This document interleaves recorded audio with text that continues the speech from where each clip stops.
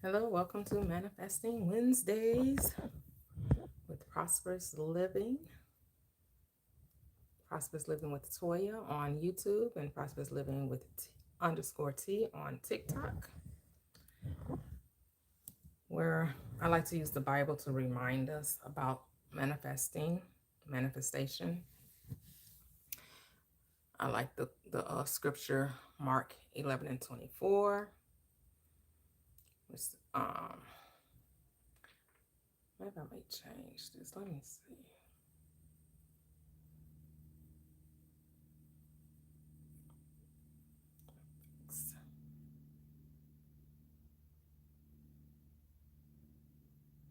We'll go with that one. What do you want? What do you want? What is it that you want? What do you want in this life? Right? We need direction, need clarity when it comes to having a happy life, a joyful life. Right?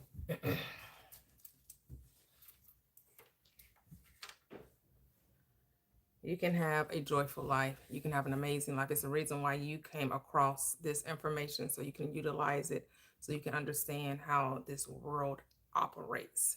The world operates from psychology. That's why organized religion can be harmful. Putting your trust in others can be harmful, especially when you're totally reliant upon their direction, their interpretation, their guidance, where you don't get to question anything, you don't get to speak up. You just gotta sit there and listen and just absorb what someone else is saying. That's why it's easily to get scammed when you operate from that mindset. That's why people, and they come from all walks of life. It's just not an organized religion. You're going to find it in schools. You're going to find it with your, family. You're going to find it in business, especially people desiring to come out of poverty or looking for direction or really don't like their what they would consider a dead end job and they're looking for a get rich quick scheme. There are no get rich quick schemes. They do not exist. They do not exist. The only get rich quick scheme you may come upon is the lottery. Or you could spend $2 or $5 and win some money in a lottery, and then that's how But you even gotta play to win that. Like you know, you want to learn how to use your mind to create your reality, so you don't allow other people to tell you how to think, what makes you happy. That the only way you can be happy is if you are multi-millionaire or you got $1 billion, which we know most of humanity is not experiencing that. Most of humanity do not have $1 billion in their bank accounts. Hey, Latoxi. So that's not the only way to be happy. That's not the only way to have a good life. That's not the only way to have joy and love and peace and well-being. I'm not saying that shouldn't be a goal in life, because all things are possible. There are many that have done it. They have caught lightning in a bottle, as they will say. But if you haven't used this law to get the simple things, right? If you haven't applied this law just for peace, for security, for safety within your own body, right? And you're looking for something external to you to bring joy, peace, and happiness, you'll get the things. You'll get the things. I don't know if you'll be quite at peace with yourself. Because as I said, there are people that what society would consider poor and they are happy, and then those that are considered wealthy and are miserable. Clearly it's not the money, it's not the abundance of money or the lack of money. It's about the mindset. It's about your perspective on life. Does that mean that you shouldn't try to get as much money as you possibly can handle? No, that isn't what that means. If that's truly a desire, if you truly see that as an aim, as a goal in life, it is possible for you. It is possible for you. You just don't have to pay another person to tell you how awesome you are. But some people want to do that. But then they get disappointed and angry when it doesn't turn out the way you wanted it. So here in this platform, we remind ourselves to believe in ourselves. That we're not looking to another to validate us, to uplift us, to encourage us. We're going to do that for ourselves. We're going to talk to ourselves, right? We're going to tell ourselves how amazing we are, how dynamic we are, how all things are possible, how we have infinite intelligence leading and guiding us through our day, on our way. And we're always open to and aware of opportunities that they don't pass us by, that we're using wisdom and discernment and being confident in ourselves to make the right decision. That we're not hasty at a decision, there's no rush. We take all the times that we need, take all the time we need before choosing, making a choice. Is anybody trying to make you rush, rush, rush, rush, rush? If it's true, it don't need to hurry. You don't need to hurry if it's true. If it's actually a good thing for you, you don't have to rush to make a decision.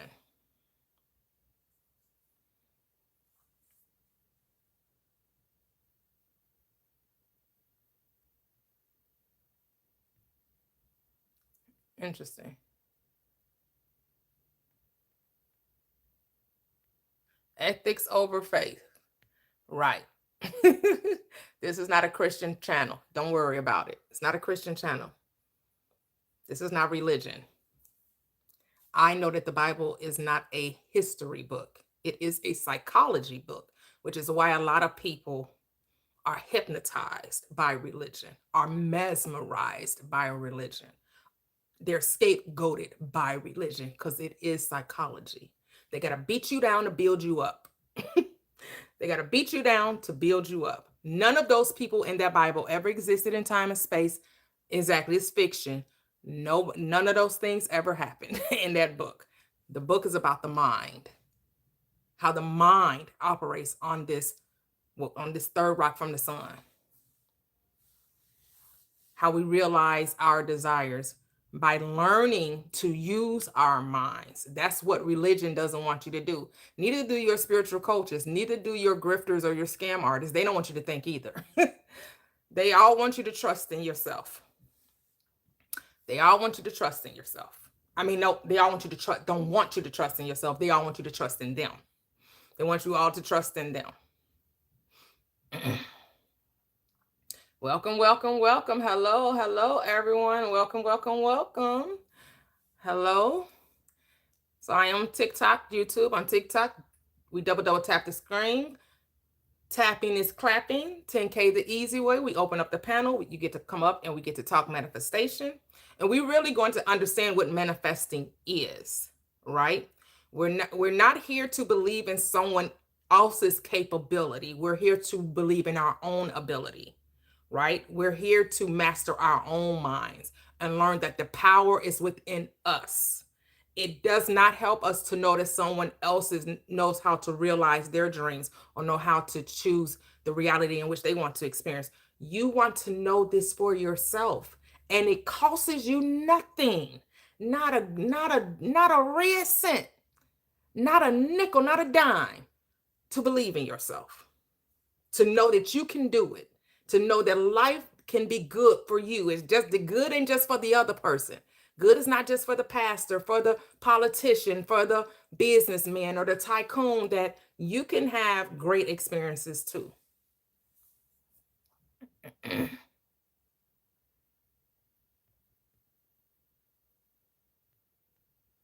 Yeah. What you mean, my God? I don't serve a God. Before, it would really behoove people to like ask questions before you start accusing. Find out what the channel is about before you start saying what you're saying, because maybe you have the wrong understanding. Hello, welcome, welcome, welcome, welcome, welcome, welcome, welcome, welcome, welcome. How's everyone doing? When I was on live yesterday and I was talking about the grifters, I was talking about the scam artists once again, because I'm reminded of the Christ in scripture, right? He pointed out the hypocrisy of the doctrine of what he called demons, the doctrine of the Pharisees and the Sadducees. He just wasn't teaching the truth about who you are. He also was warning you to be aware of those that will come to deceive you. He also was teaching you discernment. He also was telling you to be aware of the world that you live in, to be what? Wise as serpents, but harmless as doves, right? You got to know what's going on around you too. You got to be aware that you don't walk around with itching ears, that you're not looking for something that just sounds good, looking for charismatic people because the stories sound good. You're going to believe them, and then you're going to give your money to them, and you're going to give your allegiance to them just because they sound good. No, you want to test the spirit by the spirit to see if it be any good. That's what you want to do. You actually want to test what they're saying and stop blindly following people just because it sounds good, just because they speak well, just because they're charismatic, just because they know how to deliver a message, just because you feel good. And I don't care who you talk to, all of these people selling you something and wanting you to trust them, it's all about how you feel. They always lead with, how do they make you feel? Believe them, believe them. Why is it a must that you believe them and not believe in you? Why should you trust in another instead of trusting in yourself? And what I come to realize, a lot of the grifters, a lot of the scam artists, they use the Bible as a way to get your mind. Because we're so susceptible to believe what if God said it, or if they quote scripture, especially in a religious community. If they say, if they put God's name behind it, or if they attach a scripture to it, people fall for a hook, line, and sinker. Not even questioning. They just got to say God said, and that's sufficient, and that's enough. And you don't even know what God they talking about. But as long as they say God, it's good enough for you. You got to open up your eyes and awaken to the truth that the only God you need to believe in is the God in you, the God that you are, because your word is the creator in your reality, not anyone else. And you have to ask yourself, what do you want? Not what someone else is telling you to want, but what is it that you want? Not someone selling you a dream and got a great business plan or got something great to invest in, and the whole time they making you think you're going to have your own business when actually you'll end up working for their business. Everybody trying to tell you that, oh, you shouldn't work a job, or a job is wrong to work for. Oh, you shouldn't. Somebody has to fill the grocery store. Somebody got to drive the trucks. Somebody got to transport the stuff. Somebody got to, you want to get on a plane. Who you think gonna fly it? Everybody can't own the airlines. Like we really need to think about when people try to sell you on this entrepreneurship. And I'm not saying entrepreneurship is wrong, but neither is a job. A job is not any more wrong than entrepreneurship is wrong. They're both right if that's something you want to do, and you should not feel bad or guilty or shamed for choosing a career. Like, what are we doing? It is big business. It is. So you have always asked for wisdom and knowledge. Yes, yes, beautiful. And you will not be led astray. You will not be led astray. But manifestation is all about asking yourself, what do you want? And really sitting with yourself, really deciding what that is. So then you won't be changing like the wind, that you won't get discouraged when things don't happen in the time and in the way you think it should, that you remain faithful to your desire and not jumping ship just because it looks like it's taking too long. Because then you have to ask yourself, do you really want it? Or you just wanting it because that's what the world say you should have, or that's what the world say you should do?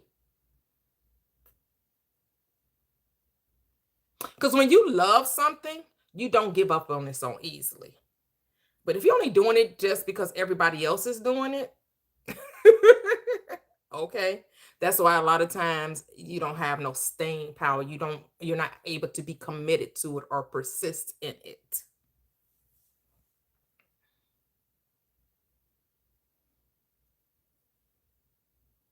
Absolutely. Hey, hey, hey, warrior. Yep.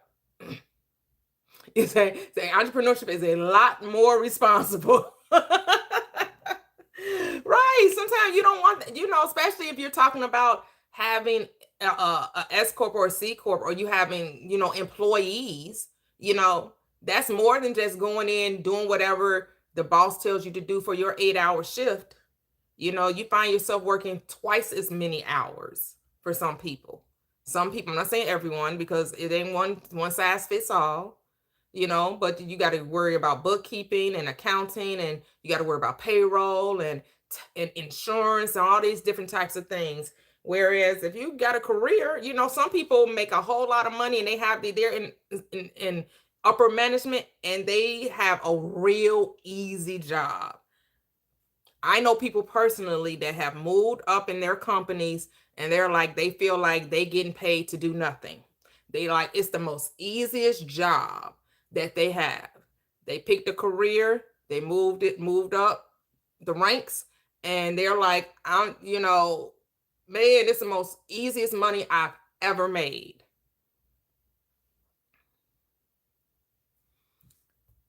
But that's why I'm like, you should not.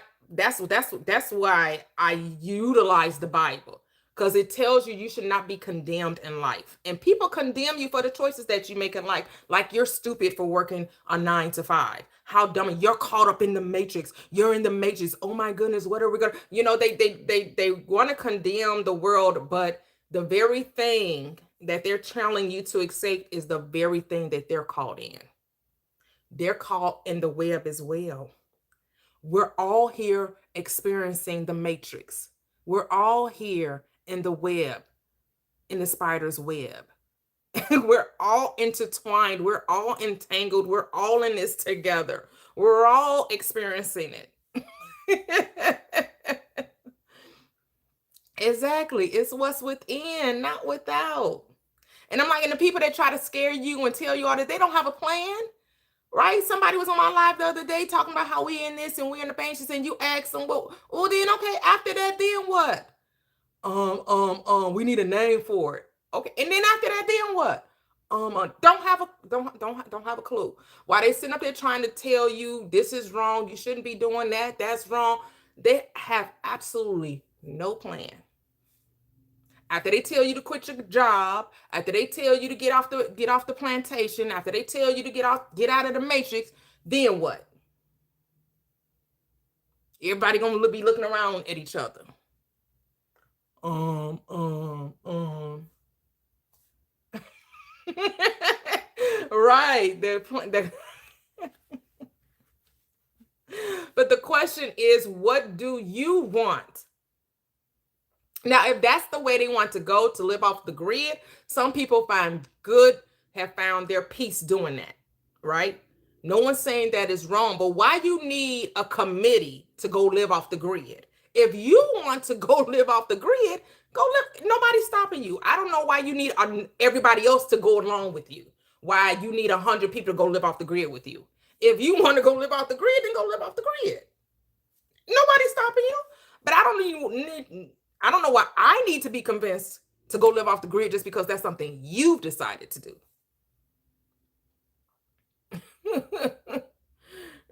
Exactly, because they're off the grid. Duh, right? Little toxic, because they're off the grid. Because they actually are off the grid.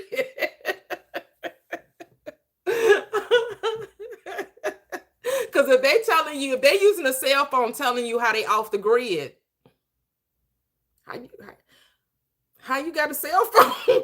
How you off the grid talking to me on a cell phone, telling me you off the grid? What we doing?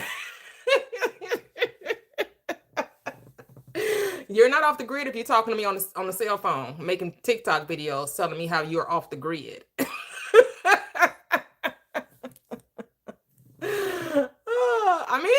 sounds good. It sounds good, but you know. Hey, Key. Nothing. I'm just talking. Oh wow, we made to 10K real quick. Somebody got one of them tappers, cause how we get to 10K so quick? We have 14K, so it's up. It's up. Don't forget. So okay, we get to 10K. I need to start. Okay, now we need 50K. 50K the easy way. That's the aim. 50K the easy way. That's the next. But the panel is open. Do I do magic? I am magic. Everyone is magic. Abracadabra. I create what I speak. So do you. Do you believe in magic in a young girl's heart? Do you believe in magic? Yes, thanks for 10K, guys. Thank you. That was real quick. Thank you. The next one is 50K. Let's get to 50K. Because I know sometimes we get to talking and then, we be enjoying, but we want to remember tapping is clapping. Hey, Latoxic. Hey, how are you? I'm doing great. How are you? Good. I'm doing good. Good. Yeah, because I'm shifting some of my conversation because I think we also need to pull the wool off and not just sit idly by and just keep letting people get scammed, because that was the crisis ministry also, to warn people of those who are deceiving them and making the temple a den of thieves, the money changers. Say less. People need to be aware, because we think just because they attach God to it or they wrap it in scripture that somehow people are telling the truth. Do you remember the lady about a year ago? She went viral. She was one of those life coaches or whatever, or one of those MLM people, and she was talking about the person's food in their plate, and was saying that the plate was low vibrational. Yes, I remember that. She had the same plate. The FTC, she's under investigation. No. You're joking. Nope. Because one of the guys that I follow, he's really big on putting out the alert on scammers. And she's one of those people, because she was also part of that, that we talking about Myron Golden and all of these MLM people trying to convince you that, it's a mindset. Until you get in the program, then it's you got to work hard. First, it was all about the mindset, right? First is mindset. If you got the mindset, you can manifest it. Just have the right mindset. Just think the right thoughts. And then when they get in there, now you got to make sure you recruit. You got to make sure you bring people in. Is this hard work? You're going to have to work day in, day out. You're going to have to work all night long. You got to work around the clock. Like, nothing that worth having ever came without working hard. Like, then the message changes. It switches up once you paid your money. Yeah, because then they want to keep you in to keep paying. Yep. I didn't know who that girl was. Oh, you watch Cam Jones? Yeah, so that's his name, Cam Jones. No, Ye said she watched him too. Yeah. Well, I'm sorry. What was you about to say? Oh no, I was just saying I didn't know who she was before that clip went viral. So yeah, me either. I didn't know. Yep, that's who it is, Key. Yep, I didn't know. Oh, okay. I didn't know who she was either.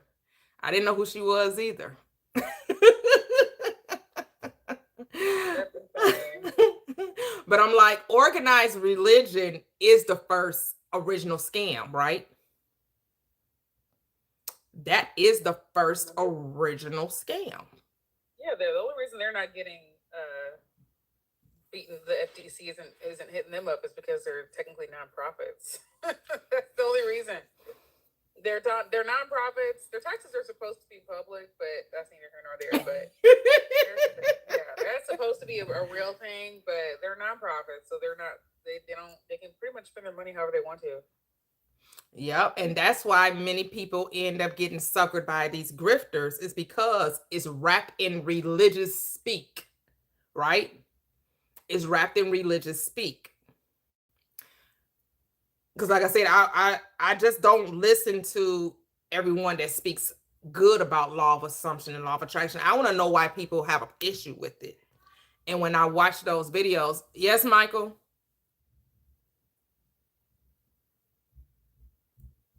Here you come. He coming up. Yep, they made it that way for a reason. Yep. Yes. Waffle cone. Okay. Well, you got to wait. Give me about 30 minutes, okay? Oh man. Ask Mario to make it for you. Oh man. Ask him, ask Uncle Mario. Tell him I said to do it. I know, right? Because he went outside. I guess there's no one outside, so he came back in and was like, "Oh, can I get my waffle cone now?" I remember those days going outside. Outside. Yes, he goes outside. They be outside, but when they take home, so all the kids don't. Yes, they do. On my block, they still outside. They do get time away from their gadgets. That whole their kids don't play, and yes, they do. They play in my neighborhood. I don't know about your neighborhood, but they definitely be outside on their bikes, on their motorized vehicles, whatever they, those little scooters and everything, they little trucks or whatever. They definitely be outside. They're still outside. Yep. Yep. And so manifestation, like we had, like you have to understand that it's like it's such a thin line, right?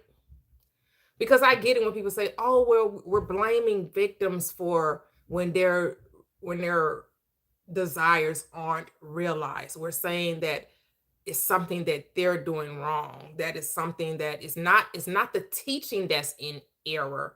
It's the application of the teaching. But the teaching can be erroneous too. And that's the thing when it comes to those that try to make you pay for it, right? Like, yes, they're telling you there's no guarantee, but at the same time, they're making you think that even though they're telling you to believe in yourself, they're actually telling you to believe in what they're saying. And the only way you can really know what they're saying is that you have to pay for what they're saying. So it's really a fine line. That's why the government separates spirituality and religion. Because how you gonna sue belief? How you gonna regulate belief? Belief is subjective, right? You can't regulate belief. That's why a lot of people don't like law of attraction and law of assumption. Because we're saying it's about belief. It's about faith. It's about trust, right? And there are no guardrails for that. The only guardrail is stop paying for it. That's the guardrail. Stop giving your money to other people to help you believe in you. That's the only way you can guard yourself from it. It stops buying hope. That's all I can tell you. That's the only guardrail you're going to have. You don't have to give your money to no pastors, no churches. You don't have to give no money to no coaches and no gurus and no masters. You don't have to go to get post-secondary education if it's something you truly want to experience, or if it's a degree that you really would like, right? Like that's to be the reason you go to school, because you found a career choice and that's the way, that's the path, right? That's the path. It's something you want to experience, and that's part of you getting to what you want to experience.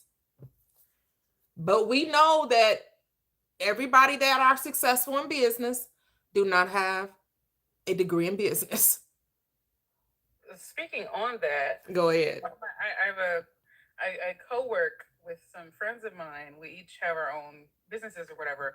So we every Monday through Friday we meet up and we just work together. Anyway, one of my friends, she has a new client. She's like I'm not really sure exactly what she does, like a lot of assistant stuff. So she does like a lot of VA stuff, and she just helps folks with their businesses in whatever way they need help. And she has a new client, and she's like so happy that she has this new client. She's like a great person. She's super excited.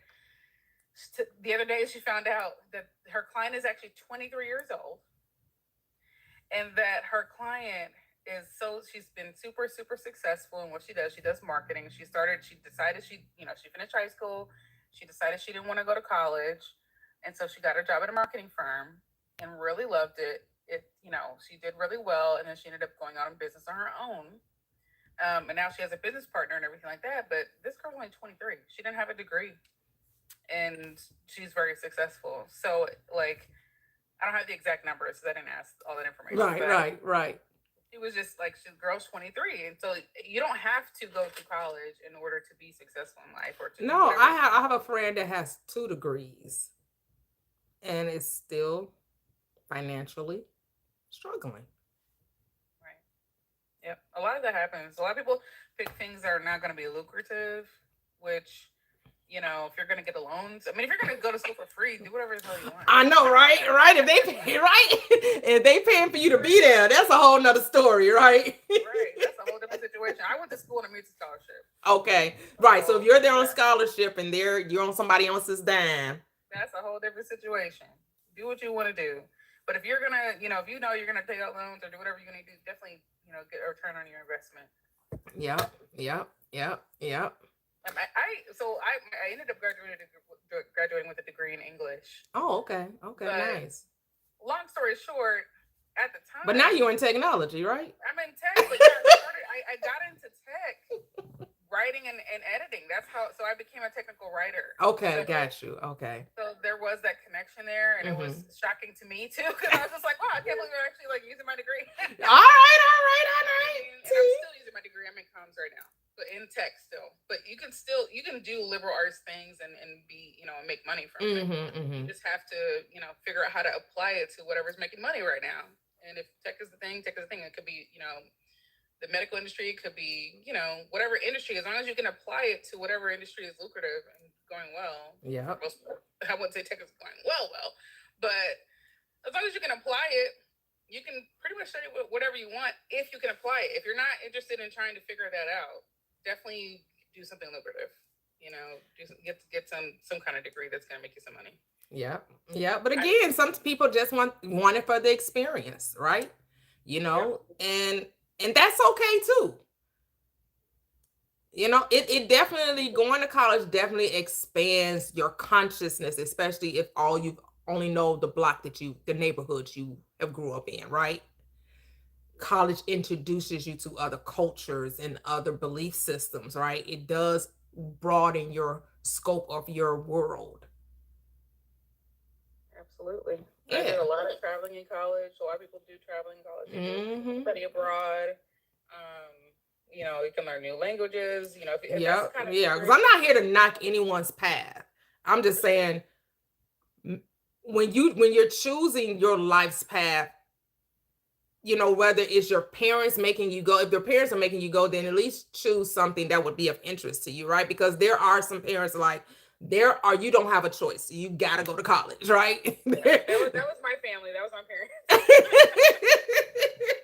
For better, for worse. Like, there is no other option, right? But I get it, because you have a history of people going to college, right? But sometimes that isn't a push when some people didn't even, like my family, nobody really graduated high school, right? So that wasn't like, but some grandkids did end up finishing, going to college. Like I said, I got a lot of nurses in my family, a lot of RNs in my family, and I almost was one of them. So I was like, no, that ain't for me.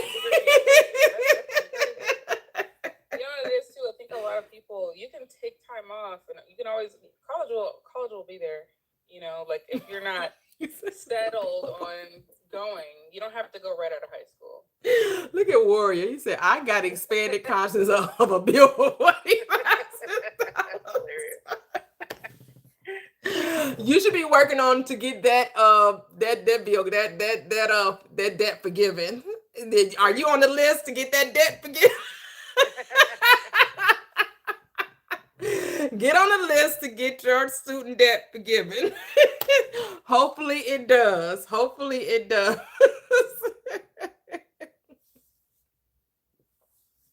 Yeah, so they always want their money. Yes.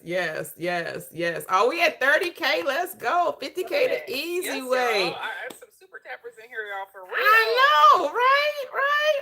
I love it. Okay. Oh, yeah. So I know it is manifesting Wednesdays, right? And we want to stay grounded coming from medicine. When I mean grounded, I mean putting your trust in you. Not and of course, I've been guilty of it too. Listening to someone else's success story and being swept away in their story. And you want to make sure that, yes, the only reason you need to be encouraged by you only need to be encouraged by someone's story or be inspired. Like if it's, especially if you can tell if it's, because here's the thing, it doesn't matter if it's true or not. All right, because sometimes we get into, the inspiration should come to, well, at least let me try what you're saying before you write it off, right? At least, and we've all have manifested unwanted things. Everyone that lives on this plane have manifested unwanted realities. I don't care what it is. We all have done it. We all have manifested, not so great relationships, illnesses in the body, problems with finances. That's going to be somebody's story. What this law is telling you, even though you've had those experiences, you are not bound by them. And you don't have to keep repeating them. Right? You don't have to be bound by that. You can decide that life can be a joy for you. And you don't have to wait to unalive to experience the joy, regardless of your tax bracket. Because people make you think that you can't be happy unless you got $1 million. And that's not true. That many of us don't have $1 million sitting in the bank account, but we still find joy in what we do. We're thankful for the day. We're encouraged about the present moment. We have family and friends that we enjoy. We get to travel, bills paid on time. We live where we want to live. We're doing things we enjoy. We have a career we enjoy, right? That's what it's about. And then expanding that and knowing that this law is only telling you to have a concentrated thought. That's all. So once you have a concentrated thought, which means once you have your eye on the prize and you get committed about that, then the body will start to want to do the things you're saying effortlessly. It's not that you won't do a thing. It won't be a grind. It won't be a struggle. It will be effortless. That's what it's about. It's not that you're not going to do nothing. It's the thing that you're doing will be a joy. It will be pleasurable. It will be something that you like to do. Because that's all that it is. That's what it's about. That's what it's about. Knowing that your value is not based on your bank account. Your value is not based on your bank account. Now, sure, it's going to be cool when a lot of our bank accounts expand exponentially beyond our fondest dreams. That's just cherry on top. That's just cherry on the top. It's not saying that you shouldn't desire to have an opulent life, to have a grand life. But your grandness can be at $500,000 a year, just like it can be at $10 million a year, or it can be at $50,000 a year.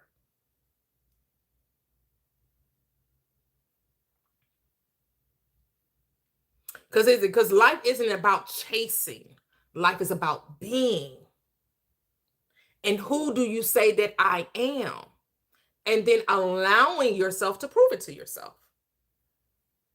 Like when you start to talk to yourself differently about who you are, when you just decide, I'm just going to speak sweet nothings to myself when I go to bed, when I wake up in the morning.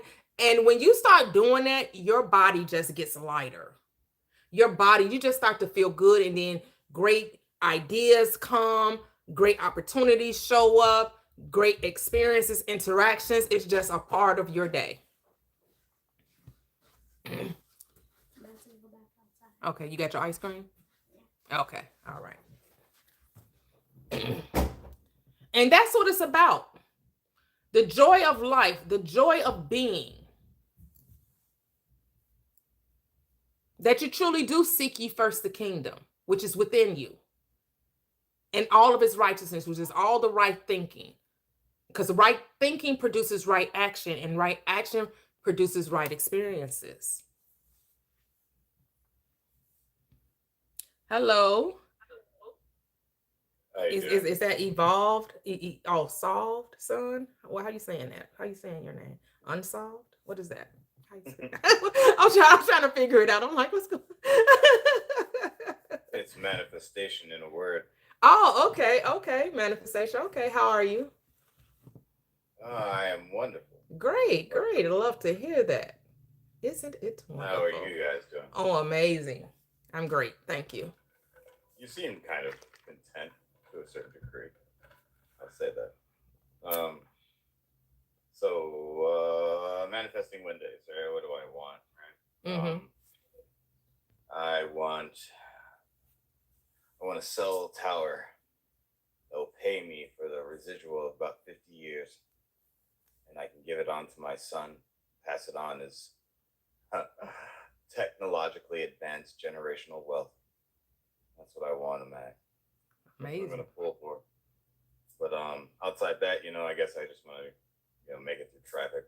Most of my manifestations just go. I'm trying not to crash. And keep it right in the here and now. Okay. I shall not crash out. I shall not crash out. That's usually what my major one is on a daily strain. And how's that been working out for you? I've become quite funny, or sarcastic, or it could be low-level narcissism to people who don't like me, if you will. Okay. So I think it's okay. I think it's okay. I don't know if it's like, oh, totally awesome. I'm not Legos over here, but I'm definitely like Batman on a good day. Okay. Okay. So you be zigzagging through traffic?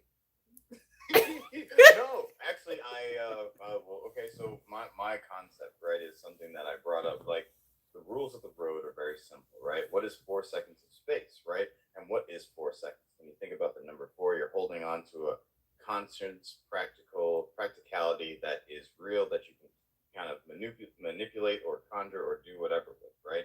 I can hold on to this real, right? Before it changes, I have something to hold on to, right?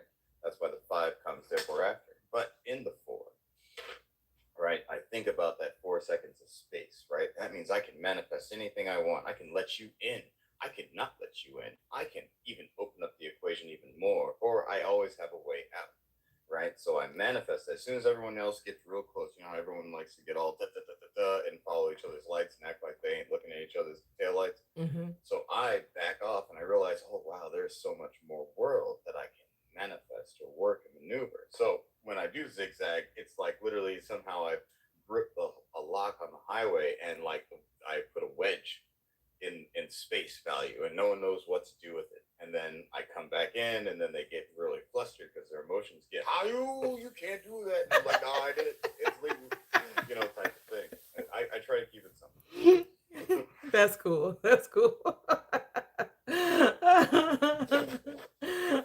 I love it. Hey, why not? Why not have fun in this reality, right? Why not have fun in this reality, right? You better. I mean, oh my gosh, man. If you want to talk about just taxes and oh gosh, dun dun dun dun, what happens to you after you get done with this place? Oh man, I'm never gonna, never calm down. I think Right. That's where we get caught up. Like we're thinking about what's gonna happen when I'm done doing this, though. And then you don't think of anything else. You're constantly there. So yeah, you better have some fun. Yeah, I had to let that mindset go because that was not. Yeah. And most people come up. What do you think about? What I really don't think about what's going to happen after I'm here because I truly don't know. A lot of people have different, varied examples or philosophies, for lack of a better word, as to what they think will happen. I'm like, I don't think anything actually happens. I just, I don't, like since if I'm going to be in agreement that we're energy or we're spirit and soul, you just Okay, take off okay. the body, and it goes wherever it decides to go, wherever the desire leads it.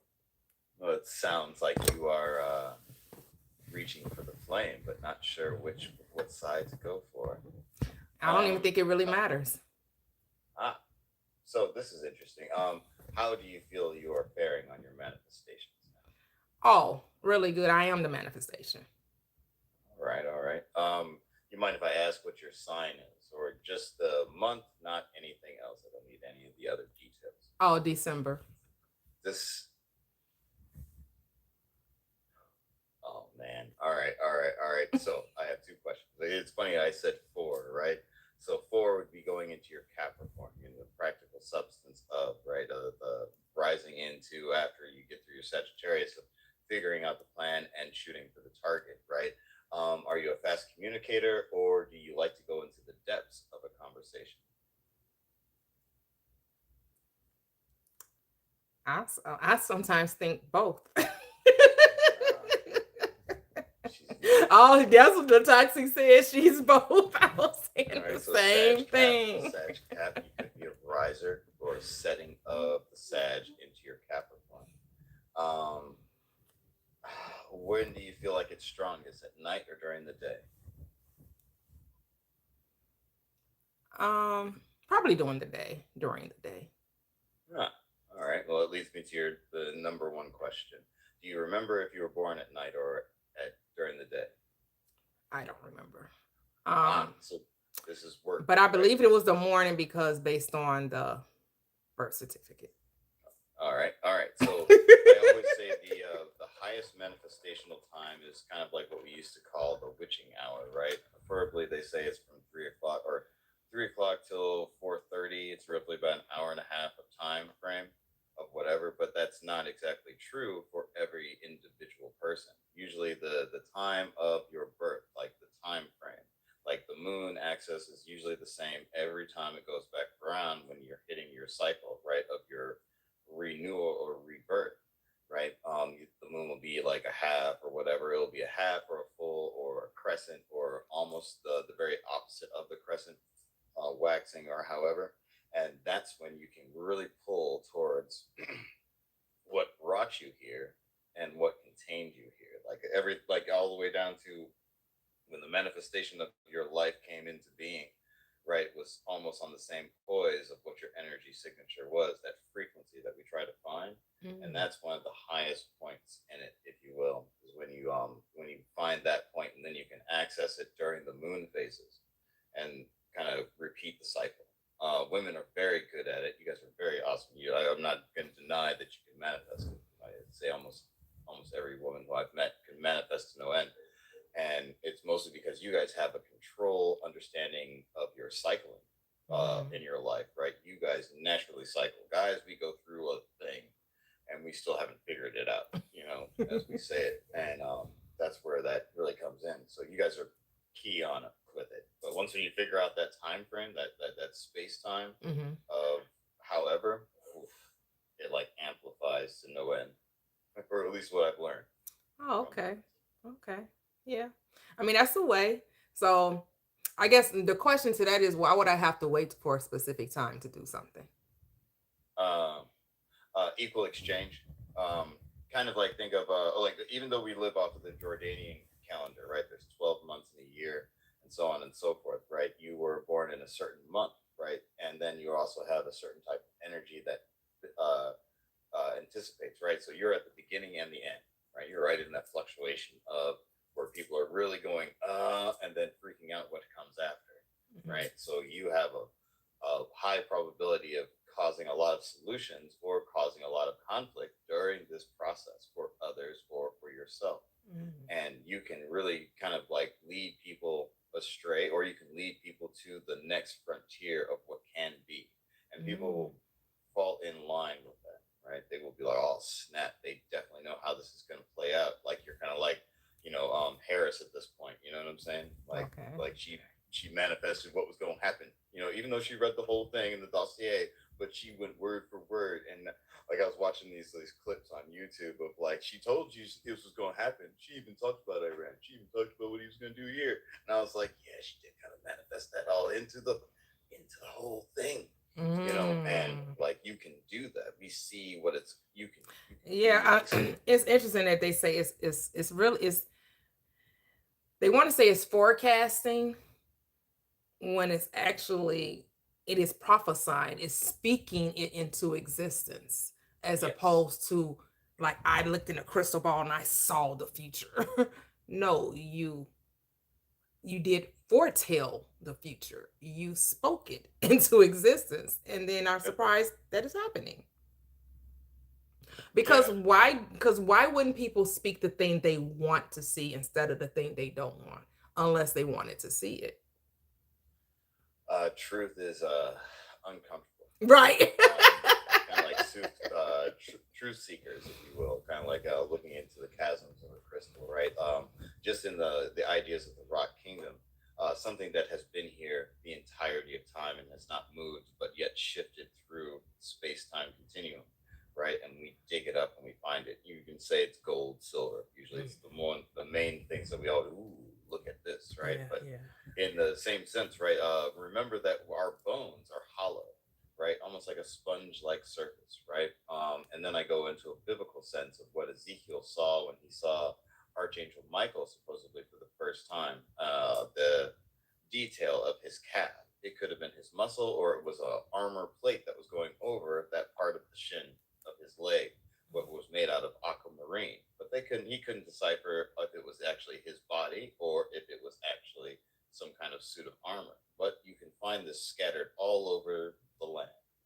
And what aquamarine is good for is the fear of going too deep or drowning in emotion, right? And he Okay. will bring you back up to common ground or common life, is what aquamarine is used for. But then I go into the bones, the bone marrow that is inside of us. It's a hollow bone like a sponge, right?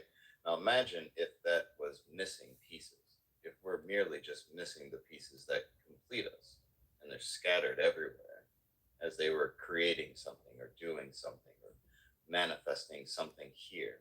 And we slowly try to figure out what these pieces are. That's kind of what archaeologists and all the rest of that stuff comes down to. The rock kingdom and archaeology go almost hand in hand, almost pivotal in some sense. Like we know how volcanoes work because of the obsidian that is manifested around the volcano. As a volcano erupts, it's manifesting the ground into this shard glass that can become diamond and so on and so forth, right? And you start to realize that there's so much more than what we realize when it comes to I manifested this. No, but once when you grounded yourself into the earth, you push some things around more than Mm. you realize. And some of us get a little over bent, we get a little extreme. Our ego takes over when they start feeling these types of sensations and stuff, particularly in my subject matter, if you will. But yeah, I yeah, walked to definitely. school. It's one of the main things I had to try to learn how to really put together was manifestation and trying to stay positive with the manifestation. So I didn't learn how to use bad intentions in it. That was my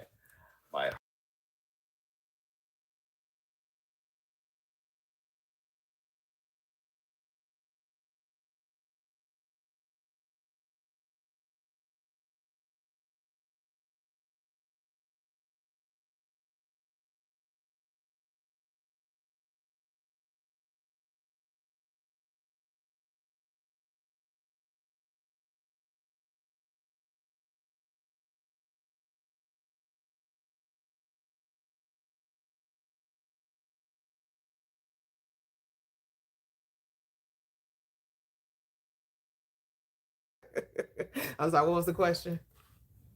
oh all Yes, right. yes, I wasn't talking to you guys. I was talking to my Yeah, grandson. yeah. I That's was why I was that's why I just said one I second. was monologuing anyway. Yeah, yeah. Oh, what were you saying? What was the question? Oh, say the question was how have you always been like this, or did it kind of like transfer over from something else? Transfer over from something else. Well, I used to be a Christian back late 90s, early 2000s. But I didn't start on this path to like 2018. Okay. All right. Yeah. Yeah. So shout out. Cool stuff. Yeah. But I don't really get into the astrology and the crystals. I started, it just didn't resonate with me, so I kind of left that alone. I really don't. It's a It's detailed cool to thing. listen to people talk about it, but that's not my road No, that I no, travel. I completely concur with you on that. Just reading, right? Doing readings and everything else, takes considerable efforts of understanding and comprehension, right? And then the story is never the same. Like that was my biggest thing towards me is like, is it going to be the same story for everybody? Is everybody got the same story, or is there individuality in between all this stuff, or is everyone like Job or like Paul or like whatever in the book? Right? Everyone claims that. Everyone does. Oh, I'm just like somebody who I'm not. And it's kind of like, is that your story? Or is this the story that they manifested onto you and now you're making it into your reality? You know, Mm. projection actually versus manifestation, right? You'll see that at church as they manifest onto the crowd to give them the money, Yeah. right? And like people don't see that. I remember the last time I went to church, I was like, did they just say abundance? Why are they using spiritual terms in here? Let's go through this, and then that's when I realized, oh, I'm supposed to give something to the till. Oh, you want this money, and Hmm. they was getting it, Yeah, they because the got Bible is a hooked. psychology book, and it is mass manipulation of the mind.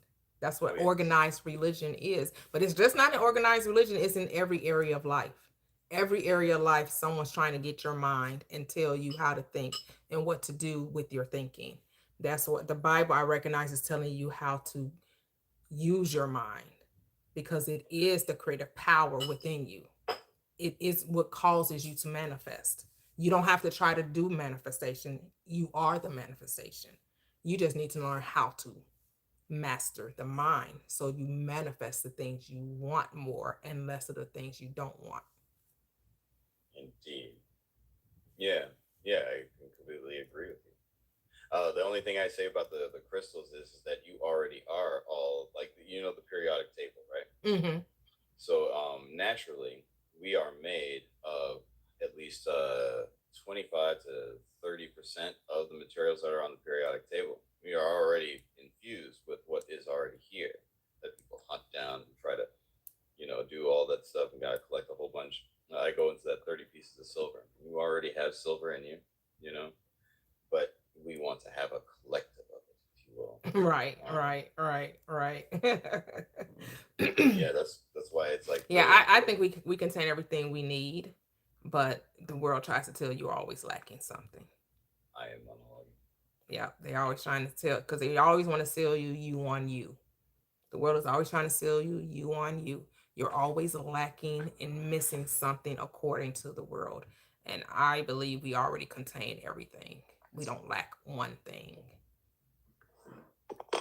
We have all things pertaining to life and godliness. I'm gonna go to the next guest. It was great talking with you. Thanks for Indeed. Yeah, sharing. no doubt, Yes, no doubt. yes, I'll yes. go. You guys have a wonderful day. You too. I'm gonna Thank you. keep my thing going. Okay. Bye bye. Hello, Cheryl. Hey, Toya. How are you? I'm good. How are you? I'm great. Thank you. Thank you. And hi to Latoxic in the chat. Latoxic invited me up. It's funny, I was thinking of coming up and I just get so nervous still. So I thought, well, I'll take that as a sign. But I just wanted to tell, like, I was thinking a lot about, like, when I was talking to you on Sunday, and I just wanted to share how after I talked to you, like, I felt so clear about, like, to give up the deadline and just like keep walking in faith. And it was just so helpful because I feel like, for me at least, like the mind part, like trying to figure out when you're trying to change the way you think about things, like sometimes it just feels tangled, if that makes any sense, like the old and the new way. And you know um what was so interesting to me about the whole experience was, when I first got the bill, I had absolutely no fear at all. And then, the deadline, like that started to like especially like a week out or so. Okay.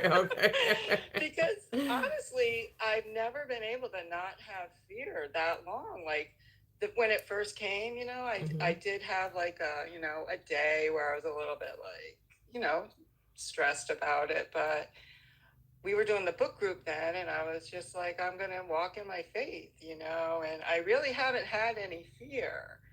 And then again, the deadline just started to wear at me a little bit. So I just wanted to say, like, after talking to you, like, that just really, like, yeah, I'm just going to keep going and, and just have faith. Yes. Because it's about what do you want, right?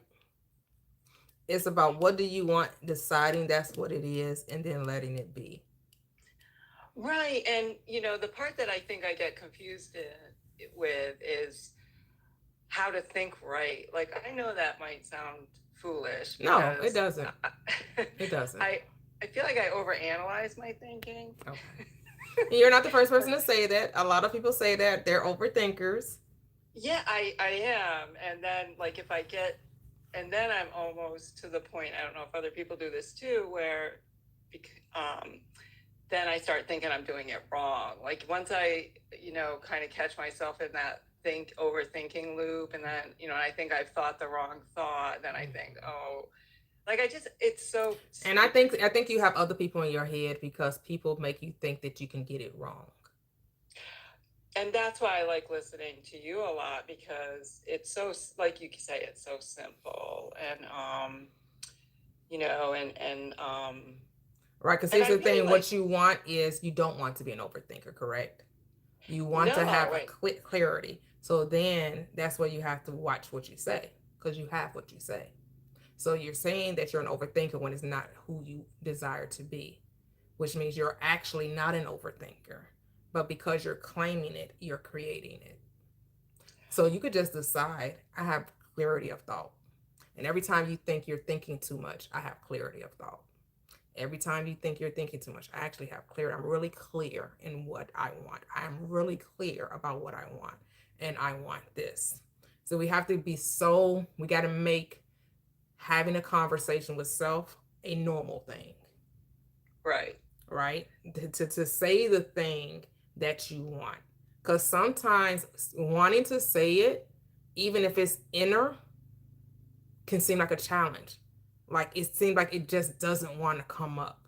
But you have to sit there and have the conversation with yourself and say the thing that you want, even if it feels uncomfortable, even if it feels like a lie. Remember, feelings don't matter. It's what you want that matters.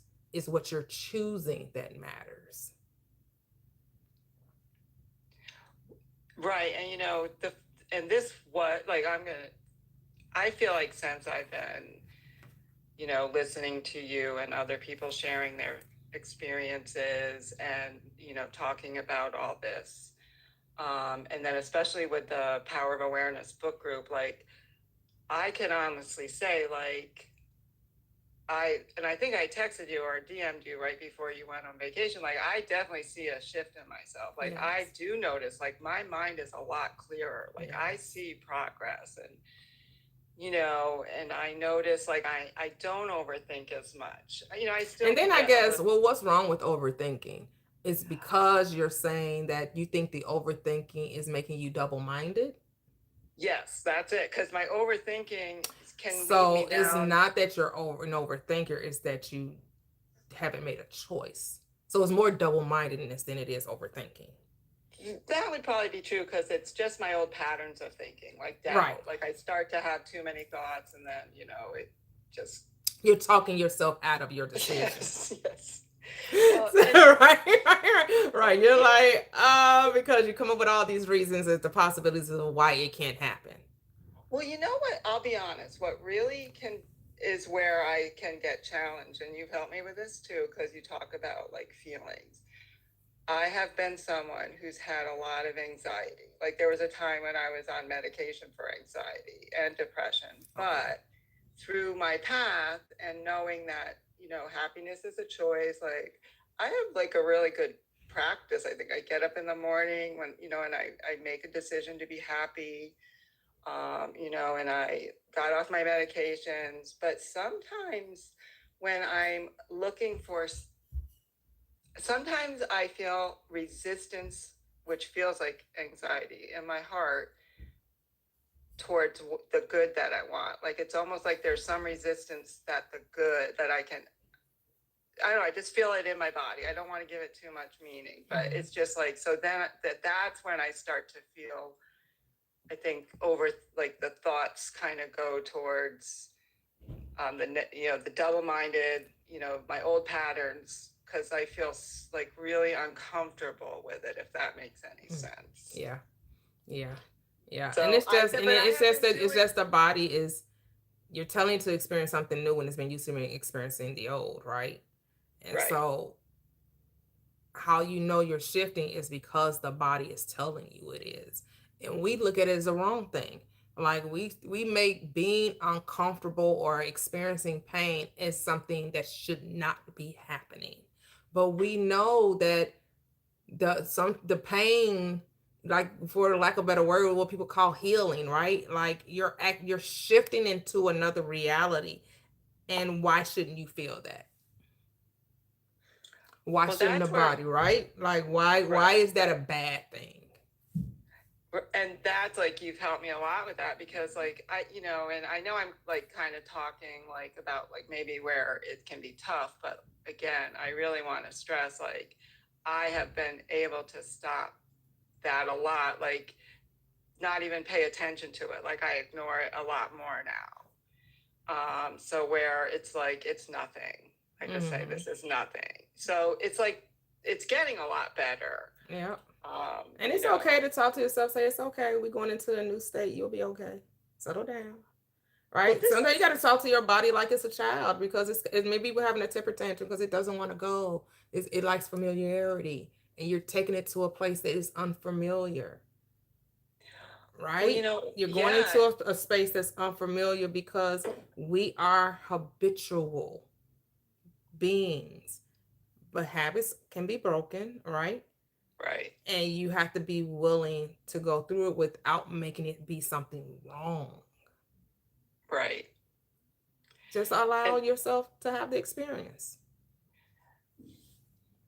that, and I think that was a big part of it too, because like I think I was judging myself too much. Yeah. Yeah. I'm really hard. I was really hard on myself. Like I had a lot of programming, like from my childhood and stuff. And someone came on after I shared on Sunday, and they commented about like the difference between belief and trust, or the knowing and the trust, and that kind of stood out to me too. Like um, having the trust in myself. It's getting a lot better, but I think sometimes that's the part where, I still have to like encourage myself, Right.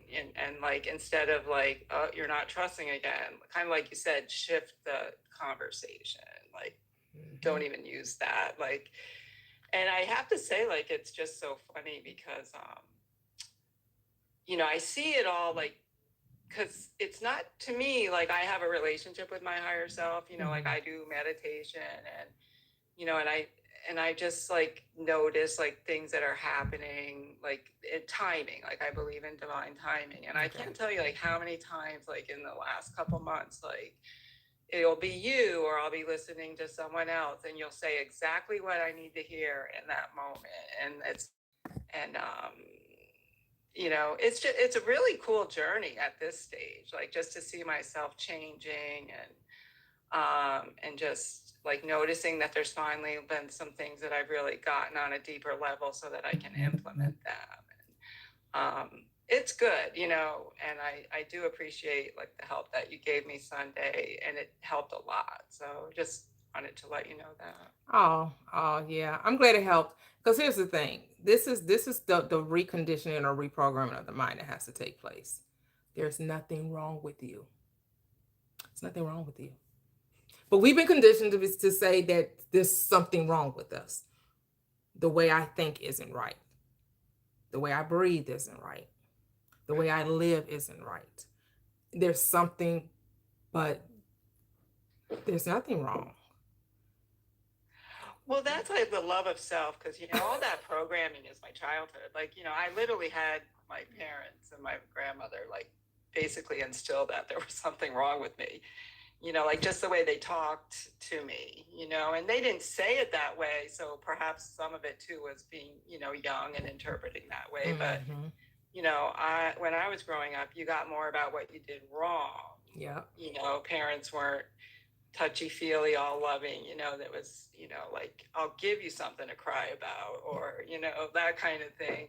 So yeah, it's a lot of just the old belief systems. And, but that's the Yeah, yeah. great thing about That is it. that's loving self is when you start to feel those emotions that you think are wrong. That's when you have to tell yourself there's nothing wrong.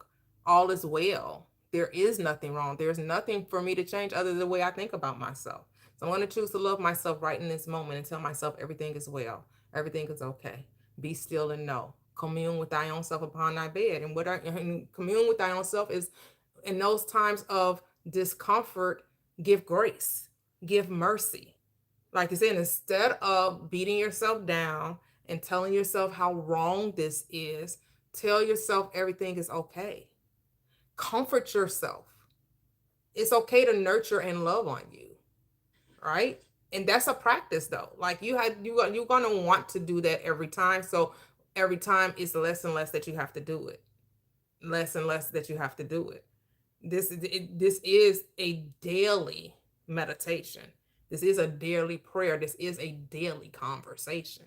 Like, don't wait till you're feeling the ick to love on you. Go to bed loving on you. Wake up loving on you. Shower loving on you. Groom loving on you. Dress loving on you. When you're driving the car, love on you. Every moment you have with self, where there's no other conversation going on and no other distraction, love on yourself then.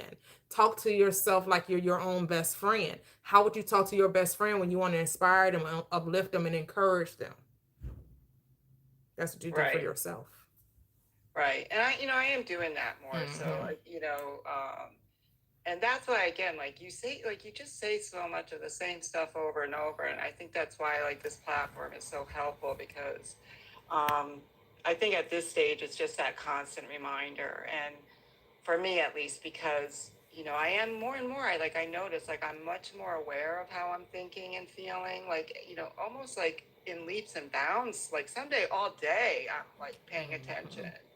So just kind of breaking out of, like you say, we're asleep, and I'm, making sure I'm not kind of slipping back into that sleepy state, where it's all pattern, automatic. I kind of think of it like when I'm autopilot. Yeah. So, Yeah, just make it fun though, right? Don't make it like, oh my goodness, I can't believe I'm thinking that way, and making it like it's this chore. Because that's going to be this if you're making it, if you're putting too much effort, you're going to get the opposite result, because it should be effortless. It should be fun. It should be a joy. It should feel amazing, right? Not that it's something I gotta do this. This is something I have to do. Like, no, right?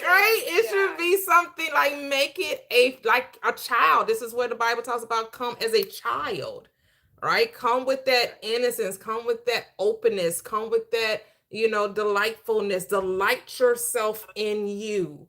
Be delighted about you. Be excited about you, or you're an amazing person. You have so much to offer to the world, and the world is glad to have you in it. Like, that's how you have to think of your life. That is amazing. It's a great time to be alive. It's amazing to be me. all right, I'm writing that down. That's the next phase. That's how you think when you go to sleep. Like, man, today was an amazing day. Everything, And if you think of something that didn't go quite the way you wanted it, revise it. This is my script. I get to re-edit. Actually, the boss was amazing. Actually, traffic was great. Actually, the dinner was magnificent. Actually, whatever it is that you felt like could have just been a little bit better, in your mind it was. Because in your mind, it's all that matters. And that's I like you say that, because that's something like, Neville makes it seem like, you kind of got to get into this. It's a project to do his form of religion, but I see what you mean. Like, Yeah. reframe it. And so I've been working that more into a habit, but I even thought, like, just over the weekend, like, and I've started it, is like, I want to revise more just to get in the habit of it, because it's one of those things I intend to do, but then at the end of the day I kind of forget. So Yeah, but not that it was a wrongness, right? Not from a place of judgment of is being wrong, other than I just want it to be different. right, like, I want to get used to, like you said, like, I had a great day, and taking the little things that probably weren't even anything, but just maybe like starting to get used to telling a different story, hyping myself up a bit. Yes.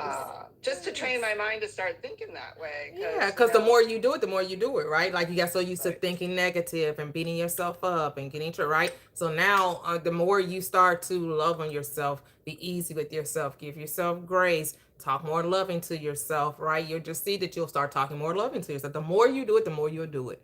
The more you do it, and it's the more you do it, and it's now that's your habit. Now that's your default setting. One other quick story like that.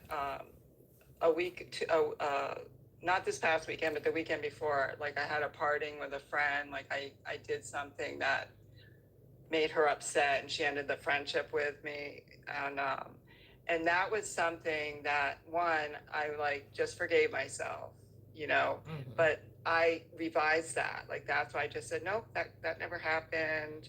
Because I didn't want to, like, focus on it. And, I get why she did what she did.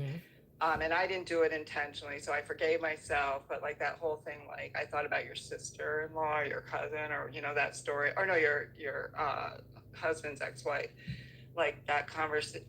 Oh no, I guess it was your cousin that you had her. You just said that conversation never happened. Yeah. So I just started doing that, and then I don't even think about it in a bad light anymore. Like, I don't feel like I kind of forgot about it now, So I am using your techniques. And I like them because they're much simpler than like some of the other and people. I think because I was all about, I needed to be simple, right? Keep it super simple. That was always, because I'm like, some of this stuff just seemed like it's just like, y'all got us doing way too, like, it almost seemed like gimmicky, Well, and I don't think it's meant to be gimmicky, right? Yeah, like you said, a project, like a big old chore.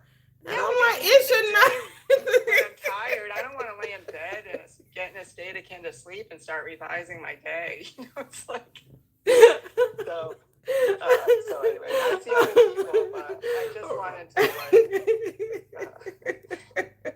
not anytime talk about Toyia techniques. They're not my techniques. They are universal principles. We all talk to ourselves, and that's all I'm saying is talk, because we all do it. We were just, I was thinking, I was like, I need to make this video. I was like, I forgot to make the video, but I'm gonna make it. I was like, we listen. We don't have to listen to the shit that other people say, but we do need to listen to the shit that we say, because we already listen to the shit that we say. We just listen to the negative shit we say. Now it's time to listen to the good shit we say. How about that? Because we already listening to shit. Right. But let's listen to the good shit. Well, I think it's just great that you've pared it down to simplicity, because I guess the difference between you and me is you just said, oh, this will work for me, where I'm like, I got to do it this way because this is how someone said it. So, right. And but I was doing the same thing. Remember, I told you I was doing the same thing. So when I started Law of Attraction, I started with Abraham Hicks, and she had that book with 23 techniques, and I was like, what the hell? And I tried like one or two, and then I noticed they didn't really work for me. And I even tried the state akin to sleep because of Neville. I tried, and I'm like, that ain't really. I don't need to visualize it. I noticed, because I actually was doing what they were saying, but I was noticing I wasn't doing the technique though, right? I was discovering that my word was sufficient. I didn't need to see it in my mind's eye. I didn't need to visualize it in my head. I just needed to tell myself this is what I wanted, accept it as so, and that was enough. But for Neville, he needed to see it. It's not like it's wrong, right? For somebody else, they need to write it. It's not that that's wrong, right? Somebody else, I need to make a vision board.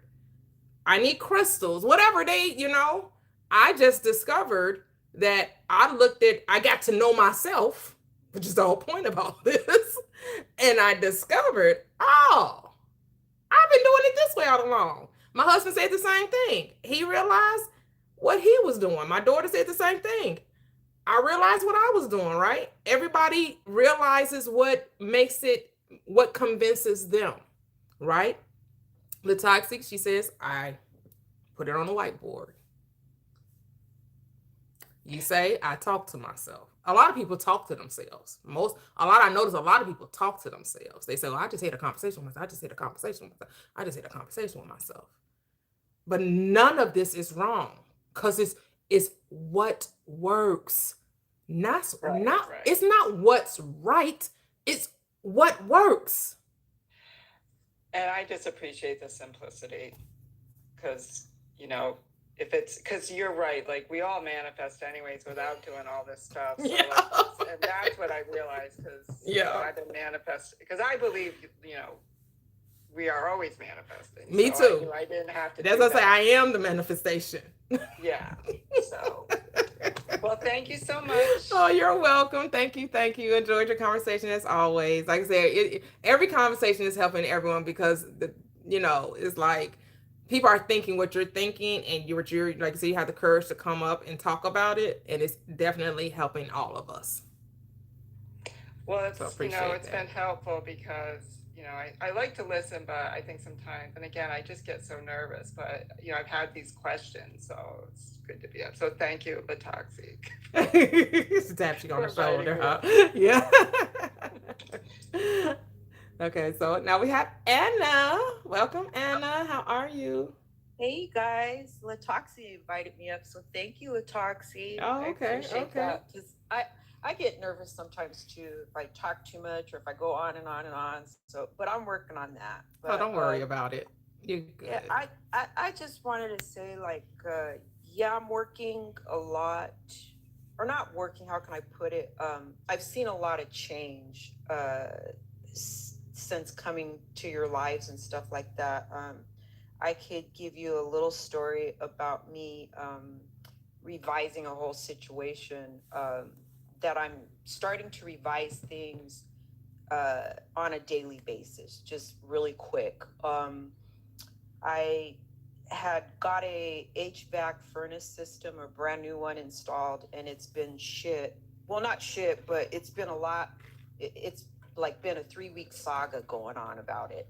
And last week, the building inspector came to look at it, and it's in the attic, and my attic is in my closet. And so nobody likes to go up there, so he comes in, and I noticed he didn't have a ladder. And I was like, well, the furnace is in the attic, which is in my closet. Did you bring a ladder? And he's like, no. And I was like, what? And he was like, no, we're the city of Cottage Grove, we're not required to carry ladders. So I was like, so you're a building inspector, but you don't carry a ladder. Okay. So I was already pissed off about the whole situation because, like I said, I had got it installed like 2.5 weeks ago. Right. So it's been an ongoing thing. And so he's like, no, we're not required to bring a ladder. He's like, because most homeowners have a ladder. And I was like, well, see, here's the deal. Like, I'm a 54-year-old woman, and I don't go around crawling on ladders and stuff. If I need something done and I hire somebody, they usually bring their equipment. So I was pissed, I was upset. And then I was like, and then you're going to have to come back again for like $65. You're coming twice for $65, but okay, whatever. It's your time. It's the city, whatever. So yesterday he came in the morning, and I told myself before he came, I said, I'm going to revise that whole situation. I'm just going to just revise it all. I'm not going to be a bitch, So when I opened the door, I was like, good morning. And he looked at me like, okay, this is a brand new bitch. You funny. Like, what's up? I was like, I had somebody last night dropped me off two different ladders, two different sizes, and they're in the garage. So, let's, there's two different ladders in there, so you could just pick whatever one works for you. It's all set up. So he was just like stunned, like, what? And then so he went into the garage. He was like, well, I think this one will work. And then I apologized. I said, I just want to apologize for the other day. It was a little tense. And he was like, no problem, no problem. I understand. He was like, da da da da. So he went up there, did the inspection, passed the inspection, said it was installed right. And it was like less than 5 minutes. But the point that I'm saying is that I changed my perspective and I revised the situation. Yes. Because I needed him to okay it, because I needed to move on with my life. Yes. It's been like 3 weeks and I needed to move on from this, but so that's changed a lot, is revising things. And then the other thing that I wanted to say was A-Town was talking in the comments about know thyself, and that's like been the biggest thing with this whole process is I'm grateful for the opportunity to finally get to know myself and what works for me. And it has changed me a lot. Like today I went and got my hair washed. I go like every 2 weeks, and the moment I sat in her chair, she was like, well, what's going on? What's new?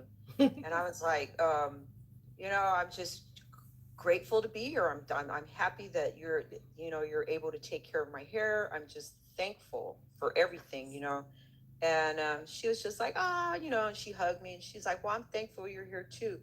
But just being thankful for the little small things, I think has been huge for me.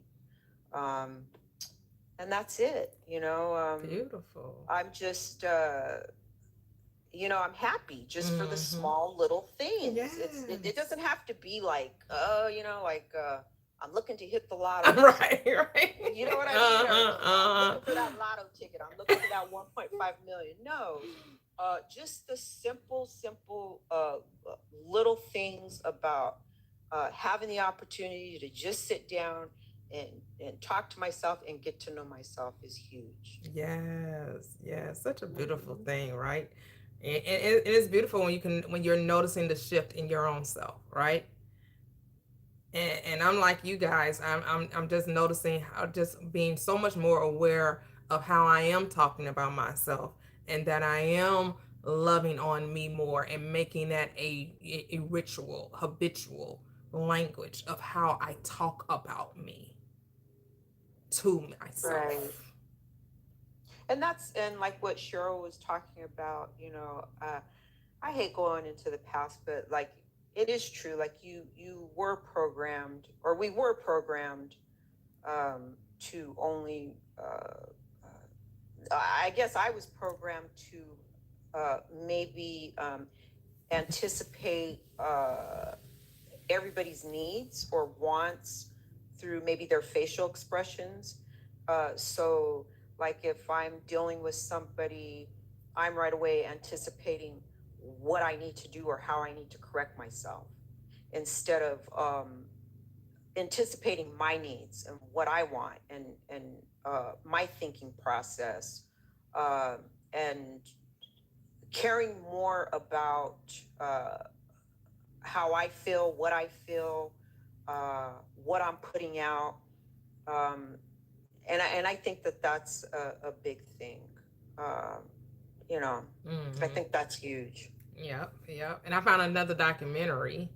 I've been watching on Netflix, the tycoons, the Wall Street, and they're talking about it was mostly J.P. Morgan's family. So it's talking about his father, him, and then his son, and then talking about the different players that but I guess he was the one that like really put the stamp on the wall on Wall Street. So it is, they talk about Rockefeller, they talk about uh they talk about gold and and Carnegie, or however How? they say his name. But they don't. The focus is J.P. Morgan and Right. how he, was brought up by his father, and how he kind of got away from his father's dealings because his father was all about loyalty and doing the right thing as a banker, but it basically stunk him in the butt because he was a London banker, and he went and got with I forget, it was a big name, I just can't remember the name that he was attached to, and he told him, well, you come work for us.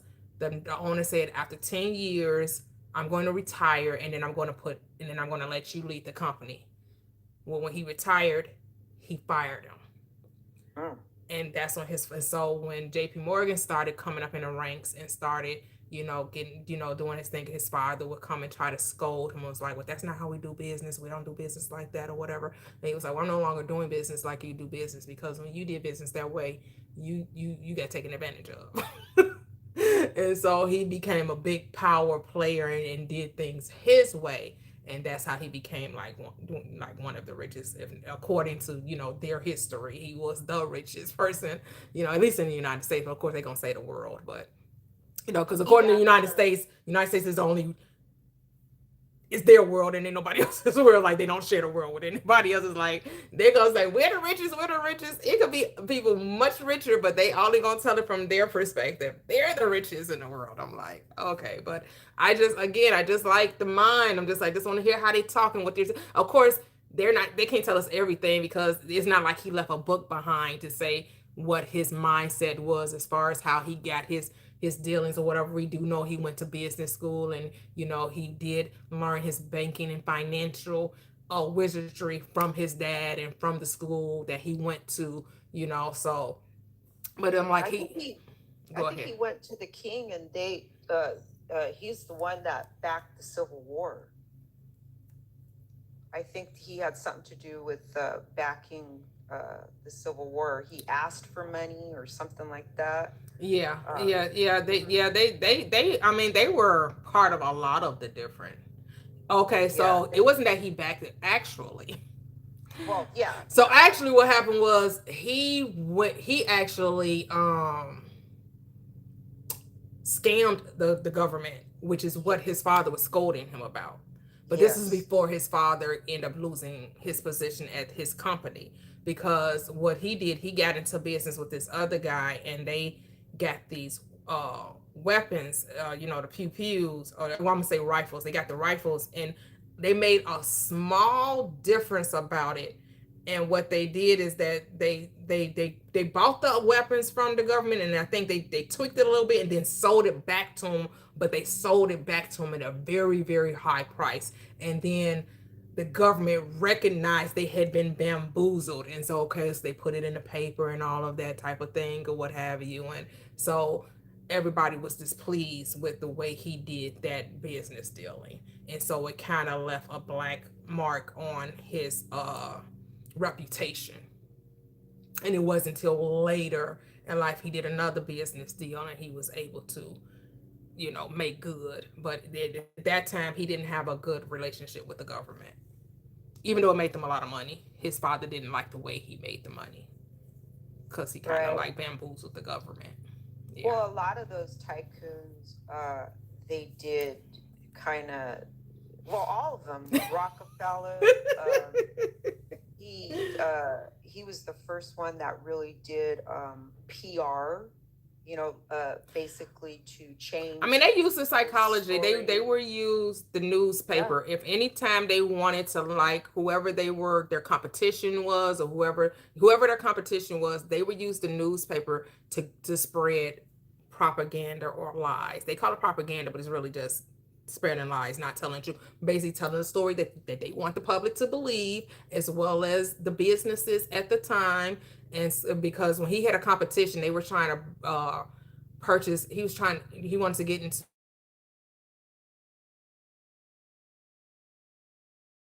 competitor that was also looking to invest in the same railroad line he was.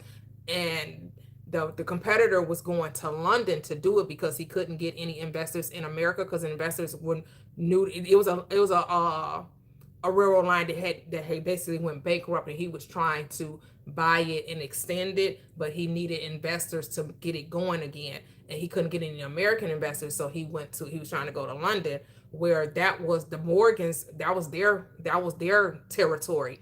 And so when they found out he was trying to do it, JP Morgan went and bought some ads in the paper to say that, oh, he's not on the up and up. This business deal, this railroad line isn't good. It isn't profitable. And so he put it all in the newspapers, and the London businessmen agreed. And so they said that they were not going to do business with that person because JP Morgan put a stop to it just by putting it in the paper, just by buying ads speaking against him.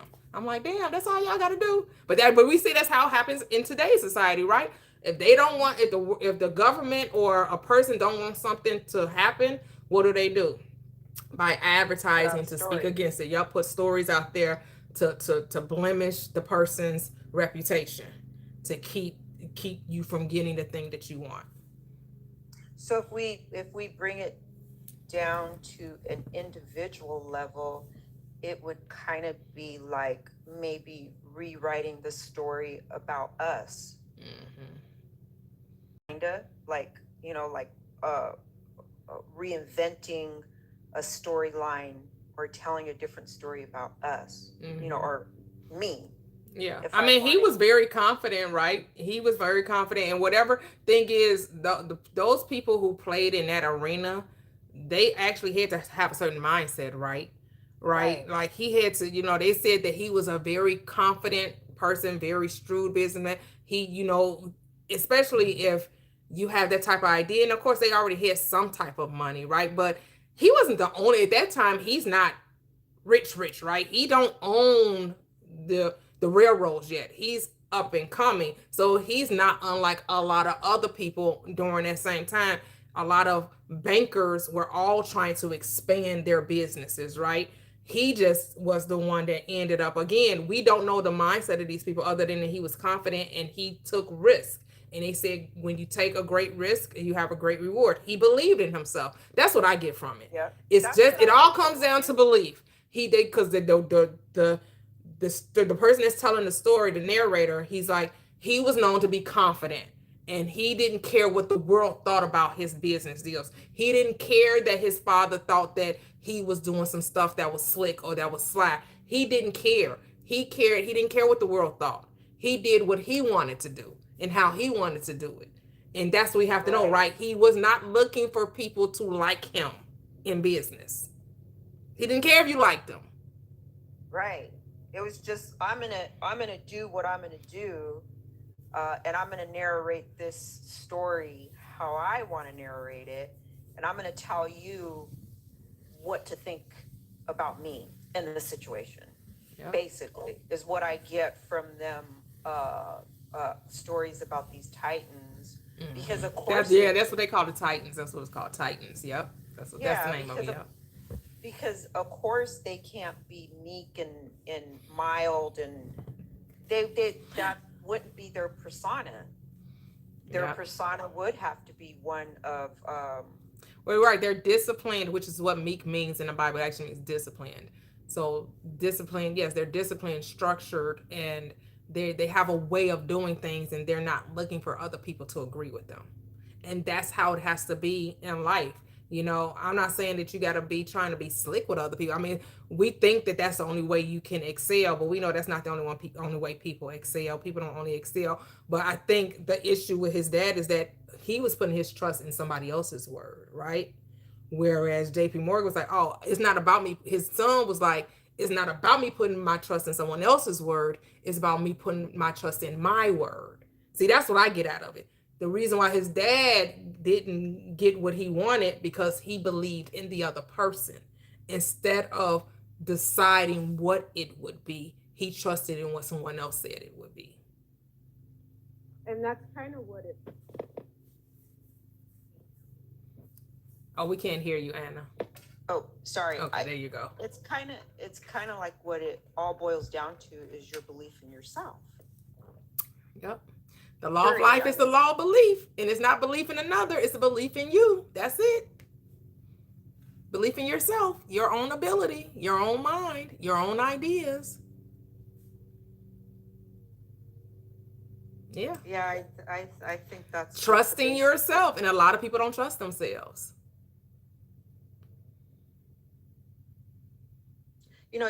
Even like just on a small level of how I manifest, like Latox uses her whiteboard, you use a different uh way to manifest.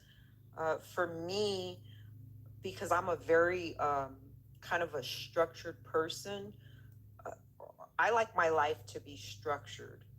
um and that's why I guess I get upset, like if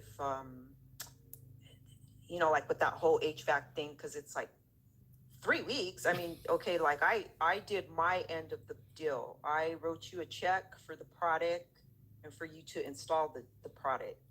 My check cleared, so therefore your shit should be wrapped up. It shouldn't be 3 weeks. You know what I mean? So I'm very structured. So the way I manifest in my life is through, I believe that the moment I move, my my reality will be structured. Whatever movement I make, it's going to come out structured. Um, and that's my belief. That's what I believe. Movement for me. Yep. And I think everyone has to realize how to discipline the mind. Everyone has to realize how, how to say what they want and not move off of it. And that you get to dictate the terms and not someone else. A lot of times, some people will just go with the flow or go with what's happening out there, but it's not what's happening out there, it's what's happening within you. You actually do get to command reality. You don't have to accept reality as it's presented to you. Like it just gets to do whatever it wants to do. No, I'm commander in chief of this. And so you stand on, you're not accepting of what the world is giving you because you decided, no, I say it should go this way. We all should be like that though. We all should not accept, right? We go to a restaurant, we're not just going to let them bring us anything to our table, right? You're going to place your order and you're going to want the steak prepared a certain, right? You want to use, they ask you, right. And if it comes back and it's not warm enough, or it's not, you like take it back, send it back, you didn't cook it longer, or this seemed like this was sitting for too long, sitting for 10 or 15 minutes. Now it's not warm. I like my food hot, right? You send it back. Some people don't though. Some people just, no, I don't want to make a mess. I don't want to make a fuss. I'm just going to take what it is. I'm just going to take whatever life gives me. I'm just going to, like they giving it to you for free. You paying for that. This ain't free. This is not free food. Like it's not that big of a deal. It's not that big of a deal. It kind of is a big deal because when I just feel like my end of the deal is payment, whatever for whatever service, And I'm not to say that I'm like, okay, like I'm a tap, like you're gonna do it. No. I know. Yeah, I get what you're saying. It's just, that's my end of the deal. I paid, I made a payment for it. So this is what I expect for it. Yeah. Right. And that's what I want. I'm not going to settle for less. Falter on that. So I guess that's my way of kind of manifesting too, that once I move, that's it. That's what my expectation is of the outcome. Yes. That's what's going to happen. Love it. Yep. And there's anything, it comes down to knowing yourself, right? Knowing yourself, being bold, and know that you don't have to just take anything. You don't have to accept anything, and many of us have been just conditioned to just be like, well, we just got to take whatever comes our way. We just got to accept however the wind blows, like, no, you actually do get a choice. You actually do get to decide. You actually do get to command reality. You don't have to just be this, doormat or pushover or just let life just happen to you, because life is never happening to you. Life is always happening because of you, right? That little old saying, like when you're kids, like they tell you, you get what you get, don't throw a fit.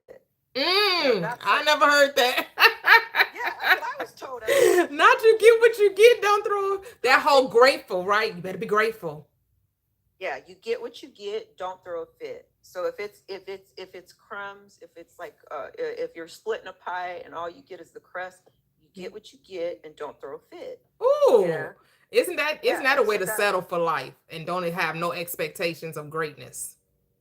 yeah, but as you get older, like, well, as I got older Mhm. and it start, like in my 40s and now in my 50s especially, it's like, no, I just gave you no, I want more. Because they don't like don't ruffle no feathers, right? Right. Share everything. That was very important. How I grew up. If you get something, you make sure that you share. Which, yeah, that's what you teach your kids. You share. But if one person takes more, uh, they need it more. Don't complain about it. Mm. They need it more. They you But know who's deciding they need it more other than themselves? yeah, and they're gonna take it. They're Can you gonna ever take it. decide that you need more? I don't think, like Cheryl said, that programming when you're kids, Right. No, I'm just talking about in it's general, just, not as a kid. I'm just saying. yeah, but now it's like, no. That's what I'm saying. It's like the world has to be flipped on its head, because we everything the world told us is actually the exact opposite. Because the world is all about conformity. They don't like outliers. Did y'all ever read that book? I remember this when I went back to school. One of our professors was talking about the outliers. I never read the book, but he's always he's talking about those who like excelled, like a Michael Jordan or different people. They, of course, they're compared to athletes or maybe even businessmen. Those who were quote unquote outliers, right? What made them different from the crowd, or how did they end up standing out from the crowd, or how did they end up excelling in life outside of like you know tradition or certain conditions or whatever, right? And it had nothing to do with where you started in life, right? Because it's not like a lot of these people start, most people that are millionaires or billionaires, a lot of them didn't start, I'm not going to say, well, some of them did start with a, silver spoon, but a lot of people that have made it in the world, especially in the entertainment side of, or even in business, because we don't know everyone that's millionaires. I mean, we only know the people that put it out there. Everybody ain't is not on social media or in Hollywood talking about how much money they make, because we know that even though we hear about the face of movies, or we hear about the maybe the producer or the screenwriter, but we don't hear a lot about the behind the scenes or those who do the technical side of it. I'm sure those people have made some really good money too, when it comes to the cinematography of music, and the score, the music and everything. A lot of times we don't hear, but I'm sure they make a nice pretty penny too, right? So we don't hear about, there's some people behind the scenes that have really great careers and have got financial gain, and we just don't hear those people. But like, what made them different? Why were they outliers, right? And again, it comes down to confidence and believing in yourself, right? And that you just knew that you were destined for greatness. You were destined to live beyond what society tried to tell you were limited to. That's why it's good to, like, read of, especially if you may feel like you are unsure, or you feel a little doubting, or maybe it's not happening as quick as you want, in the way you want, as fast as you want. And you have to understand that just because it hasn't happened yet doesn't mean it won't happen. You cannot grow weary in well doing. You cannot lose hope or lose faith just because it didn't happen in year one, or just because it didn't happen in year 2, or just because it didn't happen, no one knows the day and when the Son of Man shall appear, which means when your manifestation shall come, right? Just be ready, be prepared, and know that every desire has its appointed time. And the last thing you can do is compare your journey to someone else's. Persevere. That's it. That's why the Bible is one of the greatest stories ever told, because it talks about perseverance in the Gospels. They call it brazen impudence, right? It gives you a couple of stories in there about the unjust ruler, and who the widow goes to the unjust judge, right? And she's keep coming and asking him for what she needed. He's like, he don't fear God, he don't fear nobody, but if this woman keep coming, she worrying me, I'm just gonna go ahead and give her what she want. I'm just she not just gonna give up. She gonna keep coming, and she's going to keep coming, and she just not going to give up. I'm gonna go ahead and give her what she want, because she getting on my damn nerve, right? Like, that's the mindset. You cannot take no for an answer when it comes to what you want, regardless if it looks hopeless, regardless if it looks like it's taking too long, regardless if it appears to be failure. No, there, you cannot go by appearances. You got to know that the thing that you're desiring desires you, and you shall have what you say. Because then you look up, you like, I've looked, like, sometimes I'll look up and I'll say, damn, I'm living the life that I was thinking about 3 years ago. And here I am in the life that I wanted. Yep. Yep, that's it. That's beautiful. Yeah. We got to stop thinking that life is this microwavable, instant, Quaker Oats, instant oatmeal, and, a microwavable plate. You gotta let it cook sometimes. Sometimes you gotta let it cook. Sometimes what you planted an acorn in that oak tree, you know, man, you got a bamboo tree. That's all. You can't even see the bamboo tree growing under the earth, and then it's gonna shoot up out of that ground after 5 years. And when it shoot up, it grows to 5 feet, 6 feet, 7 feet tall. Yep. Or I think bamboo is taller than that. What, maybe about 13 feet, 12 feet.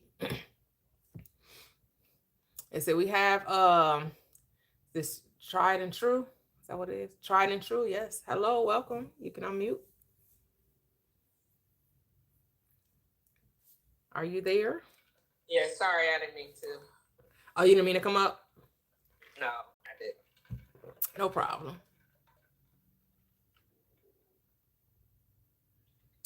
Hello, Kevin. How are you? I am wonderful. Great, How are great. you? How are you? Oh, awesome. Thank you. Thank you. Hello to the panel. I enjoy everything that was said. I was just, listening as always and enjoying the conversation. And one of the things that I've been intentionally, purposely practicing is having gratitude. And in that gratitude, being joyful no matter what. In expanding my awareness, I've been able to step back from a situation before reacting to it. And that pause, that ability to step back from that which is, presenting itself, it helps me whether or not to accept, reject, and not have to go through the process of revision. because I have that ability to revise it if I need it, if I want to. But being mature in who we are and learning more about who we are and our ability, I practice on a daily basis. Even when things aren't don't go a certain way, the way I want, I'm able to go, okay, that ain't what I want. What's trying to manifest is something that is unwanted. And because I can step back and recognize it, I don't react in a negative way towards it. I just go, nope, nope, nice try, but it ain't gonna work. I know what I want, I know what I said, and this is what's gonna happen. And then I get the chance to say, I knew it. See what I told you? I knew it was gonna happen because it was the desired thing. And correct, I didn't, for me personally, I don't have to do vision boards. For me personally, I don't have to write it down in a journal and then go back and say, well, I remember last time a year ago when something came up and the problem was resolved. Let me go back and read this a year ago or however long ago and use that to build my faith that this situation can be resolved and handled to my desire as well. I don't need that. It's like when I told you about my first car. I was like the prodigal son who came to himself, who was getting ready to go call my dad, who I knew had the money. And the lesson is learning to depend on and trust on the God in me. Now I could have got the car from my dad because he made ridiculous money. So did he have the money to do it? Absolutely. Would he have given me the money? Highly likely, because I don't ask him for anything. So he's always looking for an excuse, a reason for me to come to him so he can give it to me to further or better our relationship. Mm. But learning to lean and trust in the God that's in me opened up a whole new world to me of how much the Father loves me and provides and takes care of me, which is the lesson that I learned that I'm now, well, I've been living my life, that way, which is how all the abundance and people think I'm the luckiest person in the world and I have all these things and they're just things, they're not as big a deal. The happiness had to come from within me, seeking first the kingdom of God, which is me, going within me. And then once I had that understanding, all these things of mine start showing up.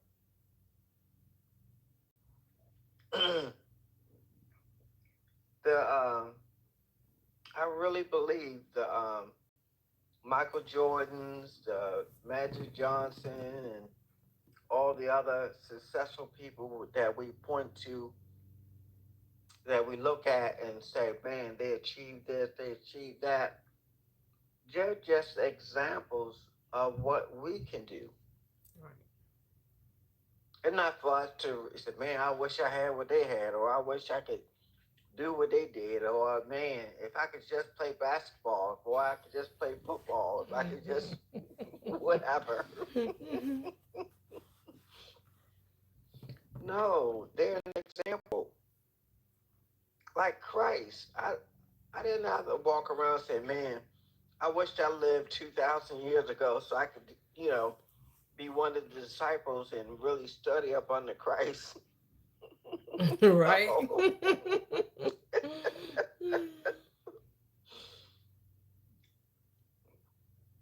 To have and carry his consciousness, to understand that we are consciousness. I think typed on one of your um, posting of videos, which I'm always doing that. I'm a huge fan and supporter of your content. That Appreciate you. Thank you. you're welcome. We are the answer to all the questions that we're looking for. We are the answer ourselves. Ourselves. So, manifesting Wednesdays, I really want to promote tapping into the trusting of you and manifesting, even if it's something small on purpose. Because you're meant to be aware of you being able to manifest. Yes. And just On start purpose. something that you think small, maybe, perceive as insignificant. I'm going to manifest a penny. And you say, well, what can a penny buy these days? Not much of anything. But what the penny can do, it can reveal to you your awareness of the ability to manifest purposely Yes. on the thing that you want, on your desire. So, yes, that penny that you're going to manifest, today is a penny, tomorrow it's 100,000. The day after that, it's 1,000,000. Now, when I say the day after that, I mean it's all happening in the spirituality of who you are is happening at that very moment. There is no tomorrow. There is no tomorrow. You become more and more aware of who you are. You're not getting more power. You're not gaining more access. You already have all the access you ever going to have. All those things that you desire, they already exist. You're just now being aware of it. And you're bringing the things that you are aware of by focusing your attention to purposely see it come into manifestation. And so, well, heck, if I can do it with this, I can do it with that. If I can do it with that, I can do it with anything. Then you becoming more and more self-aware of how powerful you are.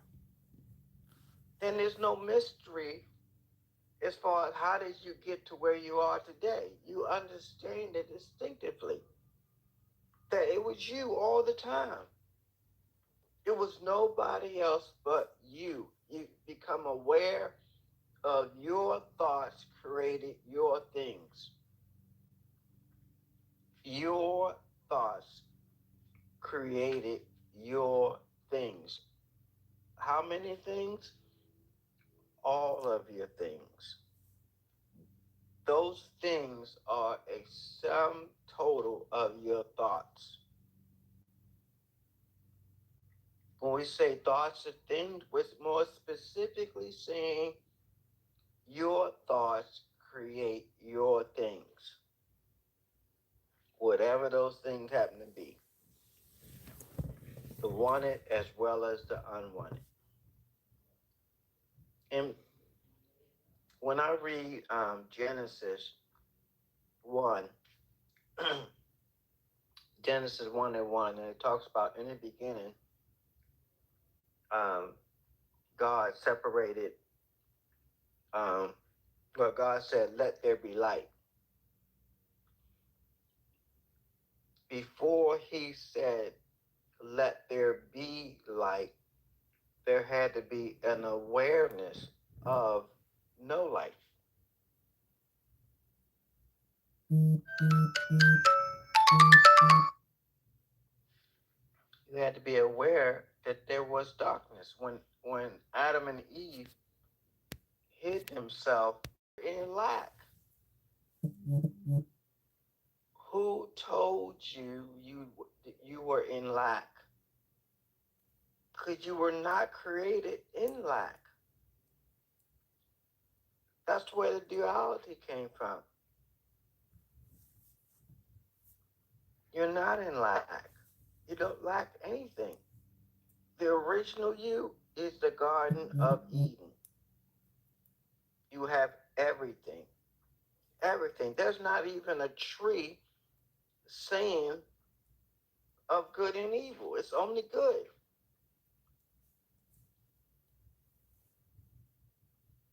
It's only good. There's only you. And you get to be that which you choose to be, whatever that is. And I believe that's why we're here, to experience ourselves. Mm-hmm. I imagine it can get pretty boring living eternally, being an eternal being. How do you break up the monotony? Well, you can come into this earth, and that'll sure do it. all the things you do deal with on this 3D plane, on this amusement park. I don't even think you need a reason. You're doing it because you want, because you can. Yeah, it's just because boring is a human concept. Yep. Just so like, it's just you decided to, and so you are. You don't need a reason. Yeah. You are the reason. Yeah. There is no reason for love. It just is. Yeah. It just is.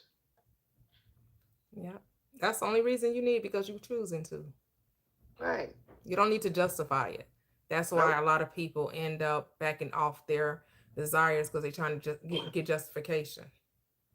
Yeah, right. A gift does not require justification. No. I don't need a reason to love my kids. I just do. Just like you shouldn't need a reason to love yourself. Right. I don't. Because that's the first one you have to love. Because you can't love your children if you don't love you. Because if you don't love you, you can't. Which is why a lot of people experience unloving parents, because their parents didn't love themselves, so they didn't know how to love you. Well, that was the example. That was what they extracted. That was their takeaway. A warped sense of love. Mm-hmm. But, as the Bible says, love conquers all. You always, well, if you awaken to the fact that you learned, even if your parents weren't loving, you learn to forgive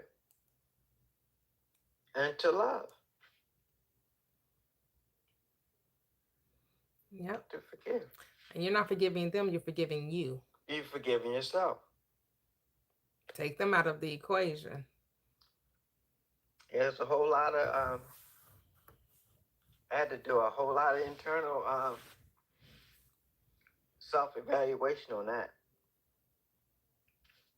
Dealing with, past trauma or different things. And then I had to come to, and I had people telling me, speaking to me, people that I respected. I remember going through a very tense issue in my life, and I'm more of a private person, so I don't readily broadcast it. I don't even lean into people that I know and share it about it. I keep it internally.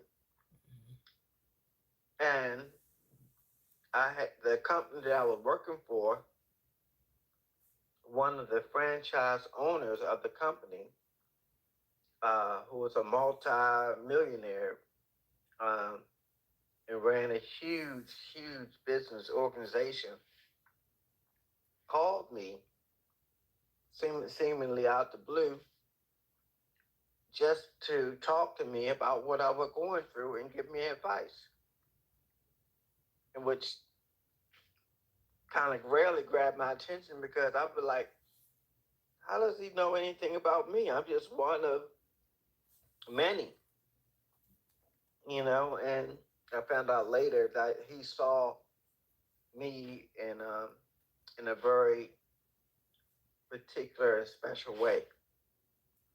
He had a certain way he felt about me that he would express to others and not so much to me, so I wasn't aware of it.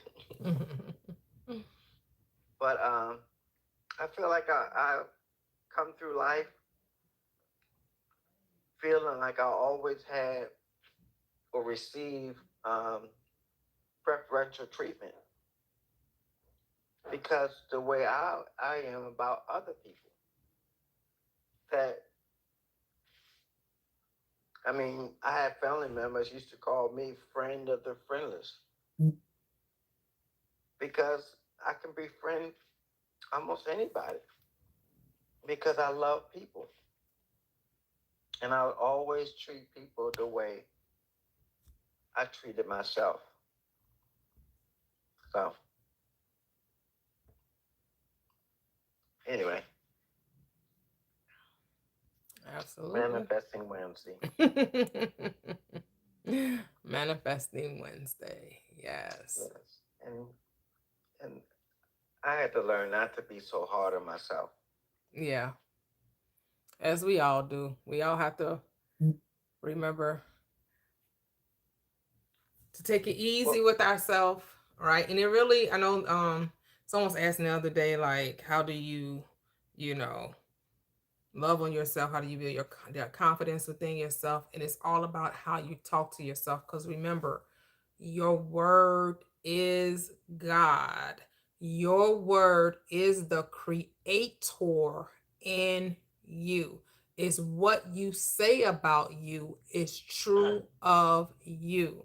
That's why the script says that it is your words. It says, the words I speak, they are spirit and they are life. That's what the Christ said, right? So that you are the Christ. So the words that you speak, they are spirit. They are the power. They are the cause, and they are life. They are the ones that cause things to be expressed, to come into visibility, to become an experience. It is your word, and it is quick and powerful, and it is sharper than any two-edged sword, right? Life and death and the power of the tongue is all there. It's telling you what the cause is.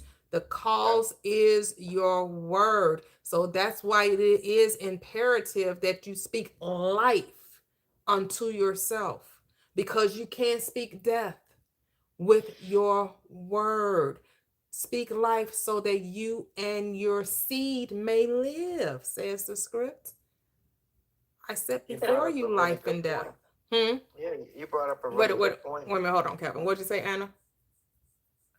Uh, I I just wanted to say also, since I've been doing your lives, one of the biggest things that I've learned, you always say that phrase, pay the business that minds you.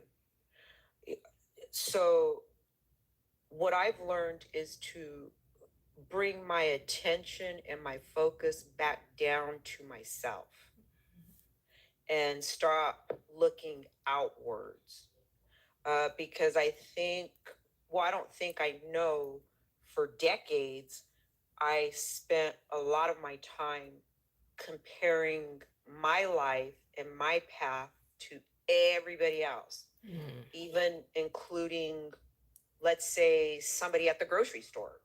I might see some chick at the grocery store and be like, damn, I wonder how it is to live her life. You know what I mean? Like those thoughts that go through your head, like, she must have a nice ass life. But the whole time not realizing that I have a pretty good life too. Mm-hmm. On, what I consider on my scale, on my level, I have a pretty good life too. Yes. So um, I think that's a lot too in just living. Just living and manifesting, bringing it back down to a small scale of yourself. Just bring it all the way back down to you.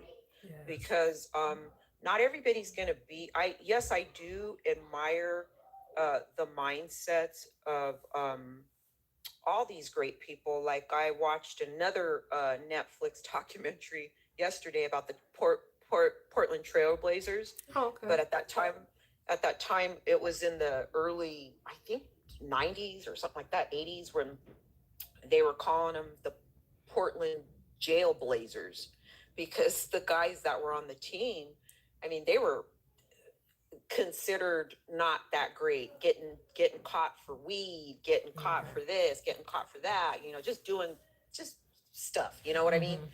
But they were actually the best players. And one particular player, what I loved about him is because he didn't care. And here in Oregon, I'm living here in Oregon. I know how Oregon is. He would use the N word. He would curse. He would use the F word. He just did not care, and he would basically tell reporters, um, it is up to you to get to know me. That it's your job to know me. You know what I mean? Like that's, because basically what he's saying is, I'm not going to change. I don't care that I'm, representing Portland and all this. I'm not changing. And until this day, he has not changed. He has not changed. And then they moved him anyway to the Pistons, where he won a championship. They tried to dog him out because he was like getting caught for weed and doing this. And then he turned around and won a championship anyway. But he didn't change. He refused to change. That's one thing that I've learned. Yes, I think that I should tweak some things. I should evolve and I should grow. Yes, I mean, um, uh, in growing, yes, I can learn how to apologize. I can learn to see my if I made a mistake and if I offended somebody, what's wrong with apologizing?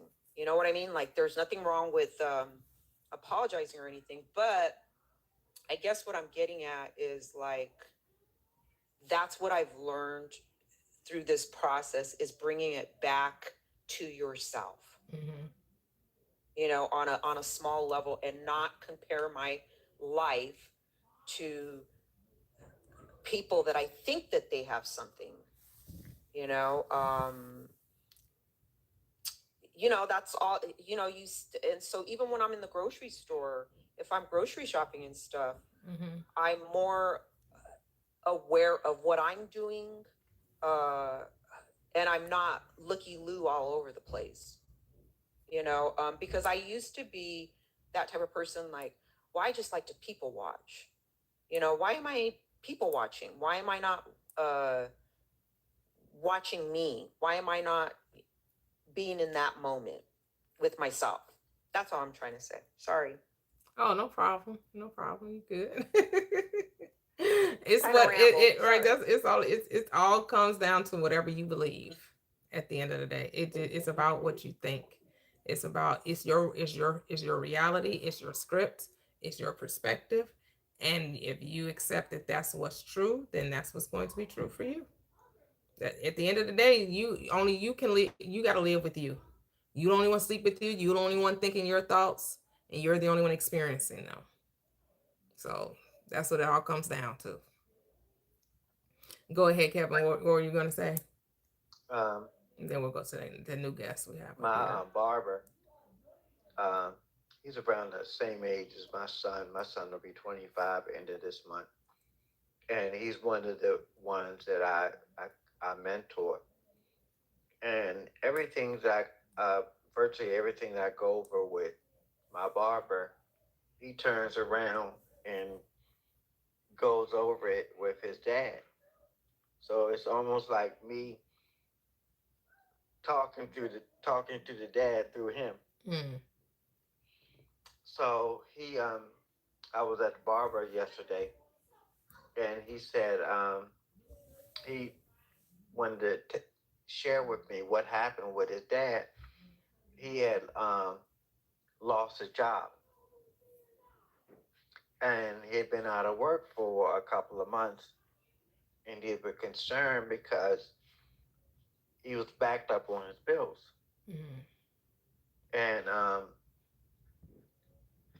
his dad is not the type of person to really share his feelings.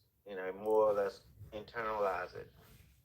And he was, you know, he did something that he believed that would bring money to him. Some type of ritual of lighting a candle and doing this process or whatever.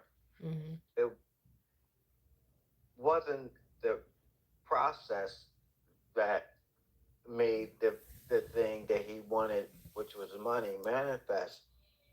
It was his belief that it would bring the money that he wanted. And when he went to Social Security Administration um, for help, because when he lost his job, they told him that 4 years ago he was eligible to retire, and that they're going to give him all that money that he could have gotten 4 years ago, which they were giving him a check for over $100,000. And now he's so happy, he's so excited Yeah. because you know all his money troubles are gone, Nice, nice. and Yes. he wasn't even aware that that money was there for him. Mm-hmm. So it's kind of like what I was not kind of, but it's what I was saying. We all have it inside of us. We just need to be aware that it's there. Yep. We're not bringing something from over there over here. We're letting whatever's in here out there. And I Yep. was thinking the other day that our physical manifestation is the past tense of when we first started thinking that we wanted to manifest our desire. I hope I'm saying this or articulating this correctly. When you first see the thing that is unseen, that's when you're manifesting. And when it shows up later, not at the moment of thought. It's revealed at the moment of thought. And it shows up in the past tense. Right. Yes. That thing you asked for, believe that you already past tense received it, Right. and you shall have it. Right. Everything So you're by saying is old news. Right. it's old news. Yep. It's past tense. It already happened. Right. And when you become aware that it already happened, it has to confirm Yep. that it already happened. And this is how we consciously and unconsciously manifest. Right. This is why I say, like, you're deciding that you want something, and you're seeing, you're changing the way you're thinking, and then your new thinking is saying, "Oh, I'm abundant, I'm abundant," but then things start to happen that confirm scarcity or the old state, and people will say, "Well, you're being tested." No, you're not being tested. Nothing is testing you. It's old news. So you have a new thought and you're seeing the old thought play out. And instead of you holding on to the new, you're interacting with the old and confirming that and then getting flustered over that. So then you stop thinking about the new and all you're doing is focusing on what you have been recycling. And Correct. you keep looping that back because you energize and resurrected the old by what? Responding to it. Responding to it. Because had you just observed, oh, that's the old state, that's not how I think now. I don't have to even give no reaction to this and just be still and know, then that will play itself out. And then that which you are desiring now becomes the old state, Correct. Which will play out. which will play out. That's what that documentary, the Portland Jailblazers, showed, because they became rich. Those guys became rich and they had money, but they didn't get rid of the old person. Mindset, yeah. And that's exactly what that documentary showed. They were millionaires. They were winning game after game after game after game. But that old mindset of the past, who they were, it hadn't come forward yet. So it was causing them lots of problems, you know. And I struggle with that old mindset. It's still kind of, I'm still going back and forth, playing with that old mindset. And I didn't mean to say that that I'm grateful for the life that I have. Yes, I'm happy for the life I have, but it doesn't mean that when I'm comparing myself to somebody that, well, why can't I have that or whatever? Yes, I if I desire that, I could probably have that as well. I don't have that, like, why can't I, but then also I know that maybe with that comes something else. I don't know. That's what I think from my experiences, that sometimes when people have lots, I have a girlfriend that manifested a very, very, very wealthy husband. Mm-hmm. A very, very wealthy husband. I mean, I literally, well, actually, she was my ex-husband's ex or my ex-brother-in-law's wife. Okay. My ex-husband. You get it? Mm-hmm. And she was a cocktail waitress. So she's your sister-in-law. Yeah. But kind of. She was your brother. She was your brother-in-law's wife. Well, it's his stepbrother, so they're not by blood. Oh, okay. Well, I get what you're saying. I mean, still would have been his your brother, sister-in-law. Yeah. But they're not by. But anyway, so she's a cocktail waitress, and she divorced Derek. She literally went from somebody that he had issues, drug abuse, they weren't living that great. And she started cocktail waitressing, and she was basically, I'll never go back to that life again. Mm-hmm. And so she manifested the CFOO of one of the biggest logging companies here in town.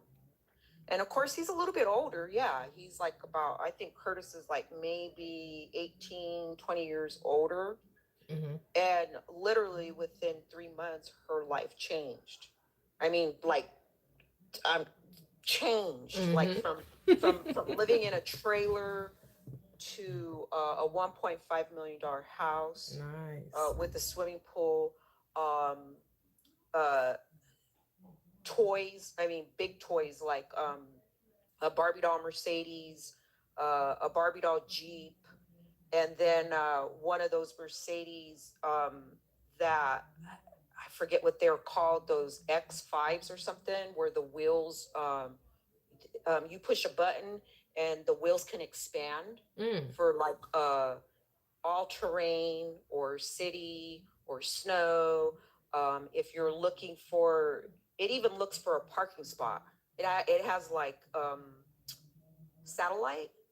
And so like you say like Mercedes, find me a parking spot, and that sucker will find a parking spot for you. I mean, it's just it's nuts. I mean, her life changed like nuts. Okay, I mean, like to the point where it was like, okay, you're not gonna even talk to me no more. You know what I mean? Like type of change, you know. But so I literally seen her manifest that. I like seen it from my own eyes. But here's the thing: it hasn't been that great. It has not been that great. Everything that she got materially wise, yes, she got it. But what she has to maybe endure to keep it is not my bag.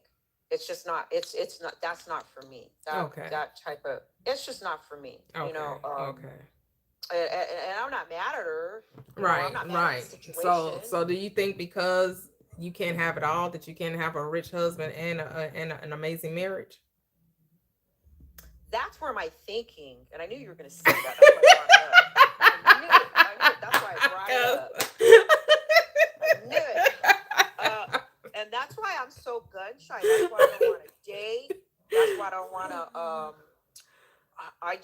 I don't want to because even one time she like you know, like once in a while we'll meet for lunch and a couple of drinks, you know. So like the last time we met, she was like, "Let me introduce you to somebody. Let me introduce you to somebody." And I was thinking in my head, not of what you know. No. I didn't say that. But that's her story. That doesn't. But here's the thing: if you fear that, just be careful that you don't operate in fear, because the thing you fear is the thing you experience, the thing you bring into your experience. So you want to revise that sentiment. Yes. You want to know that not only are there good men, there are good rich men. Yeah, right. You got to decide. Not only are there good men, there are good, wealthy, rich men that can take me to another tax bracket that I'm loving the life and I'm loving them and we're loving each other, and it's easy and it's effortless and it's an amazing thing that the rest of my life is the best of my life with whomever I choose to spend it with. And that's what I need to revise, but I keep saying but. Because that's all I've ever seen. Now I've seen the rich men. I've always seen the rich men, but there was always to me, what I've always seen was there was always a price to pay. There was always something that came along with that. You know, even my father-in-law, my ex-father-in-law, he's the same way too. You know, like they're sitting on millions. He's like 86 years old, sitting on millions, but would not let his wife Ginger paint the house, do anything, because he had that weird obsession. What they gonna do with it now? I mean, that's what I'm saying. It's like, and that's what I would tell him. They just worried about who they're gonna leave it to, because at this point, you're almost 90 years old. I mean, I need this money for my care. Well, of my end of the life care. Well, you're at the end of the life, like you almost 90 years old. Like 86, but they become obsessed with the collecting of the money. They become obsessed with the collection of it and keeping it. Well, that's what I was saying, that you just because you have money doesn't mean you're enjoying it, and it doesn't sound like they have the money but they're not enjoying it, right? So that's the mindset. You want to make sure you check your consciousness, right? That I not only want to have the money, I also want to enjoy the money. Yeah, because you can have a rich man, but is he generous? That's the question. That is. But here's the thing: he's only reflecting what you believe. So if you're saying, well, I've only heard of rich men that were hard to get along with, but that doesn't mean there aren't rich men that are easy to get along with. Like, you still haven't met every rich man. You've met, what, can count on two hands that you personally know. Yeah. But that's not a lot of men, though. That's not a lot of men. And it's definitely not all rich men. So it's kind of like when we women, I'm just gonna speak for the women, when we say there are no good men. Well, actually, what you're saying is that the men that you dated were no good, because you haven't dated every man. You've only dated the ones you chose. And so you have to decide and ask yourself, why do I keep choosing men that are no good? Because you don't want to take accountability for that. You don't want to say you're the one choosing to be with these men. You're the one attracting these men. You're going to say, no, it's the men that's bad, not my perspective that needs to be changed. Well, and I know it's the perspective that needs to be changed because I did it. So I know that's what it is. This isn't theory. I know that my experience with men changed because I changed the way I thought about men. I stopped seeing men as these emotionless creatures that was only looking to get a notch on the belt, or just looking to look for someone that was just going to make babies and keep house, and just was going to be subjected to whatever they make the laws of the land. They the head of the house. Whatever they say go. I had to change that mindset. And when I changed my mindset, then that's when I met my husband. And I realized, when I accepted, men actually do have feelings. Men actually do want to be nurtured. Men actually do want to be cared for. Men actually do want to be shown love. Just like we want to receive love from them, they want to receive love from us. They also want to know that they're the catch too. They want to know that they're the prize too. That I'm lucky to have my husband, just like my husband's lucky to have me. It's not a one-way street. It goes both ways. It's a two-way street. It goes both ways.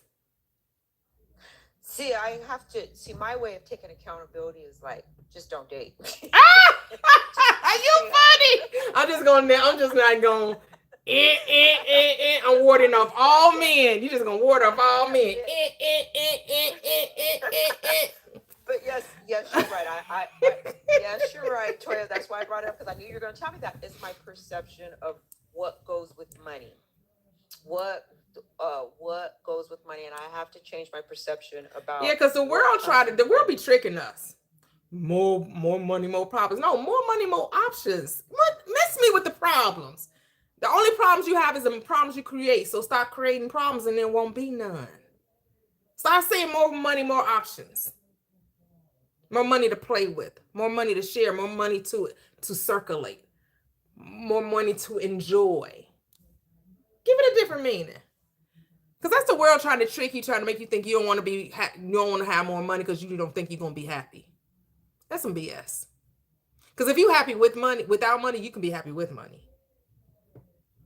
Because if you could be happy and poor, you could be happy and rich. Like, it can't be that difficult to know that you got so much, right? If you were not even poor, I know you probably weren't poor, but you know what I mean? Like, have this excess, this millions that you're sitting on, right? These millions and millions that you can just literally, like, really, you're not checking for trying to get no deal on nothing. You not check, you want to go, you just go. You want to travel in first class, you travel in first class, you doing whatever, which you already said you travel first class anyway. So that wouldn't be a big leap for you. But like, if you want the $2 million home, if you want the luxury cars and everything you do is luxury, you can have that. I guess it's just I have to look at money different, because the people that are in my life that have money, they don't seem to be that happy. They're miserable. You should be like, let me tell y'all how to be happy with money. Y'all doing it wrong. Let me show y'all how to be happy with money. My older sister Val's another one that has money. My older sister Val is another one that has money, that has real estate. She's actually did very, very well. That it's like almost like the money has made them, I would say like hoarder it, Mm. you know, like I remember like if going out to lunch or something, or going out to dinner or going out to lunch, and she's like, if we go to a Mexican restaurant, she just wants to sit there and eat the chips because they're free. You know, weird things. They do weird. They get into weird things about keeping money. You know, and so that's my experience with Yeah, but people. that's their thoughts, Experience. right? That's their Yeah. experience. It's really like, what do you? Because I'm not even gonna say it's wrong. That's just how they see money. Ain't that it's wrong? It's just like they're like, I got it. Because some people feel like I know what it feels like not to have. I don't ever want to experience that again. So they say, in order for me not to go back there, I have to, ball on a budget. Right. Because I know as long as I got Wow. these millions, I know I'll never be broke. Even if I don't even really enjoy the millions, I know from a mental standpoint, I'll never be broke. Even if I don't even enjoy it, what gives me security is to know that I have it. And for some people, that's enough. And that's their security. It's just being able to look at a bank statement and say, I have X amount of dollars in the bank, and that is everything to them. Mm-hmm. You know, where me, I'm like, what's the point? Right. If you're not going to enjoy it. Right.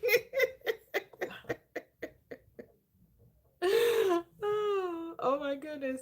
Kevin, what you got to say about that? I know you said you met you've been around folks that have millions. I personally don't know anyone that, I'm probably the only one that I know of personally that has experience having over $1 million. I don't know anyone else that I know personally that I know that I talked on the phone with or hung out with. But what say you, Kevin? I've in my profession, I've ran across people like that all the time. Like I, what? Like what Anna's saying? well, I No, I'm remember saying, I I had know I'm saying, have you met people that actually enjoy their money, that are rich, and they actually enjoy it? Like they actually, because I know you were saying you have a cousin, right? That's a lawyer, has his own business, right?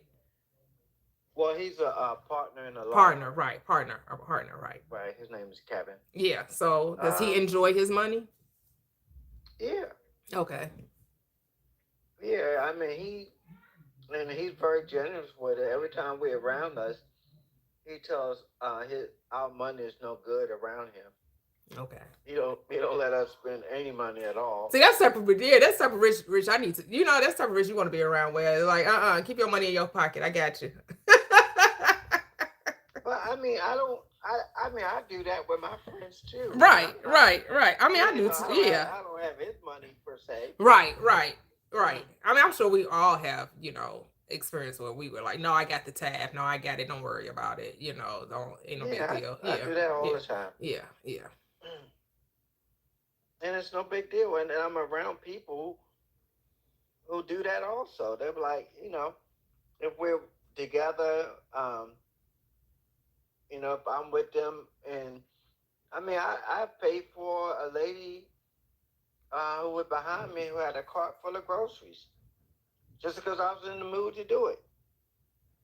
And she, would cry and, oh my God, you don't know what this does. And I just said, you're welcome.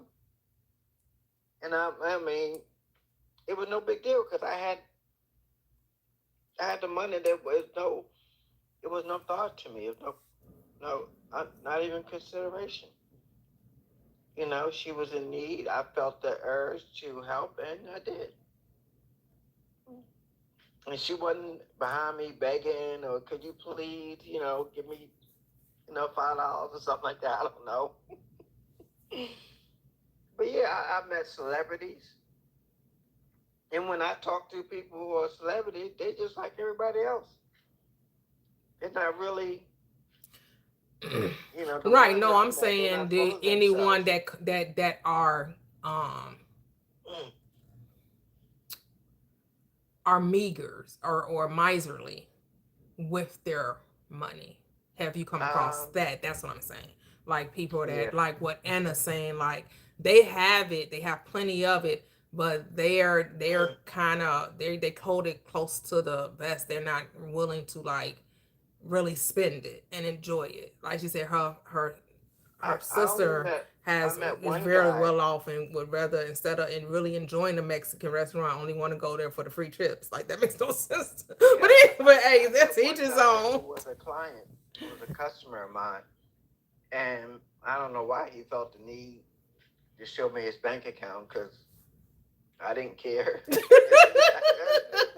It was irrelevant to That's me what we interesting. were doing. Okay. And I do remember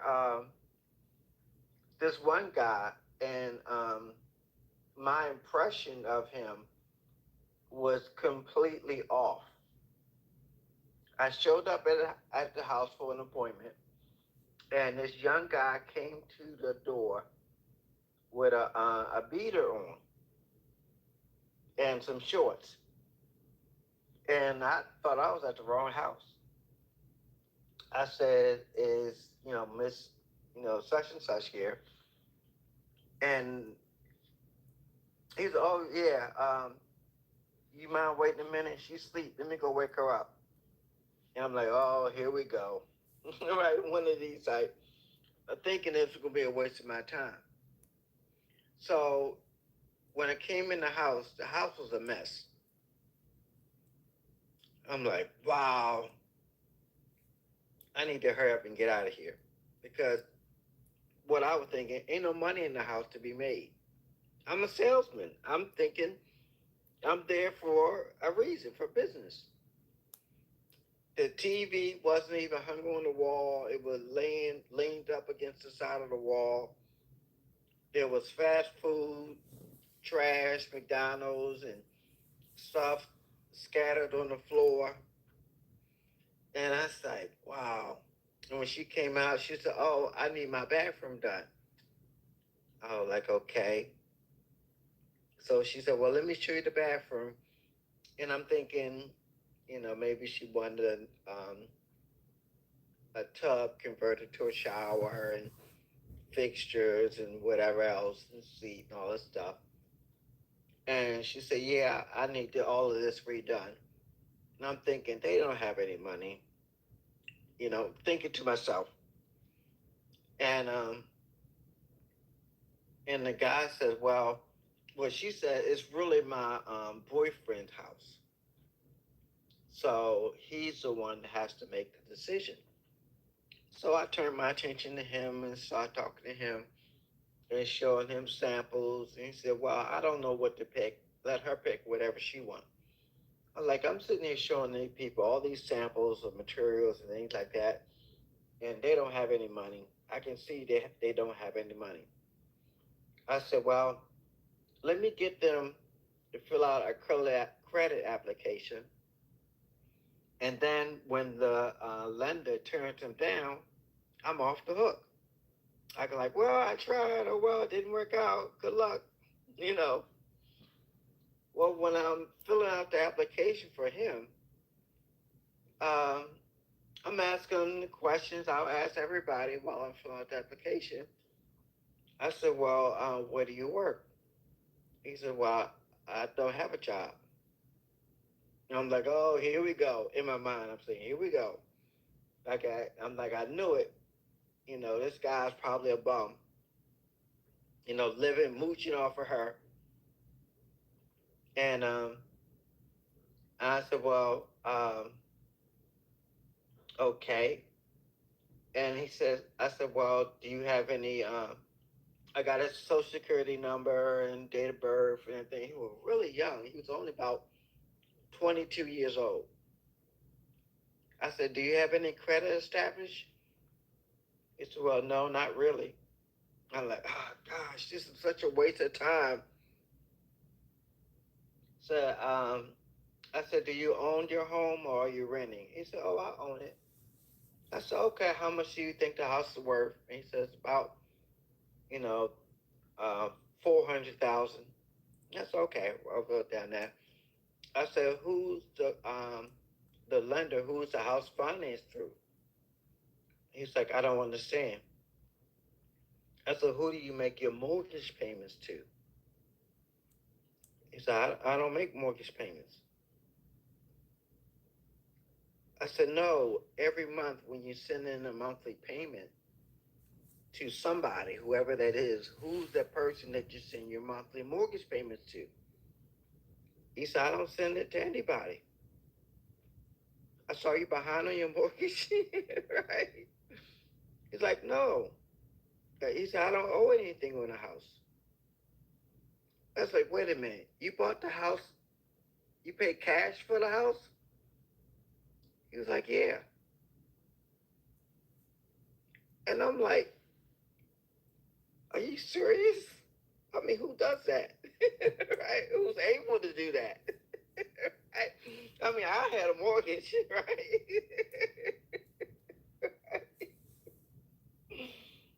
And I said, well, how are you going to finance the remodeling project? He said, I wasn't. I was just going to pay cash. I said, then why are we filling out a credit application? He said, that's what you said I had to do. He said, I don't want to fill out a credit application. I just want to pay. Just tell me how much it is, and I'll write you a check. Mm. So I'm like, I had it totally wrong. And I said, do you mind me asking how you get to be 22 years old and have all this money? And he said, when he was young, he had an accident, and it went to a suit where they had to sue the doctor or whatever, and he won a huge sum of money, and he couldn't take possession of it until he was 18. It was in a trust. So he's only had ownership of all that money for 4 years. So I had it pegged all the way wrong. I was just trying to get out of there. And I ended up, at this time with a, $14,000 or $15,000 sale. Can't always judge a book by its cover, right? Yeah, right. Mm-hmm. Nope. And on the other side, I met a guy and who wanted a particular remodeling job done. And he had sat in front of a few different companies and nobody could do what he wanted. I was like, well, let me take a look at it. And when I looked at it, I said, yeah, no problem. I can do it. And but we're told that both the husband and wife need to be there because you could leave the appointment, and they'll divide and conquer. And if she didn't see the presentation, she could say no, even though she wasn't there, and vice versa.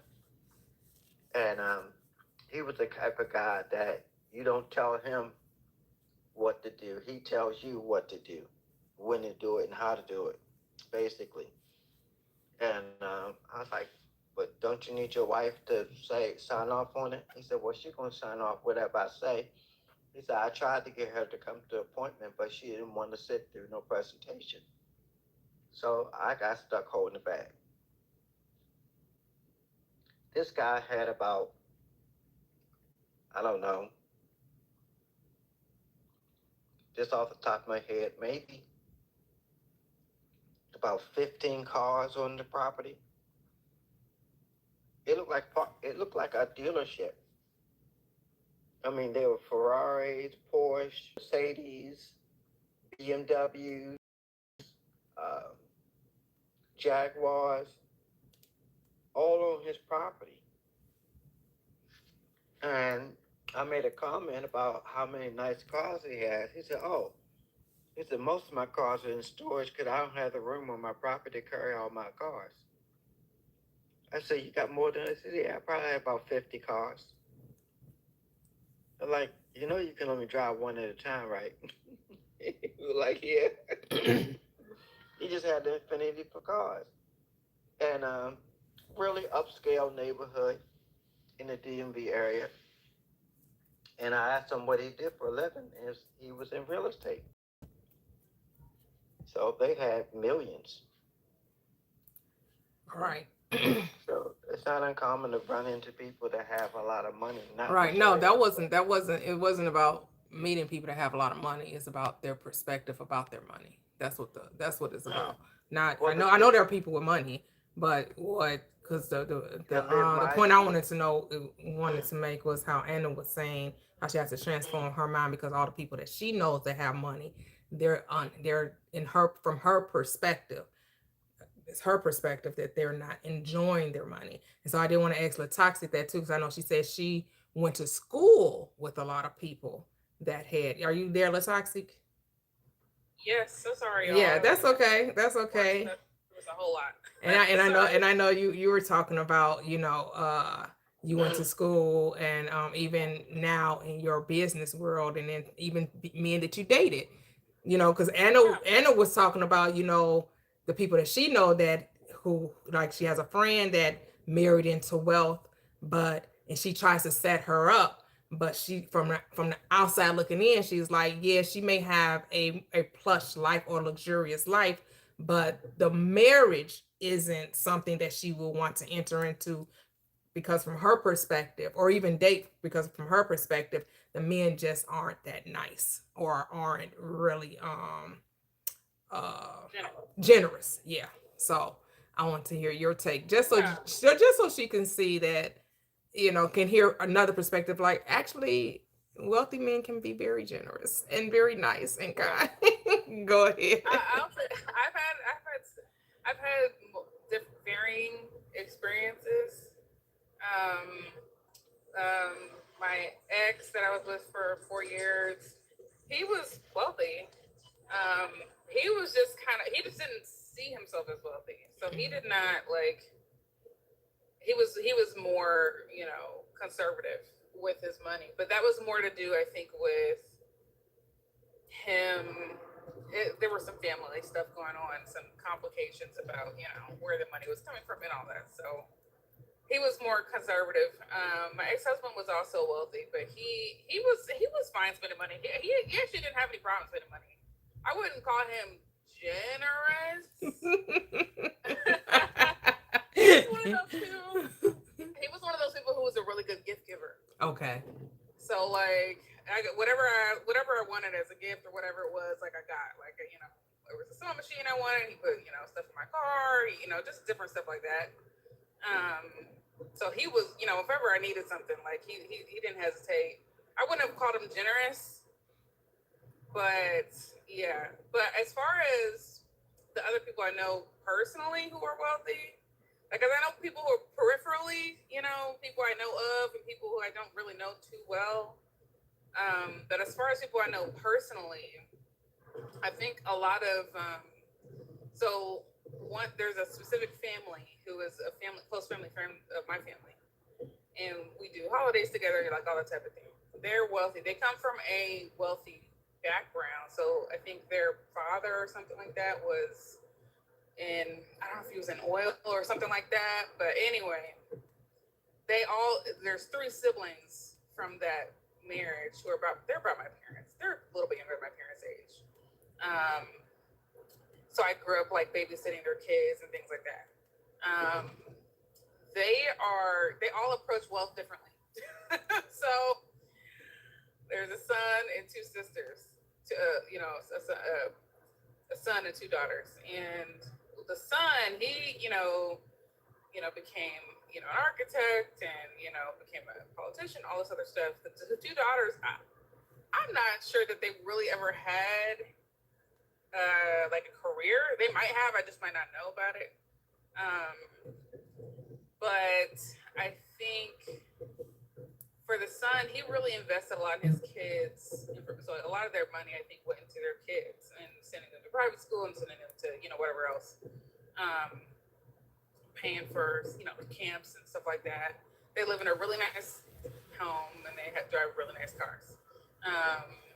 The others, just the daughters, the sisters, I'm not as close with them, so I don't really know what their ins and outs of their life is like, but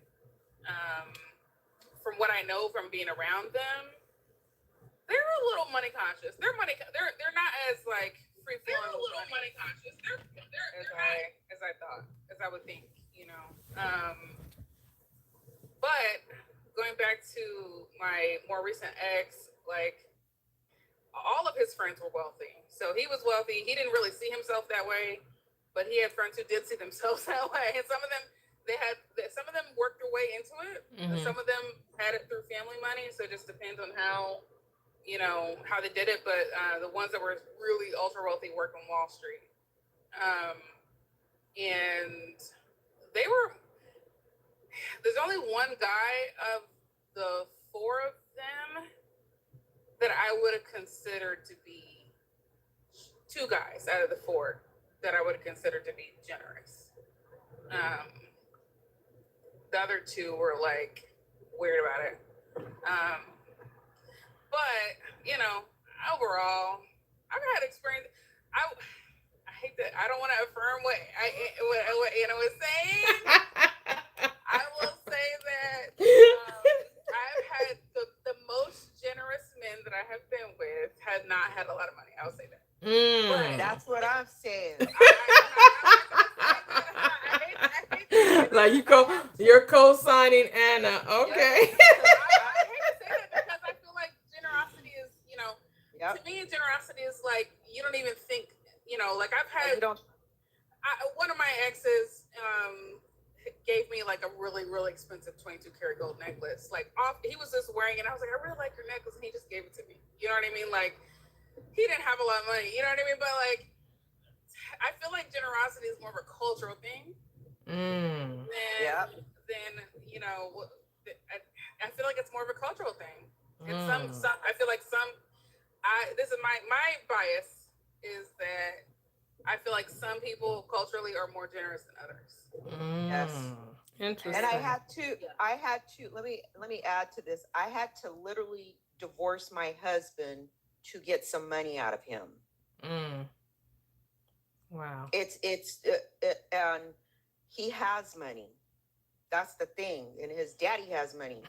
and I'm just saying that the people that I have seen with money, sometimes they are not generous because it's a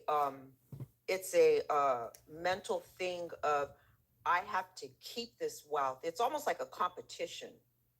Sometimes they compete to say, how much money and how much property can I accumulate, at the end of whatever, or whoever they're competing with, I don't know.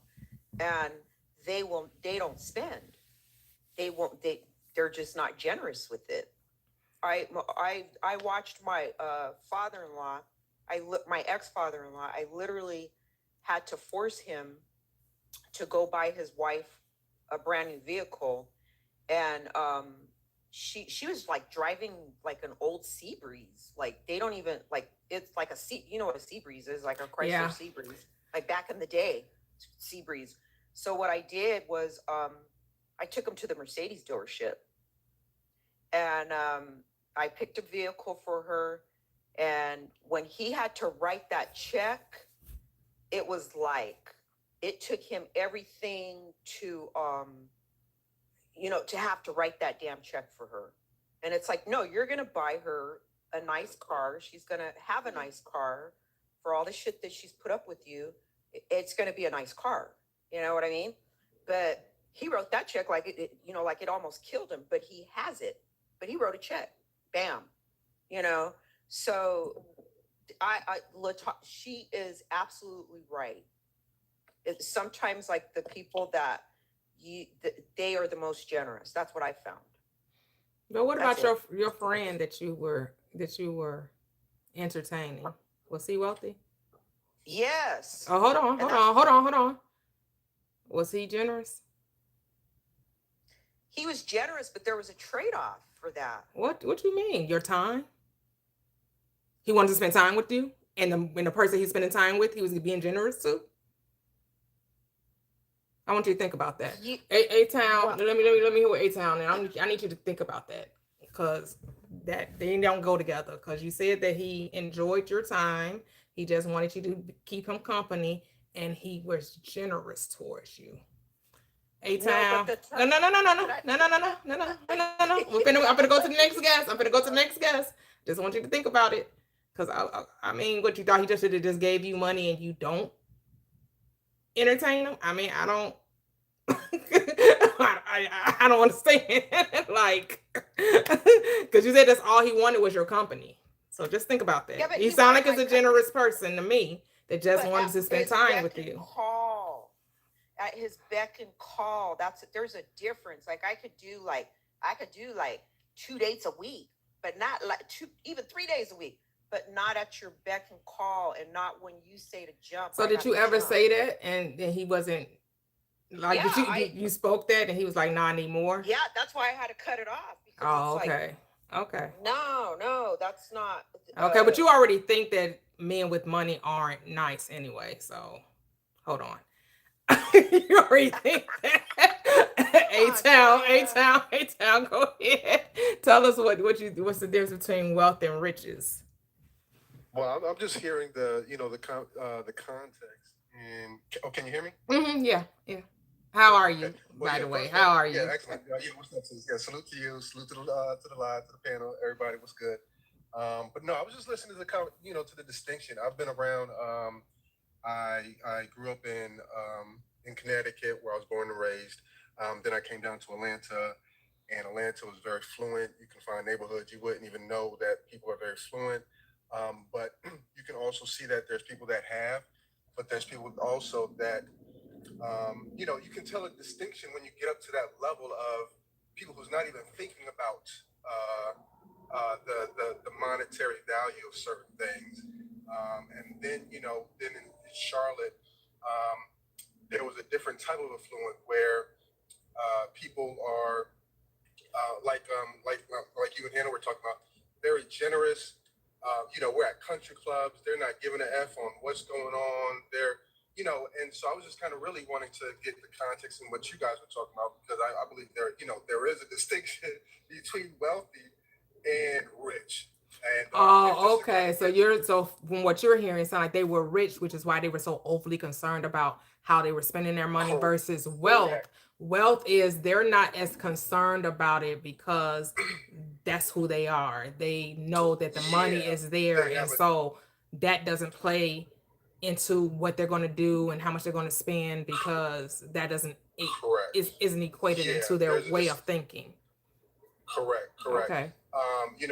Rich is a very expensive lifestyle, right? Very showy. However, wealth can be a black card. Y'all spend what you want, and let's go out tonight. You know what I'm saying? Where we're not thinking about a bill, right, or a tab. Where the card is teens, not plaques. You know what I mean? When a black card come out, where it feel like it's a tin can jumping on the screen. I love a metal card, okay? Right. I live for a metal card. Say that toxic. Say that toxic. You know what I'm saying? There is a difference, and so I've been out with people that tip, hundreds of dollars before we sit down. Before we, before they even greet us. Before we even get the water, they've already tipped them. Where they, where we go out with business partners and, a group of us go out, hey, get what you want, it's on me, type of situation. And I know what type of lifestyle they have. They have systems set up. And of course, sometimes you'll catch those people where, the rich people, they're still earning their money. They may have certain systems set up, but they're still earning, or they're still being able to, they're still counting their net worth in a sort of way. Zuckerberg, right? I would consider that Bezos, they're wealthy, right? Whereas your mogul, I'll even say I'll even by a stretch, maybe the Little Waynes, they're rich, they're very rich, right? Where he still has to put out, some effort. He just can't live off his royalties or, whatever. Anyway, I was just kind of bringing distinction because I love to hear the conversation. I love affluentness. I love wealthy. I love abundance. And I just came from my, I'll say it, my cribs, where they was some real dope at, where the cribs is 4 to 5 garages, what I'm saying, car garages, right? The rich got 3 to 4 car garages, you know what I'm saying? And, just kind of those distinctions. But I just love the conversation because I do believe that, like Toxic said, there is a distinction in cultures, right? Because I've met people that are just well off, but very generous. Like, hey, let's get you taken care of. And across cultures, Caucasians as well, where they in Connecticut, that's where I knew a lot of my Caucasian friends, very well, Italian dinner, whatever the case is, but they still had to earn their particular check or their particular, rich in their expensive lifestyle. And so but they were still generous. But they were still generous. Oh, very, Yes.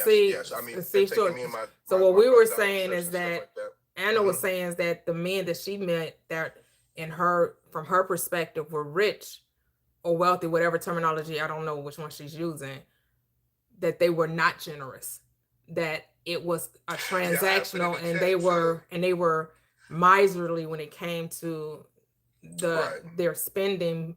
Even though they had it, they weren't willing to spend it. She said she had to force somebody to buy their wife a car, and she, it's on his leg, and they letting their wife. Then you wonder, like, because here's the thing. See, then I got a question to love. Because what man loves his wife is gonna let her run around with a heater? And you sitting on millions. And you sitting on millions. Yeah, not even a well-off person is letting somebody do that. Right? So you're like, is there like, what's going on? Is that more of a control mechanism, It's right? Right, more like let me right, and love is not controlling. I'm sorry. It's just like it just isn't. It just isn't. And I know a lot of people don't know how to love. They say they love you, but they only love you as far as they can control you. I only love you as far as I can, as long as I can control you. I love the hell out of you. But if I can't love you, if I can't control you, then you're not worth anything. You're not worth. And some people do lead with their money. Yeah. And you can kind of. I'm sorry. Was that somebody? Okay. She was trying to speak or not. There are some. Go ahead, Toxic. I was just saying, I don't know if Tressa was trying to speak or not. I just muted her. I don't know if she meant to come up or not. Oh, okay. Oh, okay, for sure. Somebody said, let me up. But yeah, so I do see that, oh, dang, I lost my train of thought. Well, I would want to know, Anna, based off of that was, of course, our assumptions too, how we see money, right? And how we see people with money, because we learned that in what's the money book? What's the money book? Oh, Busting Loose from the Money Game. Yeah, Busting Loose from the Money Game, right? How even how they see that, because people do lead with their money, and that's their essence. And so it's like, okay, so so you don't love the person, you love what you can do for them, and you're attached to that money. And so that's what I have. Hold on, 4564.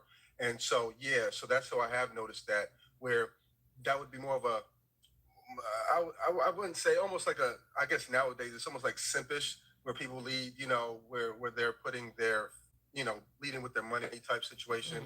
But with Anna, I would want to know, like, what was his culture like, in terms of his ethnicity, I guess we can say that. But, just to give it some better context. But I think Mia wanted to talk next. Oh, you want me to answer? Well, my ex-father-in-law is white. My ex-husband is white. And yes, it is you're right. It is. And just like Latoxi said, it is a cultural thing, because sometimes they do use money to control. And it's just one time my See, hold on. Don't act like black men don't control with money. Like we're not gonna do that. Like, oh, because you white, you gonna control with money. Like black men don't control with money. It has nothing to do with the culture. It has to do with the mindset of the person that has the money.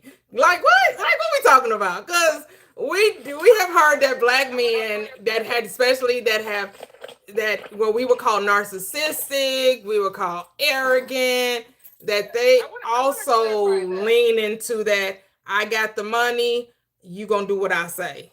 I'm paying the bills, I'm taking care of you. You gotta roll with the way I'm rolling, or you are not any good to me.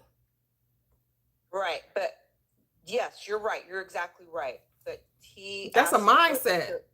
That don't have nothing to do with color. We always trying to divide stuff by race when race ain't even race is a made up thing. It's a construct. It's not even. and there are white people that grew up poor too and made it wealthy and decided that that's how they were going to lead. Just like there were black people that grew up poor and now they've made it or got wealth and that's how they're going to lead. But that has nothing to do with the money. It has to do with the mindset of the person that got the money. My ex-husband told me one time that the one that makes the most gold makes the rules. Right. Isn't that the same thing Gabrielle Union said in her marriage with Dwayne Wade, which is why she was trying to pay half. This man making 10 times, 15 times the amount of money that she was making. But because her father said the exact same thing, the person that makes the most money runs it, which is why she wanted to split and knew that she couldn't split with him. But because she didn't want to be poor, she said y'all can find it. And I'm not saying that's something that she ain't put on, that's the only reason I know it, because she talked about it. She just recently had the light bulb moment going, he got it. Yeah, he always had it. This man made over $100 million, hundreds of millions of dollars in the NBA. Yes, he got it. And she's trying to compete with him because she thought that whatever, maybe in her mind, he didn't love. I don't know what was going on in her mind, that she felt like, well, if I allow him to do everything, then that means he ain't going to treat me right. He ain't going to love me. That's too much control given to him. My husband made twice as much as I made. And he had me splitting bills.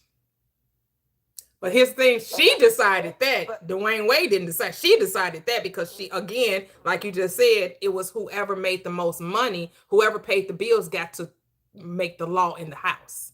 Yes. And so that's what she was coming from, that perspective. But that wasn't true of him, though. He wasn't saying that. She learned that from her dad. And she put that on Dwayne Wade. He never told her that. With that, and so he was like, well, if you want to split, but you ain't got, I got us. But in her mind, it was a control thing. She didn't want to be controlled. Can I clarify my statement? When I said things, it was cultural. What I'm talking about is how the person was raised, and I think there are certain folks that you can find, generous people in any culture. Right. So to be clear.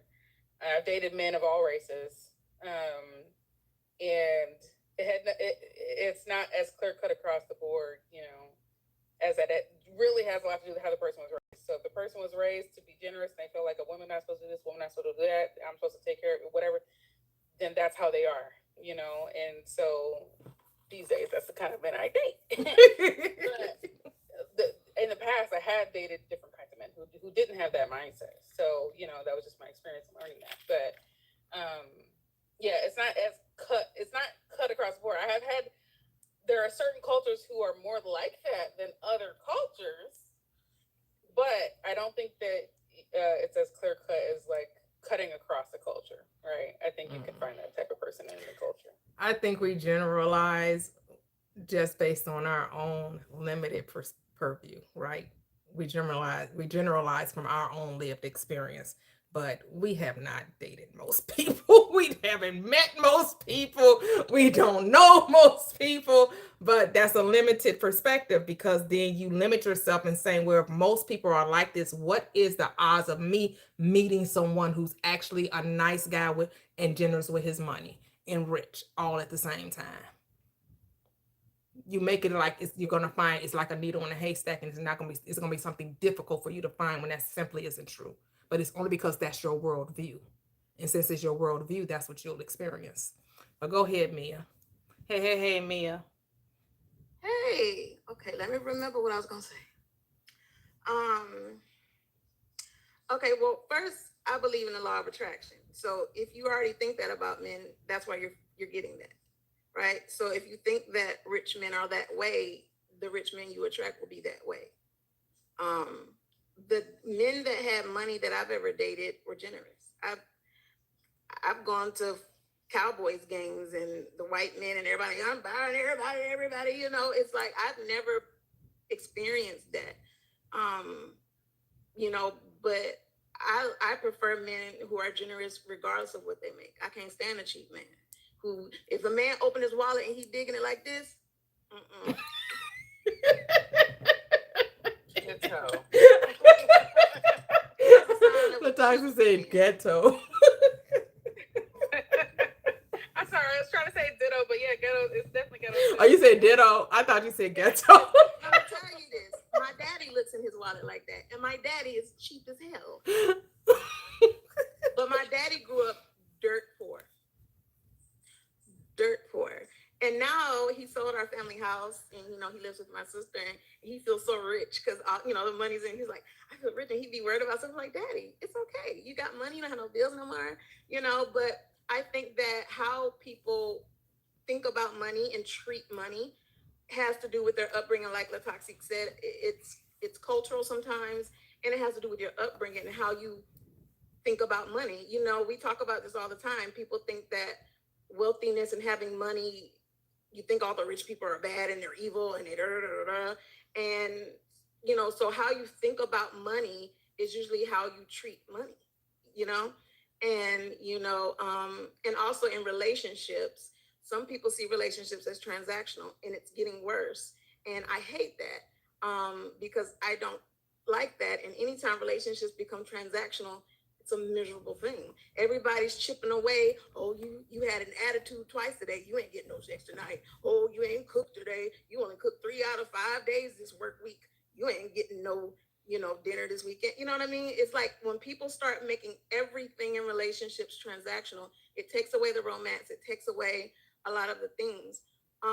But when like men leading with money, I like a man, when I vet a man, when I'm dating a man, I don't want a man to lead with his money, but I want him to lead with why he's a provider and why he's a good man, why he's disciplined, why he got his shit together. And I want him to do that in a very non-weird way. But, you know, just like, you know, asking me about things about myself. So what do? You know, so if you have a stable career, if you know, things like that, but not, you know, I got 4 cars and, you know, I got chains and now that's annoying and weird. But, you know, I do want to know how stable you are, how disciplined you are, you know, what your lifestyle is like, because that's going to tell me what kind of man you are. And in my mind, a provider goes beyond money. That's a whole characteristic type of man is a provider. But a man being generous is a good thing.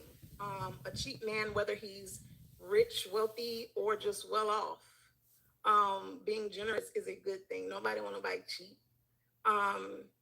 And the difference between wealth and like rich, I think that rich, like A-Town said, rich is kind of more of you kind of blew up in your own identity and your lifestyle, but you didn't come from a family. Your parents didn't have money. I feel like wealth is someone who might have generational money, and they're not the first person in their family to have money.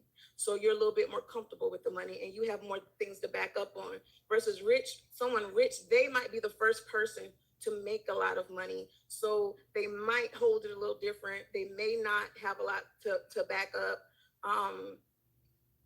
And they're trying to plant the seeds for generational wealth beyond them. but they're just kind of rich, you know, and they kind of have to watch their spending differently than someone who's wealthy. So that's kind of what I would think. You know, I live around kind of affluent people, and they seem happy. I don't have that ideology about people with money. I see women walking around HEB at home in the middle of the day, happy as hell, you know, not working. And they don't have black eyes and they don't seem miserable and depressed. You know, it's not, you know, housewife to be damned going around. They look pretty happy. I'm a little just like, how the hell are these people at HEB at damn 10 a.m. on a Tuesday? Y'all ain't going to work. So, you know, I just don't see that. And I do think your experiences and what you create in your mind about things is what you're going to see and what you're going to attract. But also, was he that way when you before you married him?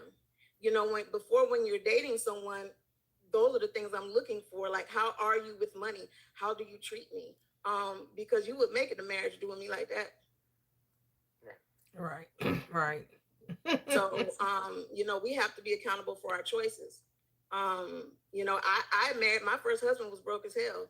I have to be accountable for every choice I made because I married someone who didn't have shit going for himself. And I was in college building my life and he wasn't building his. And I suffered because of it. But I have to be accountable for choosing him. Yes, I was young. I didn't date a lot.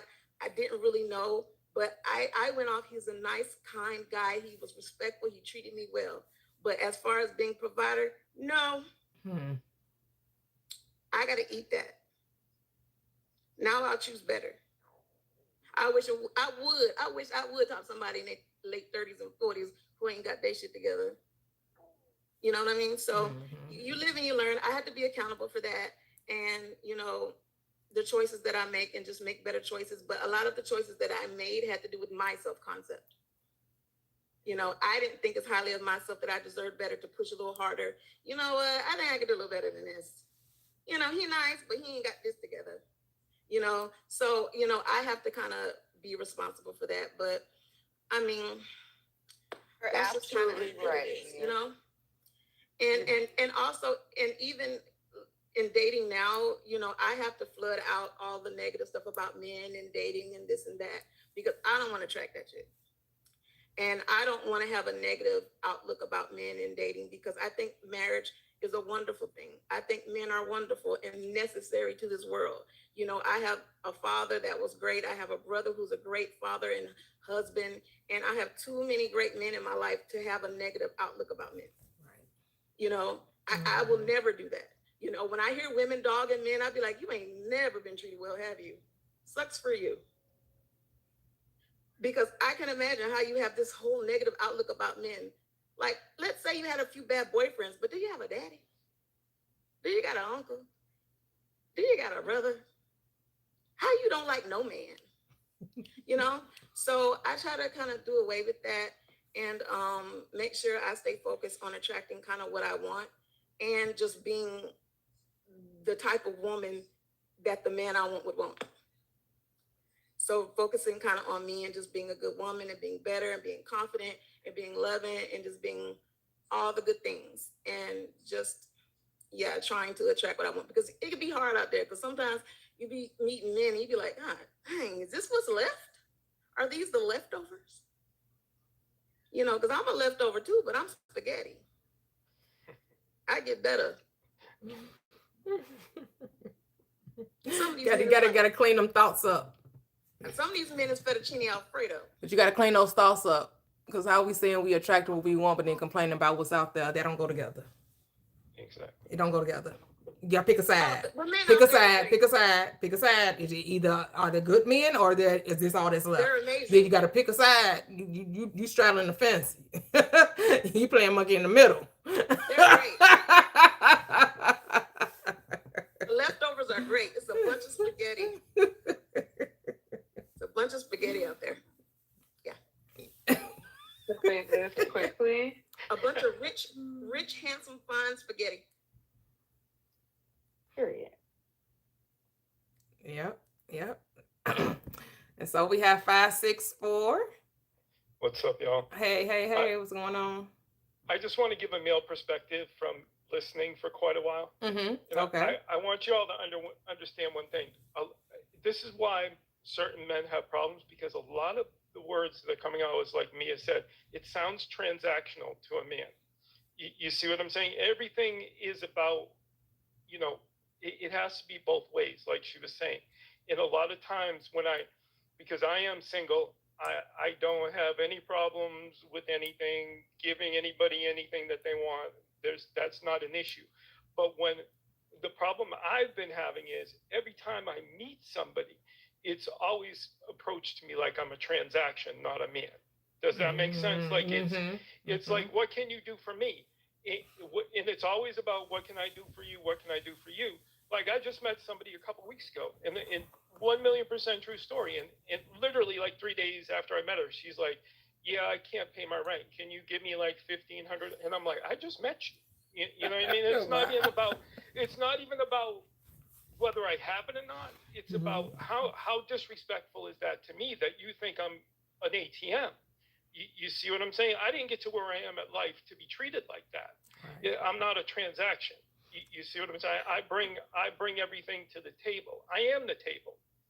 You understand? And not saying that in an egotistical way, but society has become. That's funny. I just want to say something to what you said about being the table. I think that I made a video said when a man asks you what you bring to the table, tell them I am the table. Right. The exact same thing you said. Like, how you gonna furnish this table? Because I'm the table. Now, what you gonna put on it? Because I'm married, so I don't even really have it. But go ahead. It was funny that you said that because I said the exact same thing. But go ahead. It is true. But this is not men or women's fault. This is how society has become. Society is so it's so toxic that we don't spend time learning about each other from our heart. Everything is about what can you do for me? What can I do for you? But I don't want that. You know what I'm saying? I want somebody who wants me because they see the value in me, but not only that, above that, they see that I see the value in them. You see what I'm saying? I'm going to go biblical right here, but it's like, how can you have, like, money is the root of all evil. It is. No, the love of money is the love of money, not money in and of itself. The script is the love of money is the root of all evil. Let's quote it correctly, because money in and of itself is just a tool. So if I'm the seed and you're the tree, we're never going to get to the fruit if we're not learning about each other. You see what I'm saying? It's just that toxicness about this thing that's not even real. You see what I'm saying? It's like, if you need. So here's the question. What do you genuinely, honestly believe about women and dating? I'm older than you all. You see what I'm saying? So the way I was brought up is you don't pay for anything. I don't even care if you want to pay for it. You don't pay for it. You know what I mean? You don't do anything. I take care of that. That's my role as a man. You see what I'm saying? I'm here to protect you. I'm here to be your backbone. I take care of everything. I don't need half your money. I don't need anything except for your love in you to stand behind me when I need you. No, but here's the thing. Not what you bring. What do you believe about women and dating? What do I want them to bring me? Is that not what you want. What do you believe about dating in general? What is your perspective about women? Because when you started, you said you don't want to be seen as an ATM machine. Right. You don't want to be looked at as though it's a transactional relationship. That's exactly why you're getting it. Because that's what you believe. You believe women see you as an ATM machine. You believe that women are looking, and not just women, you're saying dating in general, society in general has made relationships transactional. Yes. And that's not going to change until you change, because that's how I thought before I got married. I got married almost 10 years ago, and I was married previous to that. So I'm on my second marriage. You don't sound too much older than me, but you may be, but you don't sound too much older than me. I think we may be about. I think we may be about. Maybe a little bit. Maybe a little bit. Okay. I want to And when I changed my perspective about men, right, because I used to see men as uncommitted players, they're controlling, emotionless beings that was only looking to get over on women. And I was in the church at the time, so it's the man runs the house because he's the head, because that her church hierarchy dichotomy when it comes to marriage. So I just have to submit to him. So once I left church and I took a look at how I was choosing men and the men that I was choosing, I had to take accountability. As Mia said, I was choosing it. What about me was choosing them and thought that this type of relationship was acceptable? Right. No, that's what I'm saying. Right. So once I changed my mindset, it's like, wait a minute. Right. I'm a damn good woman. I'm a good woman. I'm saying for me, I've chosen to stay single because I don't want to deal with that. You see what I'm saying? But you're not listening to what I'm saying. I'm telling you how to that you don't have to deal with it, but you can still date and find your partner that you want to have for life if that's your desire. So I changed how I was thinking. Okay. Right. I changed how I was thinking about men. So when I decided that because I'm a good woman, there has to be a good man. Because of who I am, I can't say that type of man doesn't exist. Because if I'm going to say the type of man doesn't exist, then I would have to think like you think.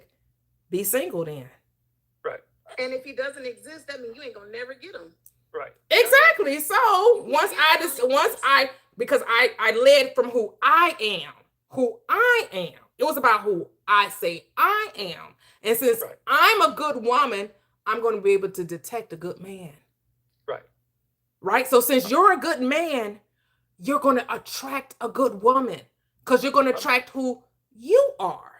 But your focus has to be on who you are, not on who they are.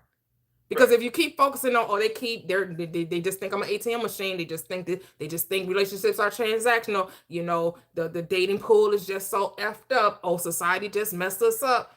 Then you're going to be right, and you're going to get confirmation of what you believe. So you got to change what you think. You got to decide that no, there's a woman out there that's going to see me just as I see her. That's going to love me just as I love me. That this relationship is going to be symbiotic, right? It's not going to be parasitic. It ain't going to be like what they can take from me, what they can take from me, what they can take from me. It's going to be, I'm going to be provider of the home because that's how I was raised. But she's also going to be a provider of the home, which means she's also going to make the house a very amazing place to be with. Why? Because we are both there. Right. And see, that's why I need things like this, because I need to hear that. You know what I mean? That I need to hear that too, because it can be discouraging for all of us. So changing my mindset and manifesting for myself. Yeah. Speak it, move towards it. It'll happen. Period. Look, you know what? Kudos to him. I don't think I've ever maybe it's just me. I don't hear that too often when saying, actually, yeah, you're right. Yeah. We love an open-minded man. Come on. A man that listens to women sometimes. Right, because if you have a heart of gold, you deserve a woman with a heart of gold, and you're going to find that because that exists. Why? Because you exist. Right. I have 4 daughters. They're all grown. Like it's me time now. I'm all set. I'm kind of just looking for the other part of me. And that's why it's difficult sometimes, because it can be toxic and like see, that's a conversation you have to leave on the table. You gotta leave it at the doorstep. Don't bring it into the house.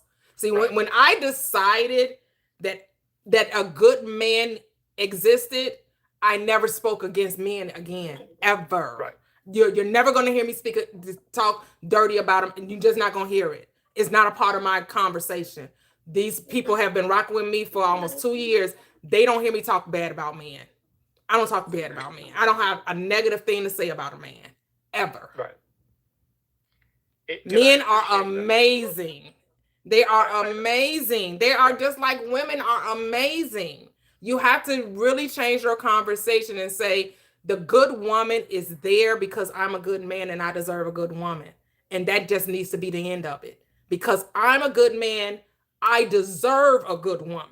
And the moment you truly identify with that and accept that, you're going to be like, damn, I've been looking all this time and you was right there in front of me. That's true.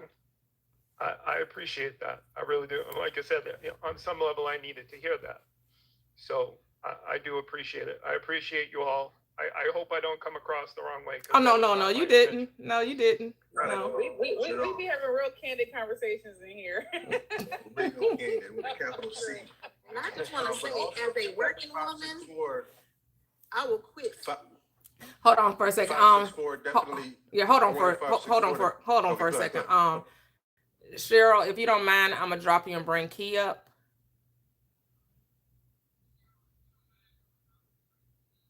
Did you hear me, Cheryl? Oh, yeah, sorry. Okay, no problem. I'm gonna drop you and I'm gonna bring Key up, okay? Yep. Okay, thank you. Okay, you can go ahead. You go ahead, A-Town, and then we'll go to the artist. I was gonna tell 564 to come back and tell us his good report. Oh, I will. Yeah, definitely, bro. A-Town, it's that New England mentality, you know. Hey, I know it. Yeah, Boston. I know. Here. I grew up in Boston. Oh, absolutely. Okay, yeah, I love Boston. I had some family in Boston, Beantown, and yeah, it can get a little interesting up there, and but the variety is the same. Like she said, the mindset, it's all you. And I don't believe I'm missing anything, because I do love the relationships that I've had. I do feel a little different, when it comes to the, to how the interaction goes. But, that's a different story for a different day. Yeah. But yeah, I definitely thank you for sharing, bro. All right. You better let that different story go if you want to have a new one. Like, what we doing? Don't be giving mixed messages. Like, don't do that. Like, either it is or it ain't. But ain't no middle ground. We not playing monkey in the middle. Pick a side. Either it's a thing or it's not, but it ain't no monkey in the middle. Is you ain't my baby. No, there's no middle ground for me. Mm-hmm. I was just saying in terms of how I engage with women, and just like that whole table thing and all that other stuff. Like I don't really vibe like that. So yeah. That's a joke for men that think that women got to bring something because we both are bringing each other. Like, what are we doing? What you mean what I'm bringing? I'm not asking you what you bringing. Don't ask me what. And here's the thing. That's a conversation my husband and I never had. That was not an up for discussion. There was no job interview. I wasn't being interviewed. He wasn't being interviewed. We were getting to know one another, and we discovered that we liked each other and decided to be with one another. Well, he got it. He got what he needed out of you. You know what I'm saying? He questioned you, but it wasn't in the way of interviewing you. I'm sure you had to check off some boxes for him to be like, okay, yeah, she's my way of being. It was my way of being.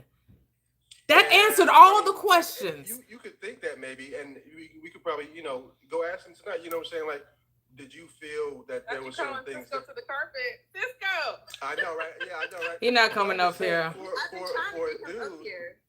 For a dude, at least for me, I do want. I mean, we had that conversation. I asked him, what was it? The way I handled my business, the way I took care of my children, the way I came home and I made sure my children were straight before I got home. He listened to my interaction with my family. He was observing me.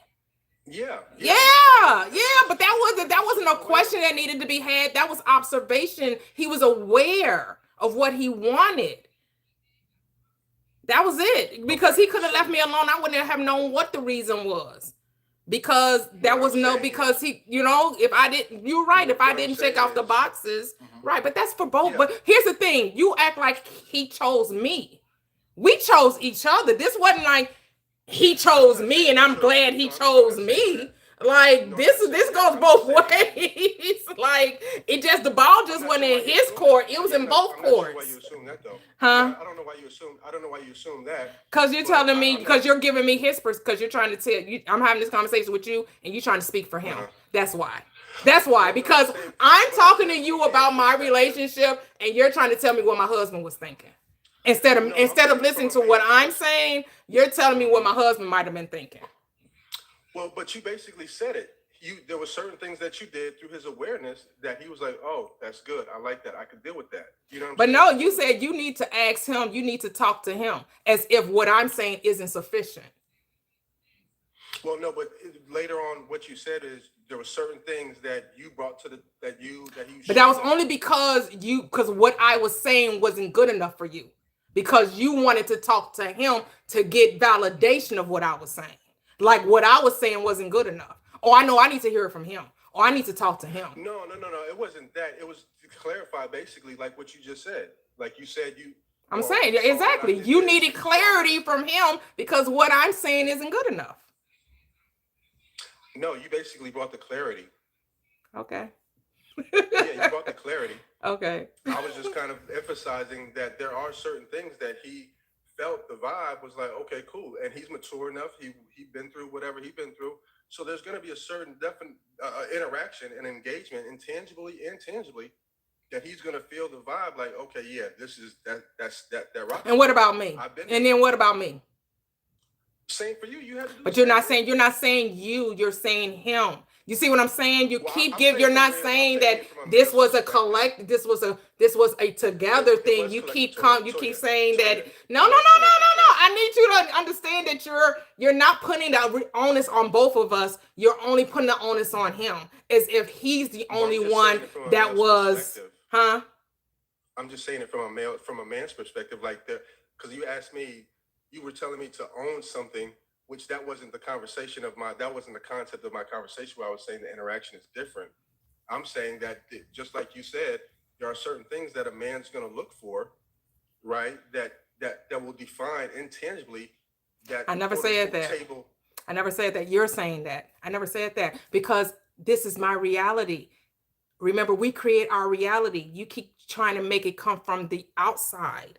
It's not coming from the outside. If I'm talking to you, I'm telling you about what I manifested. You want to tell me what he did, but I'm telling you the reason why we're together is because of what I did. Because this is my story. I'm telling you my story, but you want to make it his story. It ain't his story. It's my story. You can't give me his perspective. You can only hear my perspective, but you want to give it his perspective. You want it to be his story. And I keep telling you, it ain't his story. It's actually my story. I manifested this. Right? Because when you bring a lady into your life, it's going to be because you drew her in. So he didn't manifest. You're going to drew her in. Well, you're not talking to him. You're talking to me. But that's okay. I see there's a disconnect. We're just gonna go to the artist. I just feel like you don't understand what I'm saying, but that's okay. I don't need to try to convince, but that's you're just not seeing it from my perspective, and that's okay. Go ahead, the artist. Hello, welcome. We can't hear you. We can't hear you. That's the baddie. That ain't the artist. That's the baddie. And then we'll go to Key. We still can't hear you. We still can't hear you.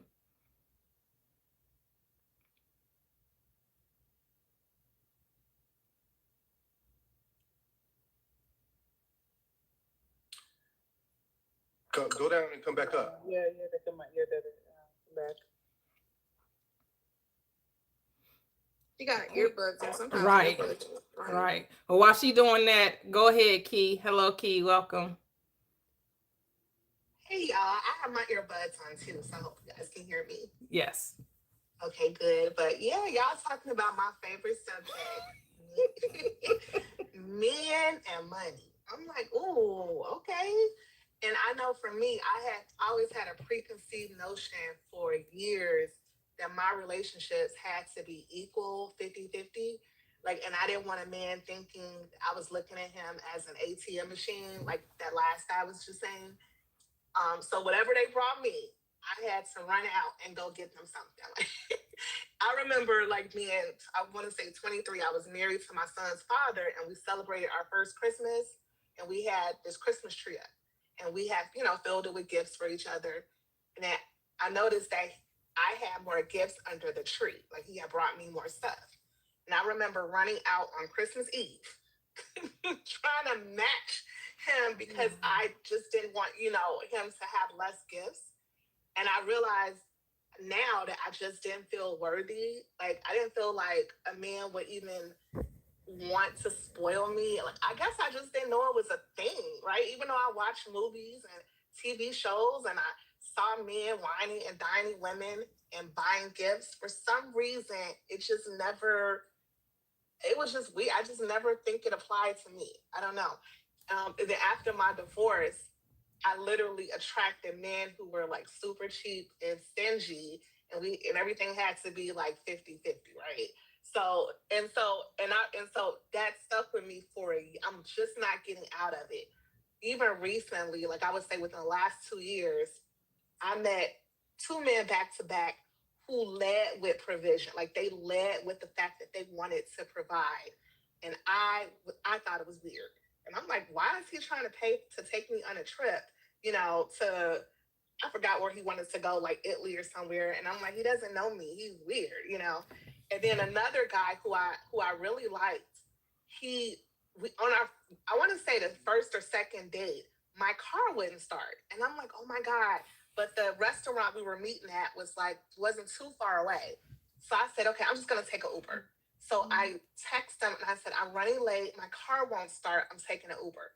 So when I got to him, he was like, have your car towed to the shop and I'm gonna take care of it. And I'm like, but he doesn't even know what's wrong with it, right? So I'm like, I'm just like, whatever. And so the next day he was like, did you have your car towed to the shop? And I'm like, yeah, I did, but I went ahead and paid for it. And so he was like, no, I'm going to. So he actually gave me the money. It wasn't much. It was like $500, $600 or whatever. But I had to pay him back. I had to take him to dinner, a fancy dinner, because I had to show him, and I could see how it was a turnoff to him. Like looking back now, he kind of was looking at me different. Like, what is wrong with her? And so, but my whole point in really coming up was because when I don't know how old he was. He said he was our age, but when he was saying that he doesn't want to be looked at as an ATM or transactional, it just made me realize that some men want to be looked at as a provider. That is their superpower. That is their masculine, and they lead with that. And I'm realizing that at my ripe old age, that for some men, that's what they're into. Like, you know what I'm saying? Like that's how they show their appreciation. They feel like you're a beautiful woman. They want to do that for you. And it's a turnoff when you don't realize how worthy you are of receiving that, right? And it's a turn. And I've actually had one tell me that, like that. Just so you know, your what was the word he used? Independence. That was one. That was one. But that was independent. Independent, and it was one other thing, like I'm gonna say low self-esteem, because I can't even think of what the word was. It was something like that. He was like, it's a turnoff because it makes a man look at you like something must be wrong with you. If you don't feel like you're deserving, you don't feel like you deserve to be taken care using of. me as using me as an ATM machine, then there must be something wrong with you. And now I'm turned off. And I'm just now realizing that. So now that I know this,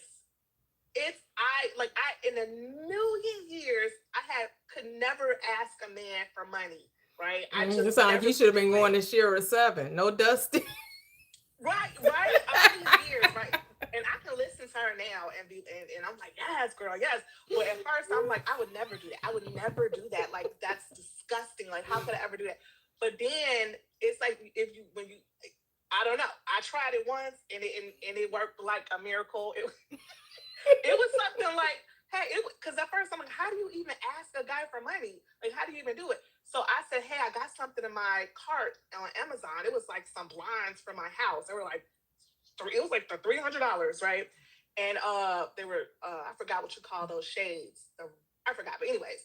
And so I said, can you give me your card so I can pay for them? And that was like the first time. And he was like, yeah, here. Like, and didn't even ask me for what the amount was. Didn't ask me any, and so I'm like, there are men who that is not a problem to them, because that is how they show their interest in you. Mm-hmm. And it's not like they have to be wealthy and have a lot of money. Mm-hmm. But they're just generous. And like Mia said, it don't even matter.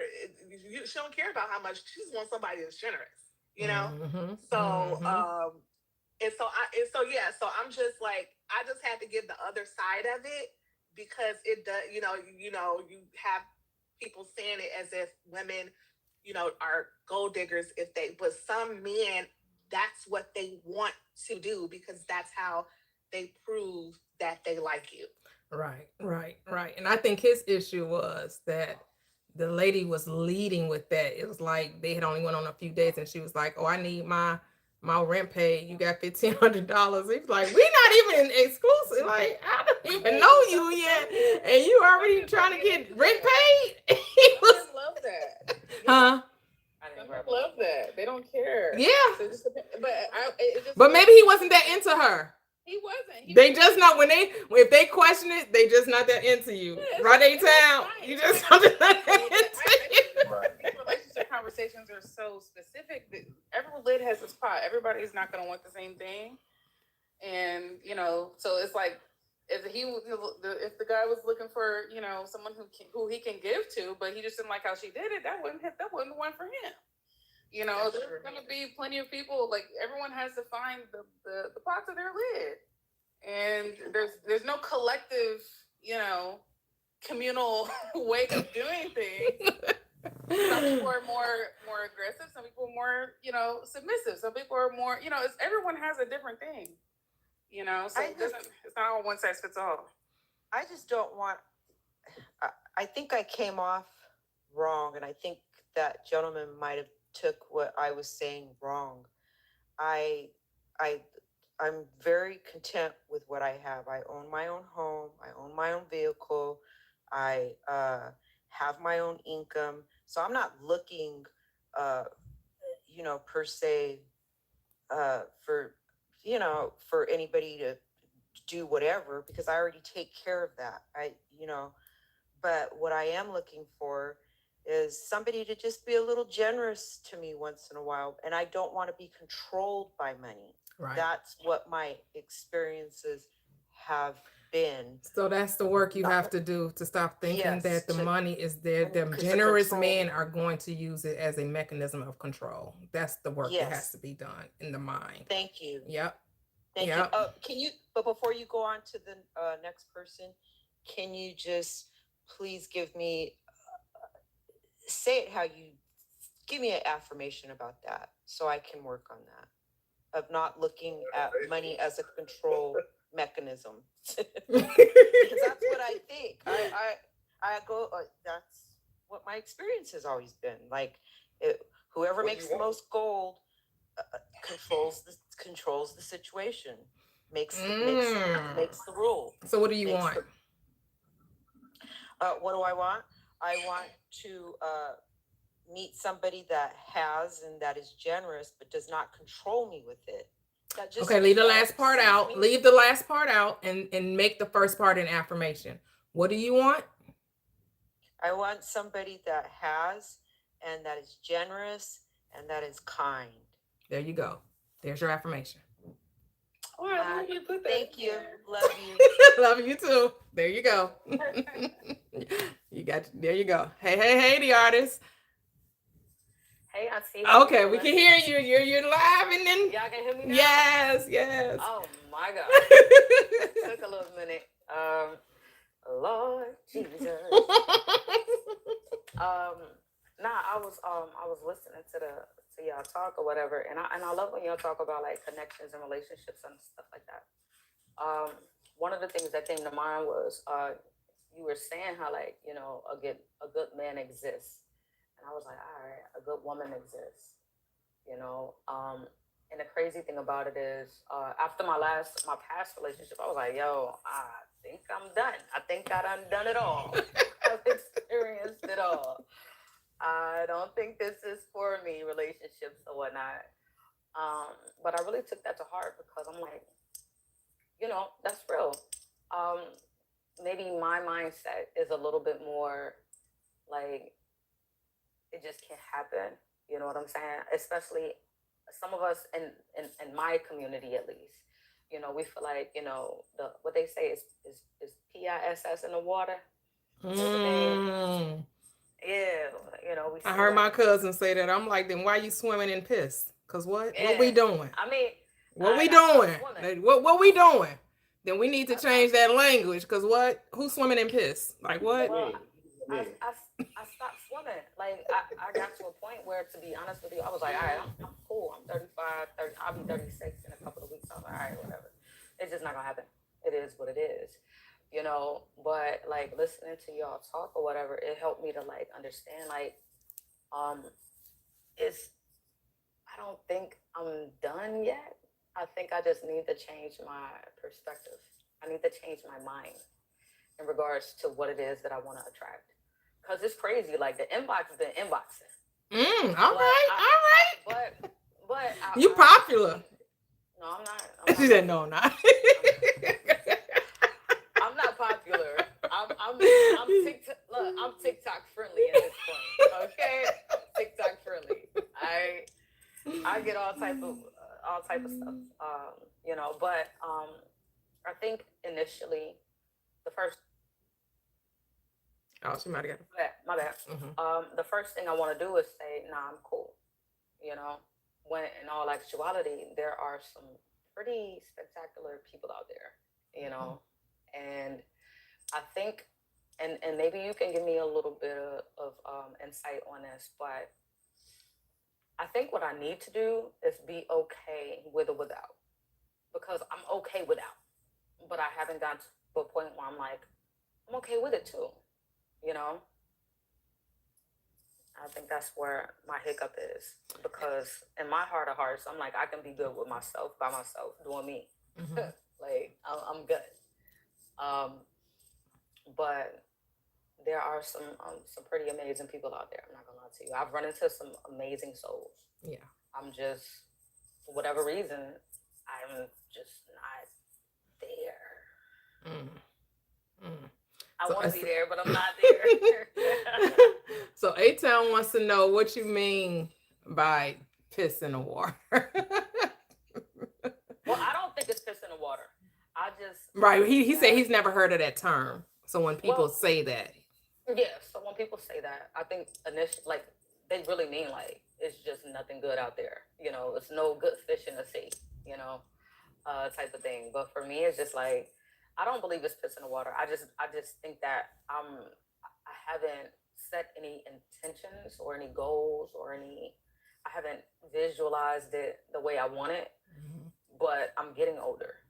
You know, I'll be 40 in a few years, and a part of me is like, well, damn, like, are you not gonna find your thing? You know, do you not want to find your thing? I don't know how to get over that hump of letting myself be vulnerable again.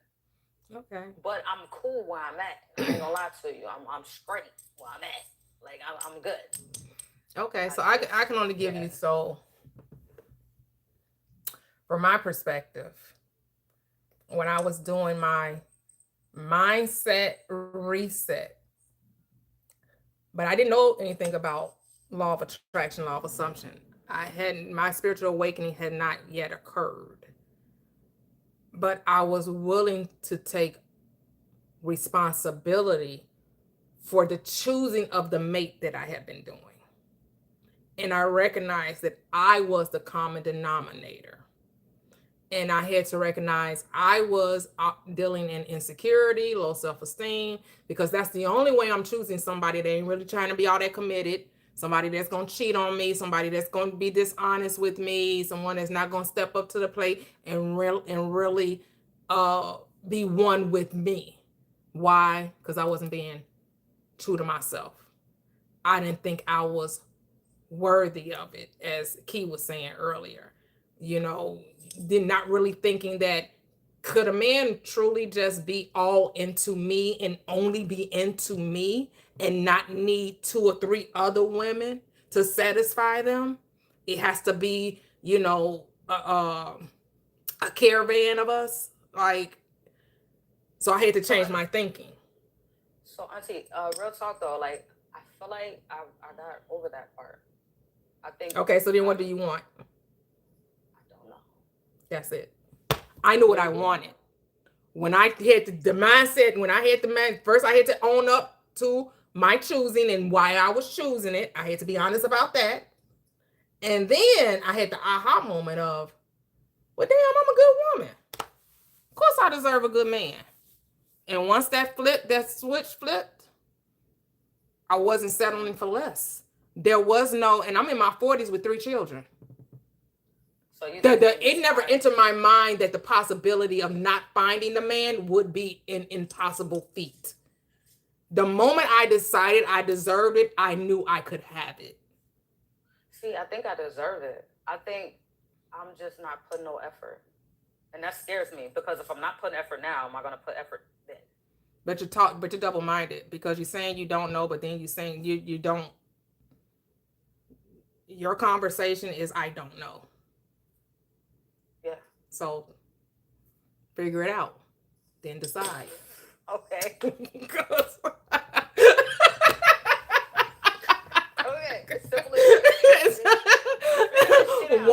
Once you decide what you want, right, you'll get it. No, but it's just that simple. Once you decide what you want, you will get it. But I don't want to pass up a good thing. You know what I'm saying? Like that's my thing. You won't. Okay. Because you decided that you want a good thing, right? Like, are we deciding something other than a good thing? No, I do. I want a good thing. So you're talking to someone who doesn't know. I'm just talking to someone who hasn't made any leaps or who hasn't made a decision. Effort. Yeah, you're talking to someone who hasn't made a decision. Yeah. And so you're going to give me double-mindedness. Am I double-minded? I ain't even first-minded. I don't know what the first mind said. Because you said I don't know. And then you said, but I don't want to miss a good thing, as if you could, as if that was a possibility. Oh, I get what you're saying. Like that's an option. Remember, when you make a decision, there's only one option. Right. There's only the thing I want and nothing else. Nothing else even comes into view. Nothing else even enters my mind. Like I said, when I decided that, there was no possibility of me going backwards or what if I don't fight. Those thoughts never entered my mind. I got you. So just be clear on what I want. Yep. Be clear. Make a decision. And if your decision is, I'm just going to focus on me and love me, I'm going to date me, everything I'm thinking I'm looking for another, I'm going to do it for me. Because I did that too. Yeah. I was like, I went to show by myself. I went out to eat by myself. My daughter is doing that now too. She was like, I need to really know who I am and really love me. And so she's doing it. She's not dating. And she's like, she's going to shows by herself, concerts. She's doing everything she's doing. She's like, I need to like really like get to know who I am before I try to get into a relationship. That's why I am. That's why I'm like, am I like too lax to the point where it's like the opportunities are coming, but I'm not necessarily giving anything nothing because I'm cool. But at the same time, it's like there is this part of me that's like, all right, it's going on a year. I kind of do want to start investing in different energies and see what's out there and collect some data and do all this stuff. But like, I be chilling. I be cool. You know, so are you fine with just dating? Because when I decided I deserved a good man, I didn't say it had to end in marriage. Yeah, but I'm cool with I'm cool. I've been married twice. Like I'm to be honest, that's why I'm stuck at. All right, but did you hear what I said? There was no expectation in what the relationship would end in. So just let it come. I just decided I deserved to experience a good man. It just happened to end in marriage. Right. The marriage was not the goal. That's the question I was asking. Like, do you put the But that can be your goal. That can be your goal. Here's the thing, when you make that the goal though, now you put pressure on yourself to feel like I gotta like you're looking for something as opposed to knowing you already have it. Like, do you know that that the good person is that the good thing is there for you and it's just waiting for you to show up? I guess I don't think I'm ready because I don't care that much. Like, I don't care that much. Then why are we having this conversation? I mean, because the opportunities are coming, and I feel like these are beautiful people, and I don't want to miss my opportunity. That's what I was trying to say. It's like, am I supposed? But you just said you don't care that much. So why would you care if you miss them if you don't care? Then them you missing them shouldn't even matter. Go ahead, A-Town. I was going to ask. I wanted to find out what you're scared of. What you scared of committing to yourself for? Scared of committing to myself. Because because we just asking you what you want, and you bringing us around, the whole world, in terms of what you do and what you don't want, and then what you feel like around the world, and I can't find my baby. I don't know when, I don't know why he's going away, and I don't know when. Yeah, I know I got a song for everything. Got a song for everything. Excuse Pandora. Nah, but it just seems, and we're just kind of going through the thoughts, so you can kind of get to the bottom of it, where the commitment that you want, right? If you're good, say you're good, and define what that good is, right? But if you want something, let's go ahead and jump off that ledge and say, I want this, and that be that. Maybe I'm scared to want. I think I'm scared to want. If I'm gonna give it a buck, I think I'm scared to want. So you know that your imagination and your desire is a reflection of you. So it's no reason not to be afraid to want you, right? But I would say too, also is to I think Toyia had mentioned this, is desire to be good to you. Yeah. Right? Where you can start. That's a start. If you're scared, because being scared is just, you don't want to choose in fear. Right. And so you want your choices to be out of love for yourself, but at least you can sense the duality that, you are scared. And so I think that's a good mirror for you to say, okay, I am scared. Well, let me find out, why am I scared? Okay, I've been hurt before. Okay, well, what does that have to do with now? Right. Because all is now. So there is no yesterday. And then you can revise the yesterday too, Yeah. And so you can say those relationships were perfect for me, all that other good stuff. And then you can go into, what you want. And it is all about what you want. Desire is it. Desire means that there's no separation of your desire. You know what I mean? So if you desire, it's already here. So you just have to, like Toyia says, no plan B. So I would consider, let's find out what you want. You don't have to even put up the description. What is the feeling that you want? You want to feel desired. You want to feel adored. You want to feel wanted. You want to feel, and you feel like I think you are a woman's man, like you want to take care of somebody. So you want to love too. So let's go and tap into those feelings of what you want, so you can kind of get clarity of that, because I think that will kind of give you some context. So then you can define, okay, I'm not scared. So you can kind of bring an idea to what you are being afraid of. Does that make sense to you? No, yeah. I think sometimes ignorance is bliss. I think sometimes we know too much and we get in our own way. Because, like, I didn't know anything about manifesting. I just did what was innate within me to do, right? So I didn't have all these rules and techniques and this possibility of missing out, or like that didn't enter my mind, right? And I think sometimes in manifestation, with all these people telling us what we should or shouldn't be doing, as if there's a wrong or right. It's okay if you want to test the waters and all those good things you think are out there that's coming at you. It's okay to date them and entertain them, if that's what you want to do. And then through the entertaining of the good things that you think are out there, you may find the one that you want to be with, and they'll be available to you, because that ain't wrong either. It ain't wrong if you want to date everybody that's coming into the inbox and check and see what they about. If you want to have fun. Look, don't be trying to call me no 3 You don't okay? What? Now you called her. I'm telling you to date and you calling yourself. What are we doing? Girl, I'm just telling you have fun so you can see it. Am I really missing something? I think. And then you can prove to yourself, woo, 100K, y'all, we did it, woo!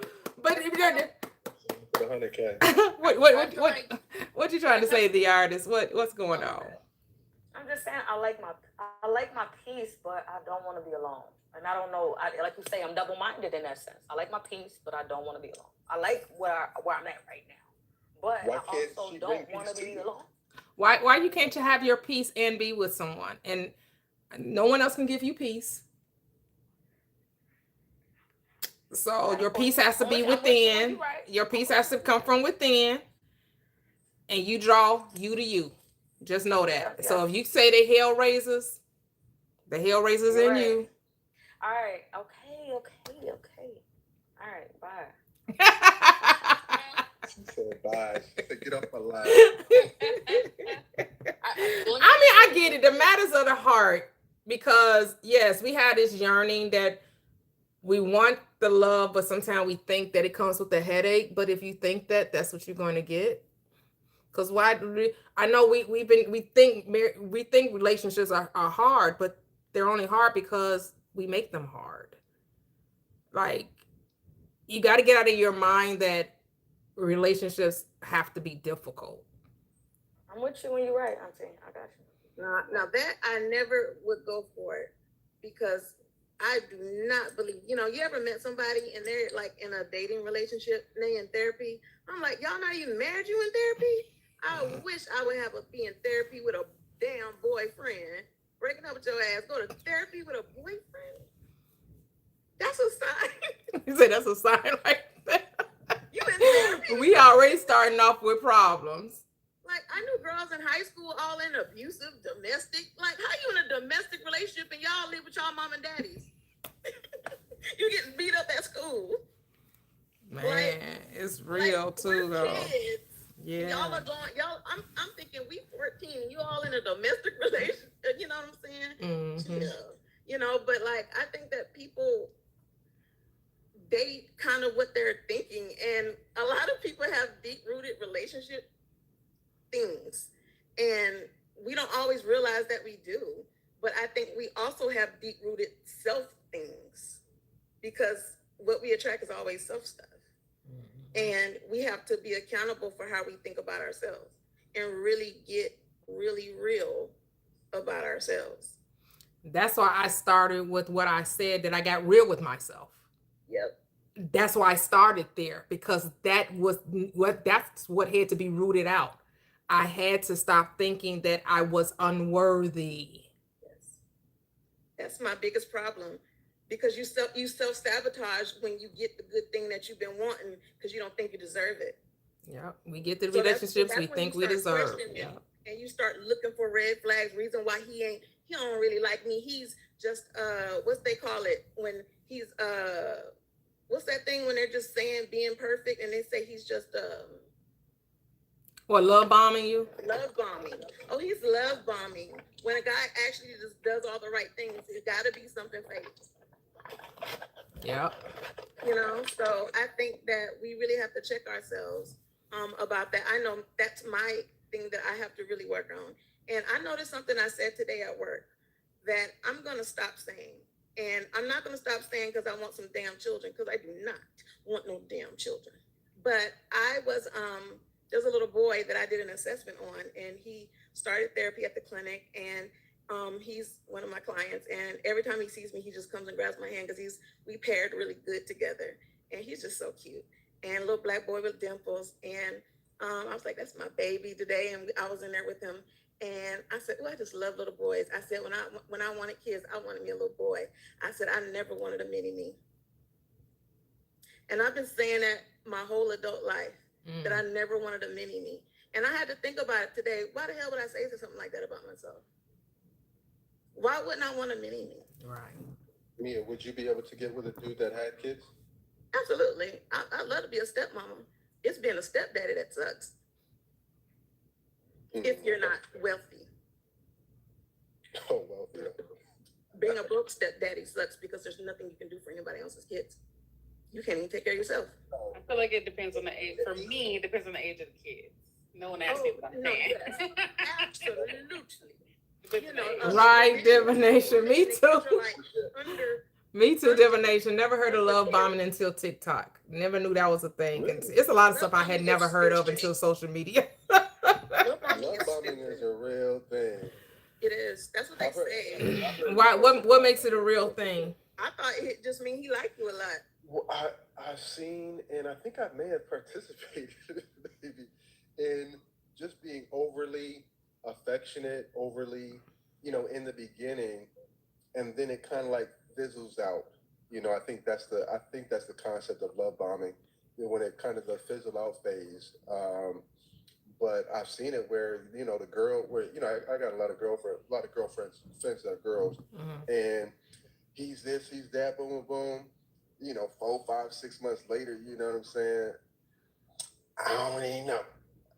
He ain't caught. It's all this other stuff. It's all like that's how they sound. He did say, that's exactly how they sound. That's why I started laughing, because he hit it right on the head. You sounded just like that. I've seen it, because sometimes I be like, dang, I want this nigga. You know what I'm saying? The way these niggas be treated, like taking them out, trips, out to eat. They ain't got to worry about nothing. Like these dudes are, I don't want to say niggas, but these dudes are very, very thoughtful and very, a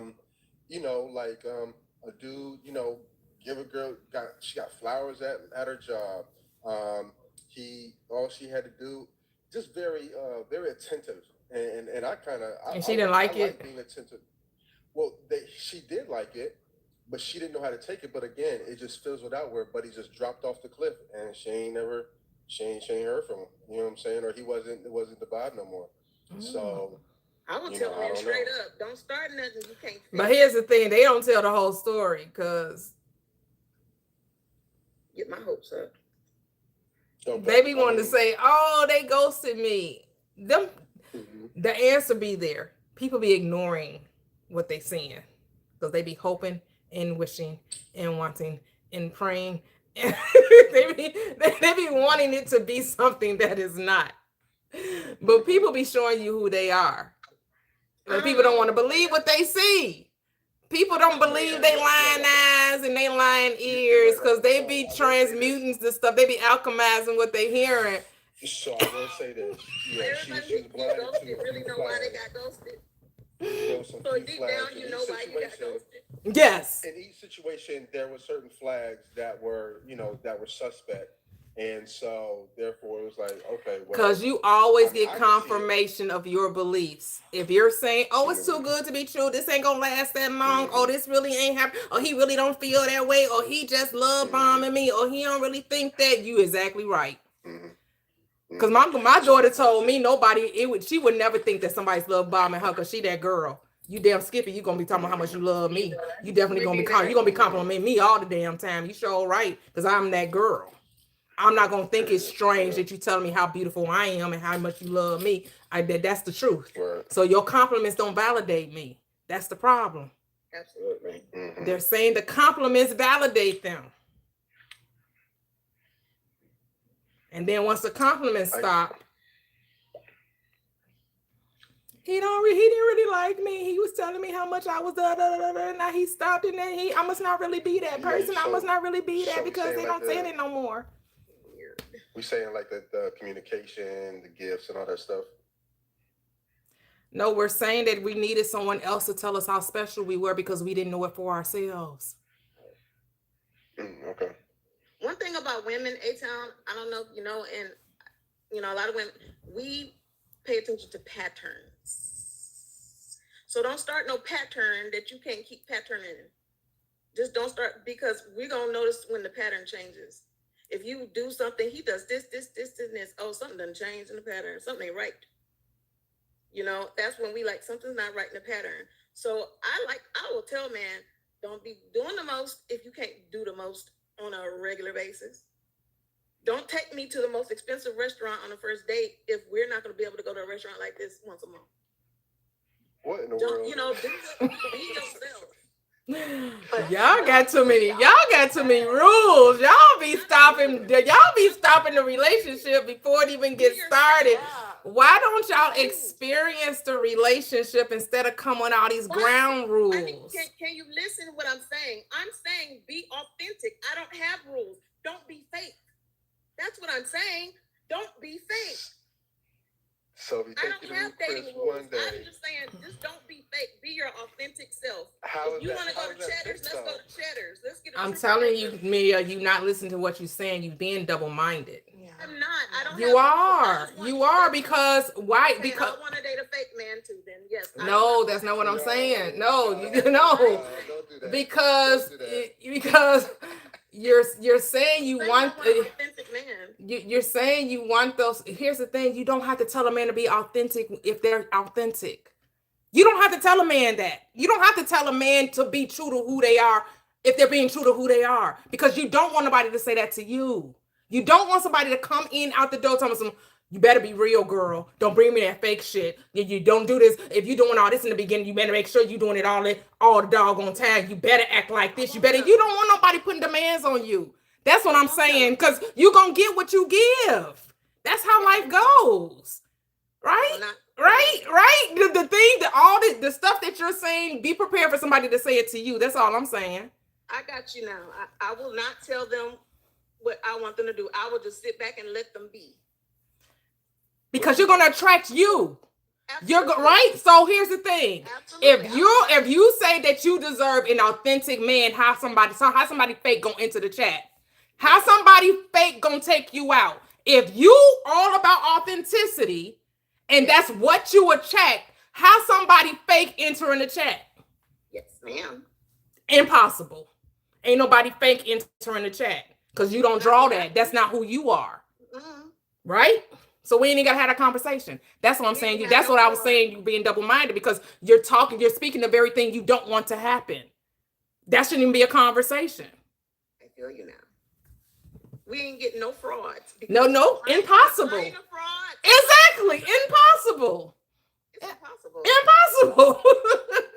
Impossible. We got to talk about what we want and not what we don't want. You get what you focus on. You get what you focus on. Absolutely. Go ahead, Latoxi. I was just gonna say, at work they have this whole thing of assuming the positive. Like even if you have something like going on or whatever, if you might have like my snippy boss, or I'm literally working right now, which is again I gotta fix my manifestations, but she might be snippy or something like that, and instead of me assuming like, oh, like this is the beginning of the end or something like negative, taking it as she's just busy. This has nothing to do with me. This has nothing to do with anything like that. So just assuming the positive first before taking it as like something that, what am I trying to say? I'm trying to say, like, for example, the whole thing of like, oh, you better not do this, or you better be able to keep up. Just assume that they will. Assume that they are. Assume that that's their intention. Expect the best, and the best will come. Expect the best, and the best will come. And so Laramar, hello, Laramar, welcome back. Are you there? Did you mean to come up?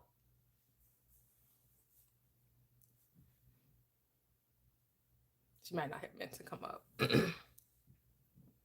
She was texting. Oh, was she? Yeah. Yeah, but sometimes, when people be that bottom, it was open. Sometimes when people are tapping, they accidentally request up. Because I know when she came up, it was a lot of background going on. I'm gonna sleep good tonight. Toyia gave me a whooping.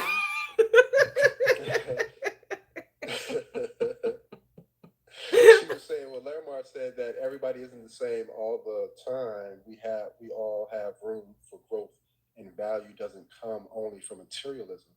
And I think that's a good point, because we had mentioned, he's got to have $1, or he can't be broke, or he can't, he's got to, be consistent, taking you out.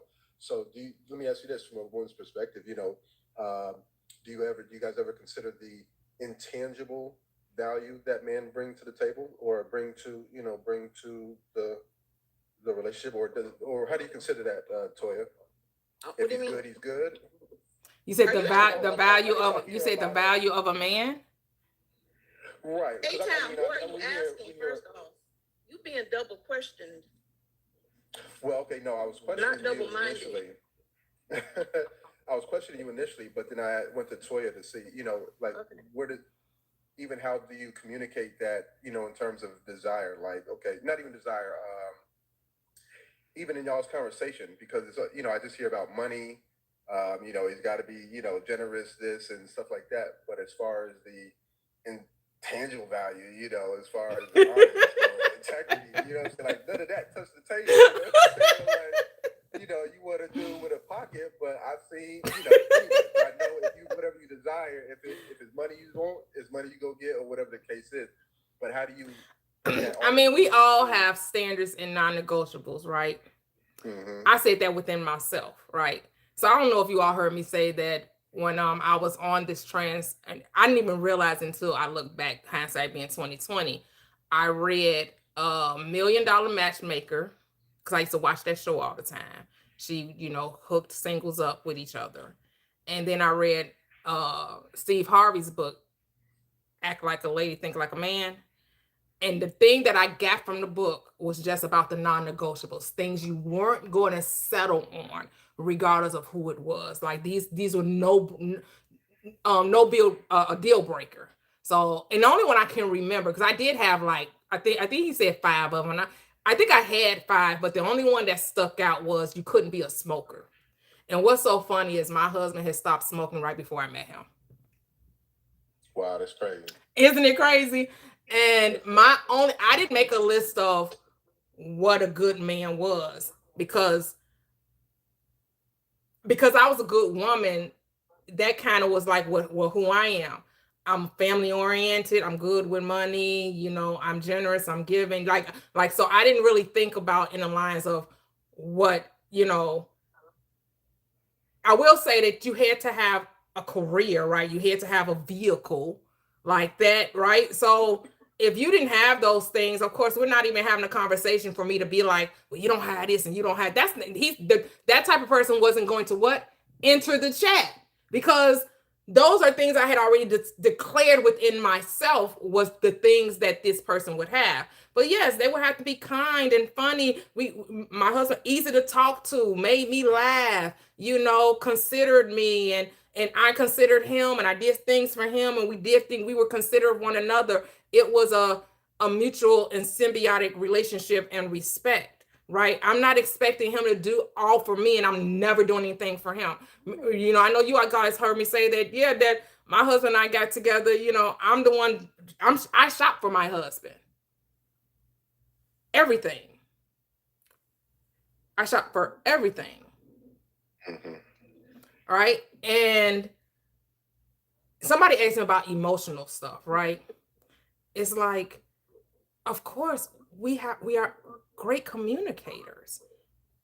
We talk to one another. We laugh with one another. We share our goals with one another. Like, he's my best friend.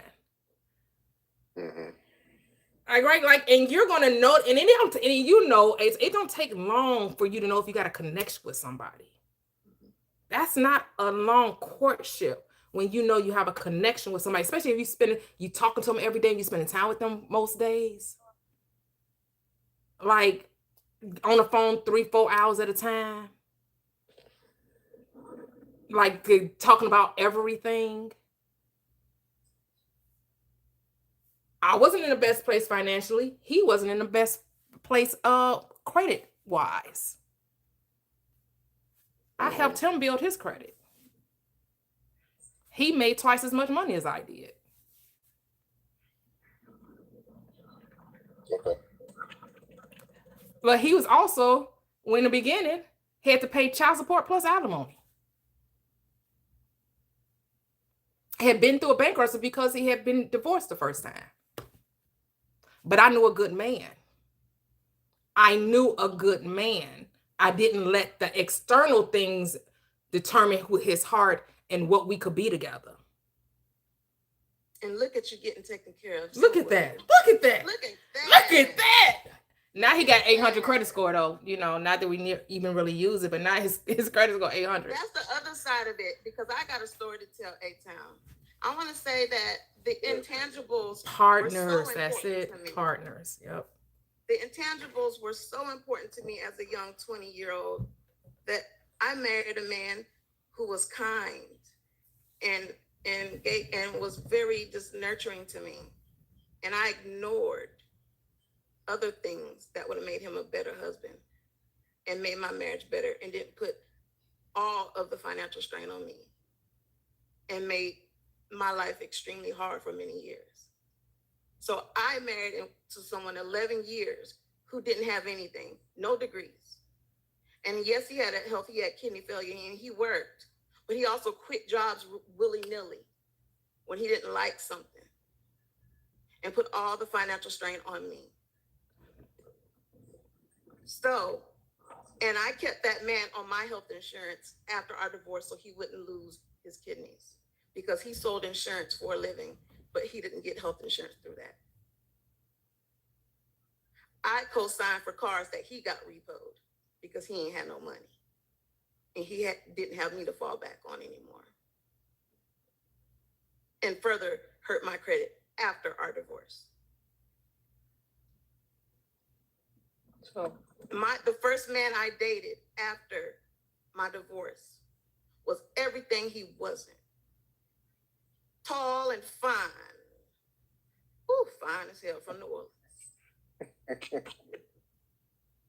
He made good money. Still didn't make as much as me.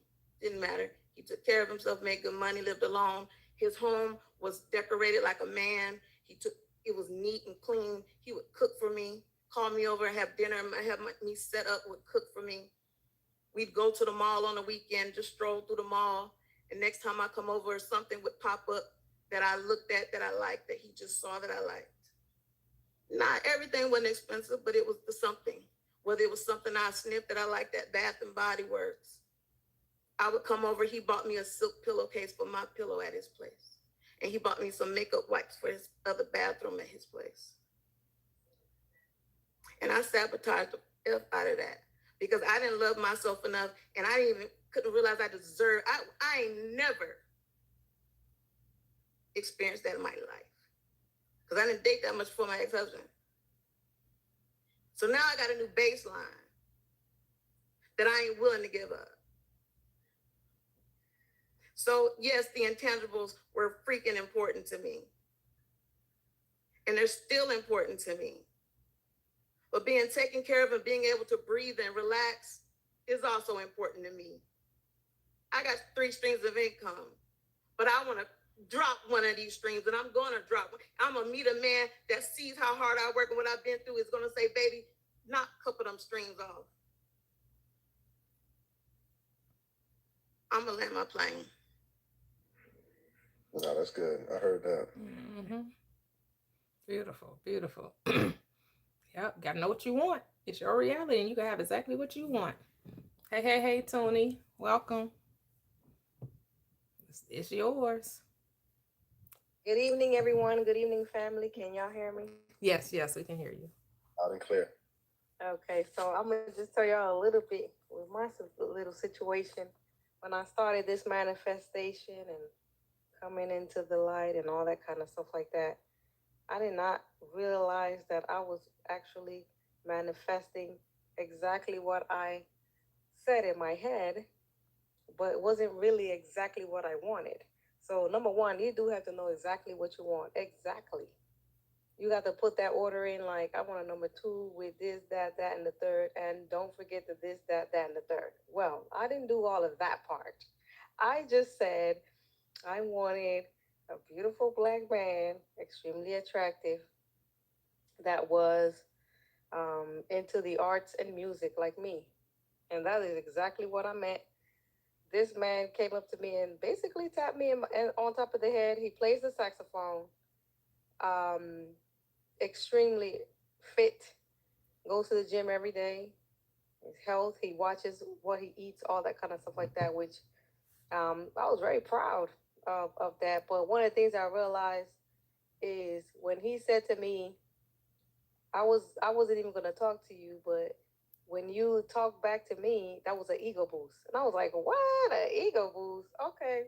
So the young lady said earlier in the chat that she didn't feel worthy, or this whole worthy thing. And that is a thing because we psych ourselves out because of we listen to society and what society tell us that we should be and what we deserve and don't deserve. And that's what we getting it wrong at. We deserve exactly whatever it is that we say that we deserve. And so to make that long story short with the young man, I was doing everything that y'all was saying. No, this couldn't possibly be true. It's too good to be true. And I basically talked myself out of my own blessing that I manifested. This was a wonderful young man, but I just wanted things to be my way. I wanted to go fast. I wanted, I was so more interested about, showing this man off to all my friends and all that kind of stuff instead of trying to get to know his heart. And so some things happen here and there, and next thing you know, it's like I had to basically stop answering the phone calls for him, and basically, I didn't block him; it's still open, but I did. I just kind of phased out. I guess I don't know how y'all say that. But we're still cool. Come back. Should I get a phone call? Yeah, having a phone call. Sorry about that. I was saying, of course, if I called him right now, he would answer the phone, no hesitation. But also at the same time, he has his boundaries, like saying, look, if you're going to push me away and do this, then I don't deserve that as well. So it is very true. Everything what Toya is saying, you do attract exactly who you are. And that man is exactly who I am, where I'm at in my life right now. He's educated. I'm educated financially, you know, doing well for himself. I am financially, right now, not because I'm in transition with work, but I still have my degree. I can find another job and, continue on where I left off. Although I'm killing the game and I'm still able to pay all my bills and do what I need to do every month. So I'm thankful for that. But yeah, all of the surface things that someone would think, this person is. So you're not going to attract anything that you're not. So whatever you are attracting, especially if you're attracted 2-3 times, you're going to have to take a look at yourself and why is it that you're attracting it. I think that the craziest thing for us to realize and accept is that this whole thing, it starts with us. There's nothing outside of us. It starts with us and what we think. And a lot of times we throw away our thoughts, not understanding that those same thoughts are the thoughts that's going to get you and create the life that you're saying that you want. So I know it's eerie. It sounds crazy, cliche, all of the things, but it's really simple. And just like the young lady speaking, I kept saying in the comments, she's scared, she's scared. And I was there, scared. But also, this same young man that I manifested also helped me to mirror me and realize that some of the areas that I needed, help in, healing in. And he's done so much, but he don't even realize, he'll never know unless, something happens in the future, how much he's helped me to grow and where I'm at because of him. So it is true. You're not going to attract who you're not, but you will absolutely attract exactly who you actually are. So, and then you could change that. Who do you say that you are now? And don't waver in that. Just stay in that, and then you will attract that. So, I know it's hard to believe, like, oh man, look at this dating pool right now. It's piss in it and all this stuff that we're saying. But if you believe that it's piss, it's all it's gonna be is piss. But if you believe, you change your mind and you start to believe, no, there is one out there exactly like how I want. So when I'm telling y'all, man, if you don't remember anything that I said, remember to order that thing like the last meal that you would have to have. If you had to have a last meal, how you order it, that's how you need to be ordering this, man. And that's it. That's that. And so it is. I declare. Peace out. That's dope. Can I say something? You will get what you believe. I didn't have to be specific. I just said I deserved a good man. And I got one. I got what I was attracted to. I got exactly what I wanted. Mm-hmm. And I didn't have to make no laundry list of what that looks like. Because infinite intelligence is what we're dealing with. Infinite intelligence. It's infinite intelligence knows exactly what you're saying and knows if you're trying to be deceptive, because you can say it, but if you don't believe it, it means nothing, because you get what you believe you can have. You get what you believe you can have. It's what you think about. And I know what you're thinking, but I just gotta listen to you, because if you keep talking about this hard, everybody love to gotta put that part in their conversation. I know it's hard. No, you know it's hard. You're exactly right. You know, I didn't say, oh, it's gonna be hard for me to find one. That never entered the thought. That was never my conversation, that this was going to be hard to find. Because the moment I decided it, there was no plan B. It was no other option. Hard never came into my mind. I'm in my 40s with 3 children, and hard never came into my mind. Never came into my mind. What if he don't like my children? What if they're... None of the what ifs entered the chat. None of it came into my awareness. The only thing I was aware of, oh yeah, the switch has flipped. I can have this. There were no ifs, ands, or buts about it. And I didn't go and talk about it with nobody either. This is all going on within me. This is all conversations happening within me. I didn't go tell nobody. You know, I don't go tell. I didn't go discuss this with anyone. This is all happening within me. So have y'all had a guy in your life that just followed you for years and years and years, and you just weren't attracted to him, but they just always figure out a way to pop out? What do we do with those? If you don't find him attractive, then it's a no. I don't know anything about that, but go ahead, Latasi. I have nothing. I have nothing. Nothing. Nothing. I was just trying to throw it out there. Okay. I feel like this. The whole thing of like you attract what you are. My whole thing is I feel like this. I feel like you attract what you accept. Like a beautiful woman is gonna attract beautiful people. People are gonna find her beautiful no matter who they are.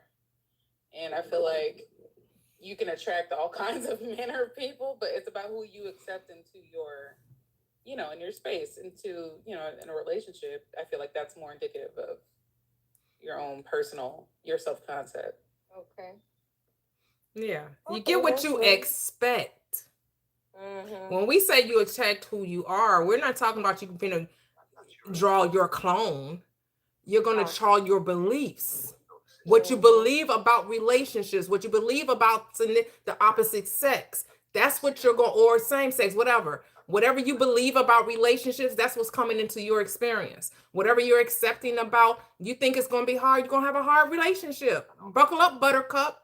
Look for a roller coaster ride of emotions with that relationship. Because in your mind, you think relationships are supposed to be fought for. You think it's supposed to be full of drama. You feel like, oh, if we're not fussing and fighting and making up at night, then they don't really love me. Because we gotta break up to make up. That's all we do. First you love me, then you hate me. It's a game for fools. Like, that's what y'all want, that drama. Y'all want that hood love, like Mary J. Blige was singing. That ghetto love. Y'all want that. If we ain't fussing and fighting, then it ain't real. Y'all can have it. Say the drama for your mama. But again, it ain't nothing's wrong. But if that's what you like, hey, who am I to say? If you live for the drama, then live for the drama. Okay, that's fair. She said, break up to make up. That's all we do. Yeah, but you love me. You hate me.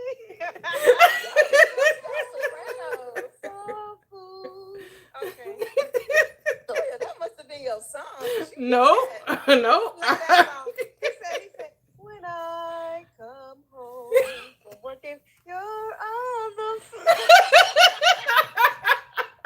I can't even finish. Talking about a better teacher. Lord, heaven knows I cry. Toyia, you know the words. No, I know. That's all I know. I only know the part I sang. That's all I knew. Okay. We got, before we get out of here, we got Living Empowered. Hello, welcome. Hi guys. Hello. I didn't know you were on. I just joined in. I'm gonna deviate a little from the special person discussion. Now I'm in the middle of wanting to sell my house, or is gonna sell my house, but I'm a little bit cloudy in terms of, okay, I know what is it I want. I can't picture it. There's not a picture of it because I'm being told the price and you're not gonna find this and based on the market, and I know I have to deal with these people, realtors and mortgage people, and I guess the so-called reality. But I'm like you in terms of the decision, but I do waver a little bit because I want the property. I don't want to say I don't want. I want a debt-free property. I don't more. I want it to be void of a mortgage payment. I know it is because I'm wanting to live there and make it into a retreat center for women. Borderline. I know the feeling of what I'm wanting, and it has to have, I'm not setting, because when I'm listening to people saying it has to be specific, he has to be tall, he has to, none of that resonates with me in terms of, because when I'm using the specificity, it keeps me back looping into, like I'm checking, okay, I need to cross this T. And I keep going back to, and it creates some doubt in my mind because I feel like I'm not being specific. Okay. So I need some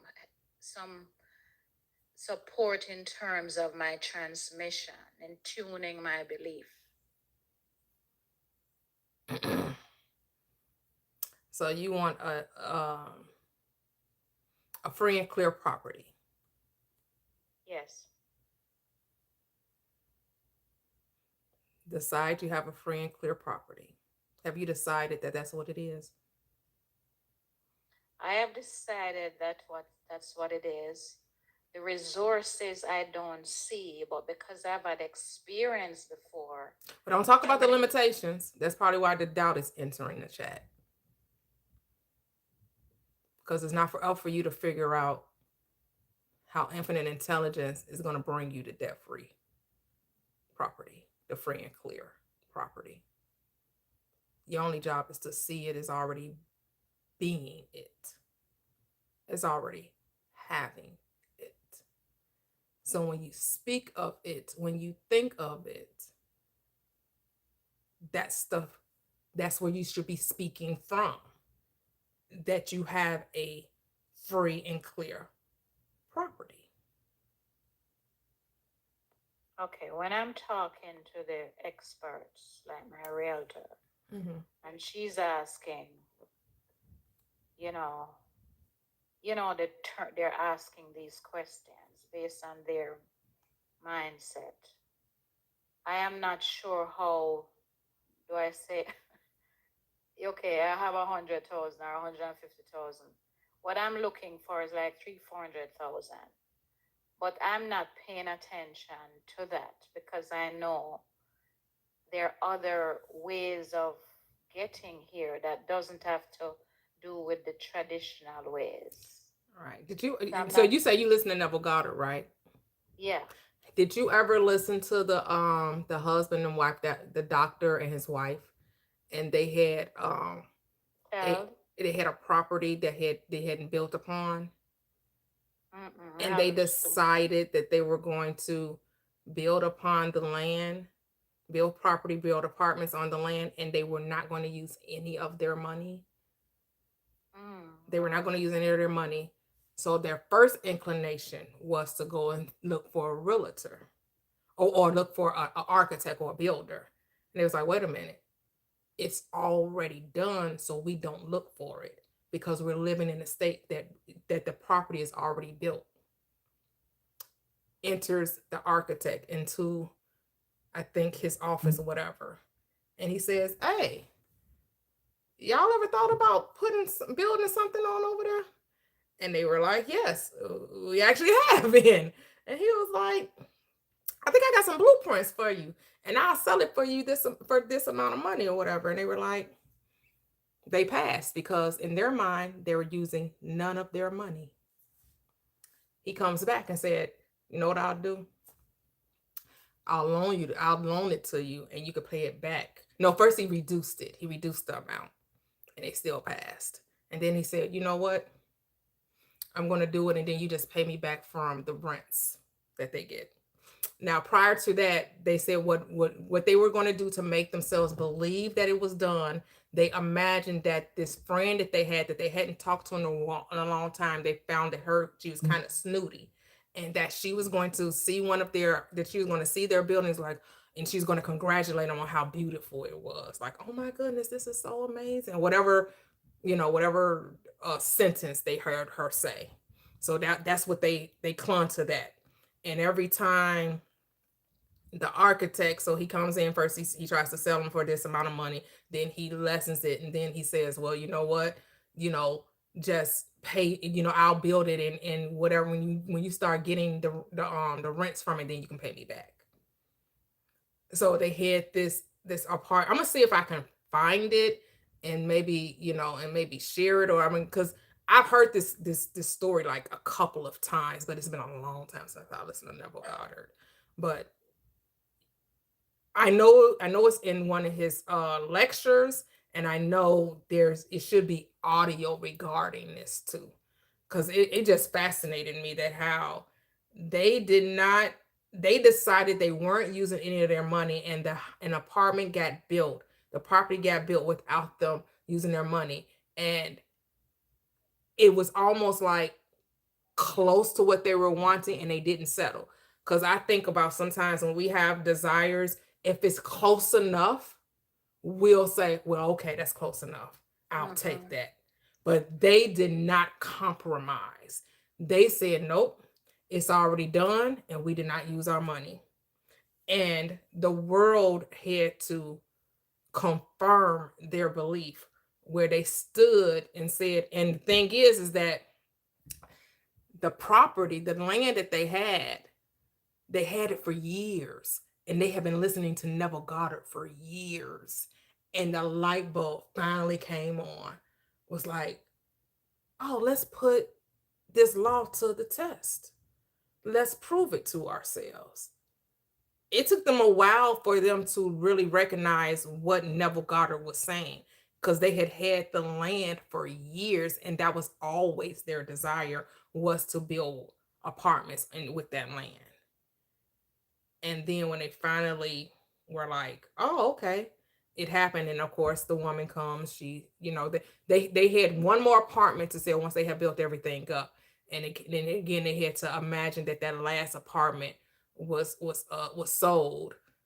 And they had the snooty friend come along, and she actually said exactly what they heard her say.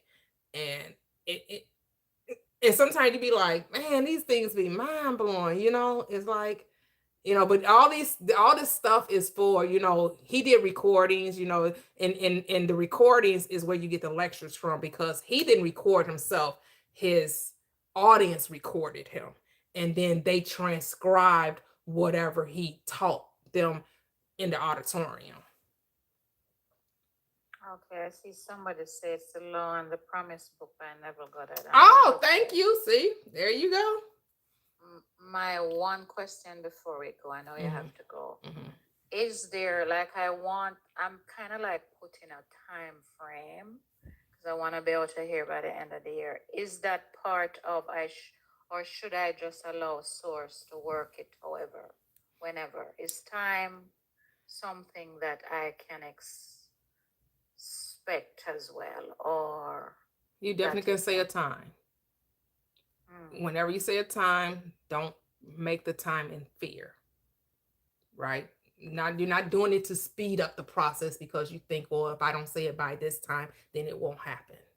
Right. Because you know that you're deciding that end of the year, like you want to, who was that? Was that Jim Carrey? You heard Jim Carrey, when he wrote himself that, and that check, and he said if he put the date right before a certain day, for I think it was right before Thanksgiving of a certain year, right? Yeah. And then he said within that time frame, my daughter does that too. So my oldest daughter, she practices this law. So it was like she needed money to pay 6 months of her insurance, and she wasn't working at the time, and she said this is going to be paid by this date. And what happened was she was in a minor fender bender. Just a scratch, just bare. I think they just knocked off I think they knocked off her side mirror, and there was a little scratch on her car. And she tried not to call the police. The person that hit her demanded she call the police. He tried to backtrack after everything got started because she ended up getting like several $1,000s from this minor fender bender that allowed her to pay for 6 months of her car insurance. It's funny, during COVID, right before COVID, she was saying, I don't want to work during the summer. She was working at a daycare. And she was like, I want to get paid for not working. I'm sure a lot of people were thinking that too, right? What happens? The world shuts down and she gets unemployment, because everybody didn't get unemployment. My second daughter kept working. My husband still worked during that time. She didn't work and collected unemployment and got paid more than she was making, got paid more from the government than she was making on working for the daycare.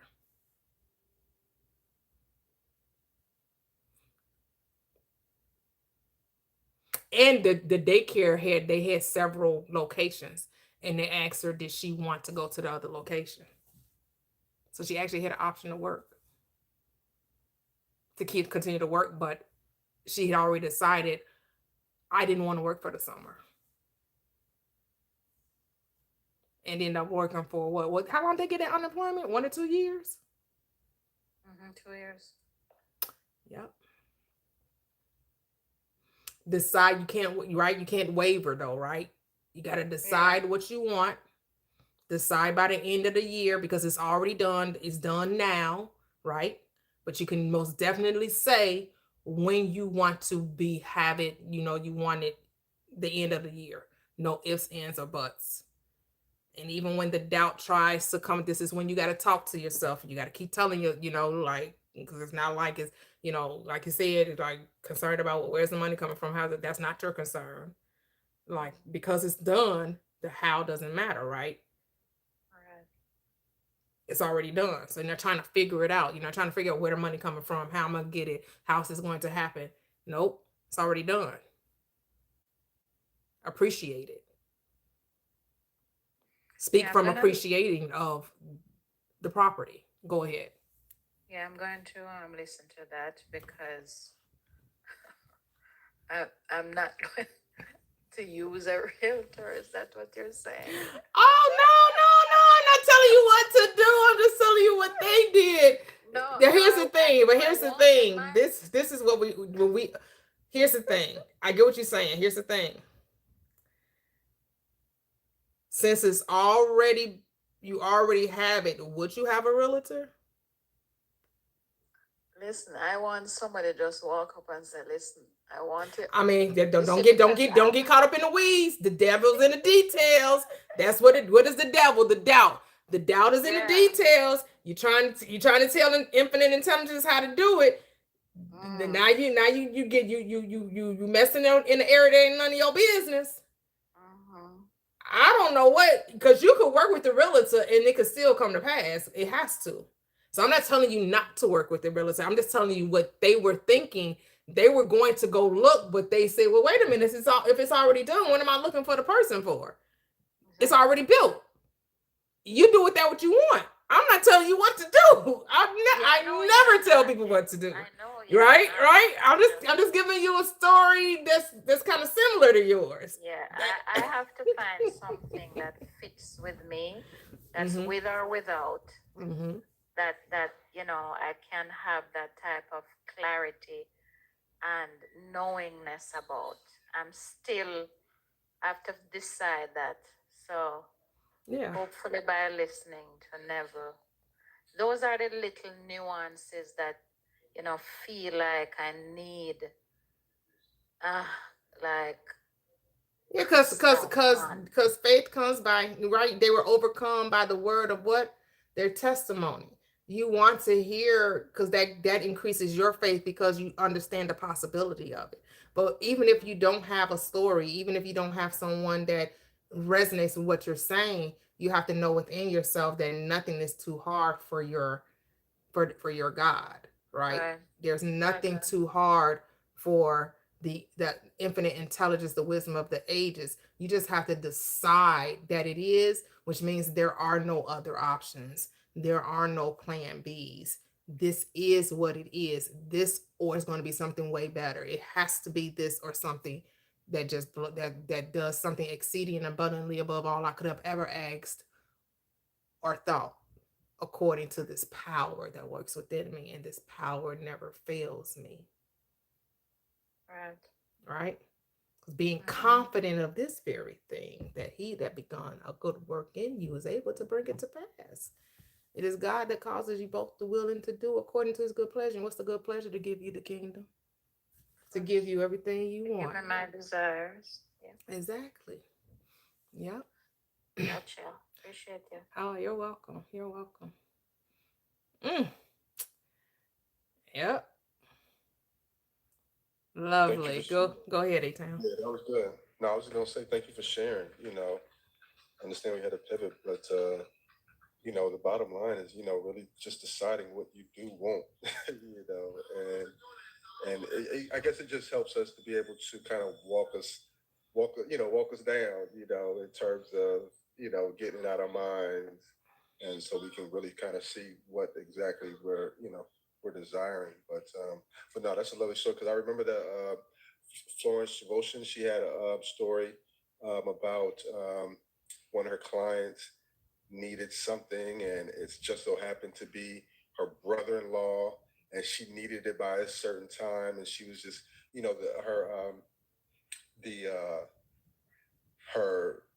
the confession, or the what do we call it now? The confession or the affirmation, I guess, that she uses was along the same lines, where, the spirit, something within will, I forgot, I have to go back, but basically she used her confession, and she just said it's going to come when it needs to come. Then the brother-in-law ended up giving the client the money when it was needed, just those time stories. And so, like you said, not adding the fear base to it, just already knowing that it is. Because she had a story about he needed to get something at the bank. He needed some money wired, and the bank was going to close. And it was this time constraint thing, and everything just worked out where everything just happened right in that time that he was so concerned about. The bank closes at 12, and I got to pay the rent by this amount of time, and everything just seemed to just fall into place. So that's why we listen to those teachers, right? Because they're giving us real life experiences, and some of us have had some of those experiences, but I mean, I can't draw from a free and clear example because I haven't experienced that. So, but that's why we do read and listen to other people, right? But the law works the same way. It doesn't, like, not that we need to draw from them, but it is good to hear that other people actually use this law, and there is nothing too big or nothing too small that you can't ask for.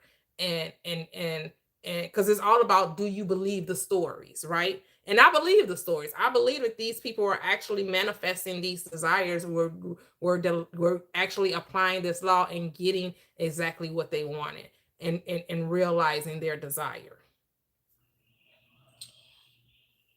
Absolutely. And I'm tapping into this too, Toya, and I think I've heard it before, but the same manifestation or the same energy, the same power, the same collectiveness, that oneness, that knowing of ourselves that it takes for us to something of minuscule desire is the same thing that it takes for a quote unquote bigger desire. Yep. You know what I mean? It's the same law. It's the same Yeah, energy. Yeah. yeah. And so that's where I'm tapped into, where it's like, I don't see enough zeros on that. Now I'm going to to the more, you know what I mean? I'm going to study and to really pursue and to really tap into me, because I go shortchange yourself, you know what I mean?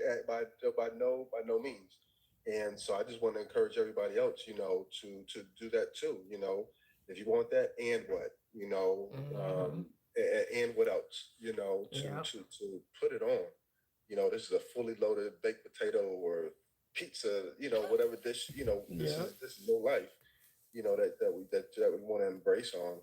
And so yeah, that's what I'm definitely tapping into that. Yeah. Yeah. Yeah. I mean, hey, when you find your Christ, when you find your Christ and say, do you love me? Then keep my commandments, feed my sheep, right? Like the thing that you want, you love it because there is no other, like, right? Like you just like let that peace fall over you. Let that, go to sleep knowing. Because here's the thing: whenever talks about the state of cancer sleep, right? I feel like you don't have to like take 10 minutes out your day to get drowsy. You go to sleep every night, or whenever you go to sleep, use it then. Fall asleep in the state of the wish fulfilled as you're going to sleep. Now he would say, well, you don't have to wait till that night or whatever. But here's the thing. Why aren't you falling asleep in the state of accepting your desire? Why would you not go to sleep in any other way other than I have exactly what I want? I have exactly what I've asked for. I have it. That's how you should be falling asleep. Is already having the thing. Because that's exactly, you're going to sleep anyway. Instead of like, oh, I gotta get in a comfy sleep. I gotta get relaxed. I gotta breathe. No, you are going to sleep sometime today. And how you gonna forget about something you really want? How you gonna forget about something? So you're not gonna forget about it. So think about it as you're falling asleep. Whatever it is, isn't it wonderful? I remember when, or hear somebody congratulating you, whatever resonates with you, go to sleep in that state. If talking to yourself is how you manifest, talk to yourself as you're going to sleep as the person that has the very thing you're saying you want. First person, present tense. Speak as though it's already done, because it is.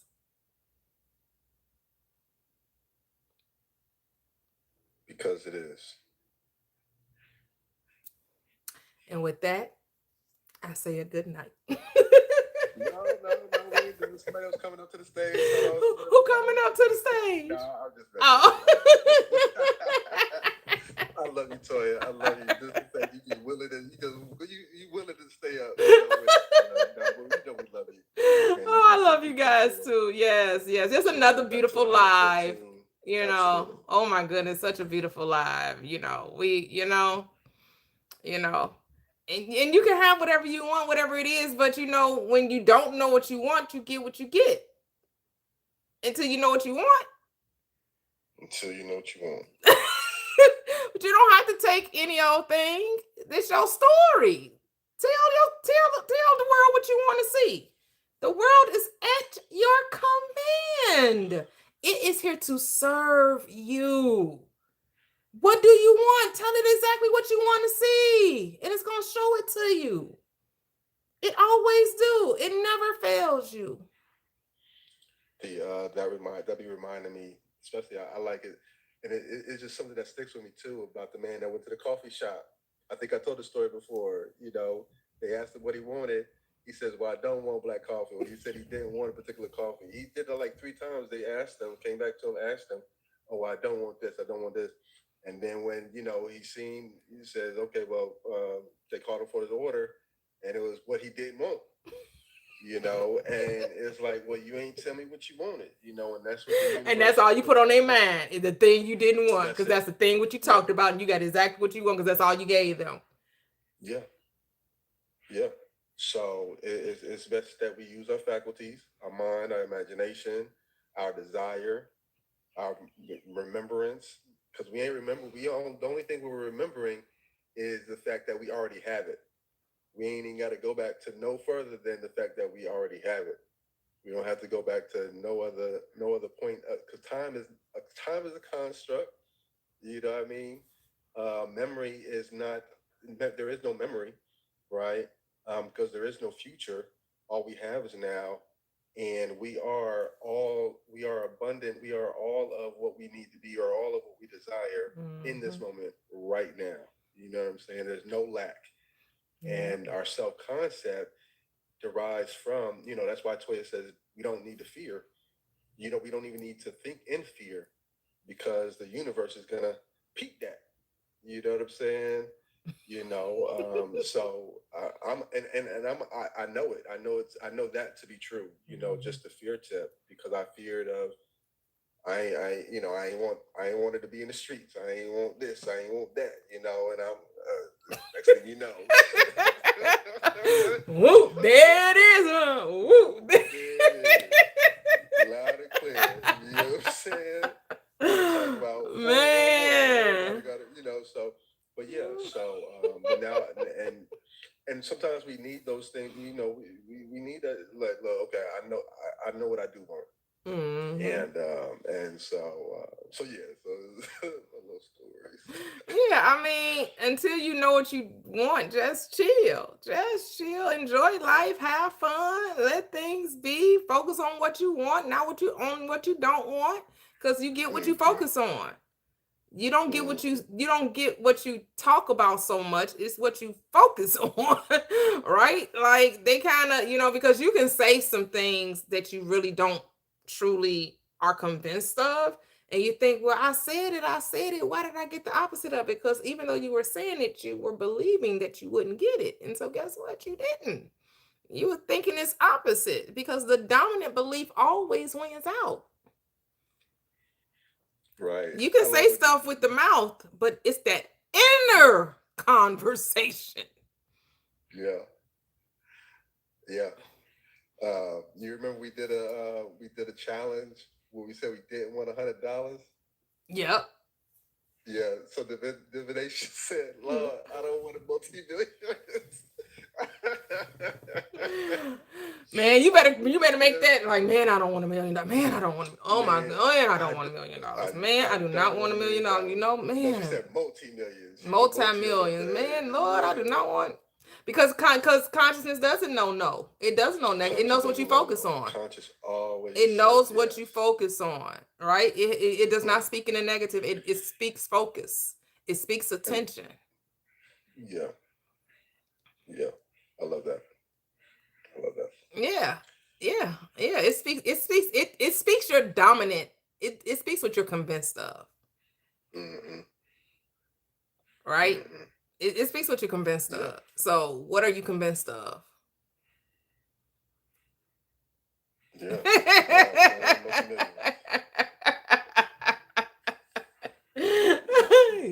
Yep. Dev's gonna come back next Wednesday talking about, look, I don't want a lottery, so you know what I'm saying? I done got a big contract or something. Hey, the guy that won the lottery, they got the YouTube channel. He went on no high flying disc.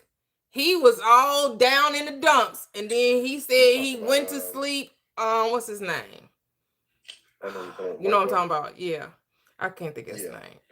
Yeah, with the glasses, he got the YouTube channel. He got the YouTube channel. Yeah, and he does all the interviews, and I mean, that is a great. That's for those of you desiring to win. That is a great channel, because you hear all kind of people come on there that have won the lottery, and many of them knew that they were going to win it. I haven't really heard him interview somebody that didn't know that they were going to win the lottery. They all on some kind of way, whether they heard numbers, whether they dreamed it, whether they just had an inner knowing. Somehow they all knew, everybody he talked to knew that they were going to win the lottery. Like it didn't just come upon them and they ain't have no. Yep, Timothy Schultz. That's his name. Yep, thank you, divination. Yep. Yep. Because I love listening to this one young black girl. Wait, that's not Mr. Beast. No, that's not Mr. Beast. Oh, okay. No, it was this one young black girl. She had never heard of the law of attraction before. And she was watching his video and she was listening to the Cynthia lady that had won $112 million.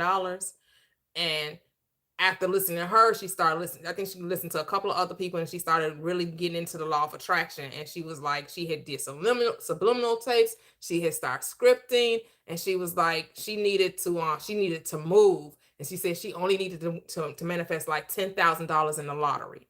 She ended up manifesting $200,000. I think her take home was 130, but in it she was only looking for 10. But she was like, I'm winning. She said she would tell her boyfriend, her family, it was like she lived in a town I think she was from, where was she from? One of those Caribbean islands. And she said she would tell her boyfriend, I'm going to win a lottery. What you want me to buy you? What you want? He's like, oh, you ain't going to win no lottery. He's like, oh, she's like, okay. She said she would imagine that she would go to the stores, to the furniture store. And she'd be like, I want this and I want this and I want that. And that's exactly what she did when she won. And at the same time, she was manifesting her apartment because originally she was denied for her apartment.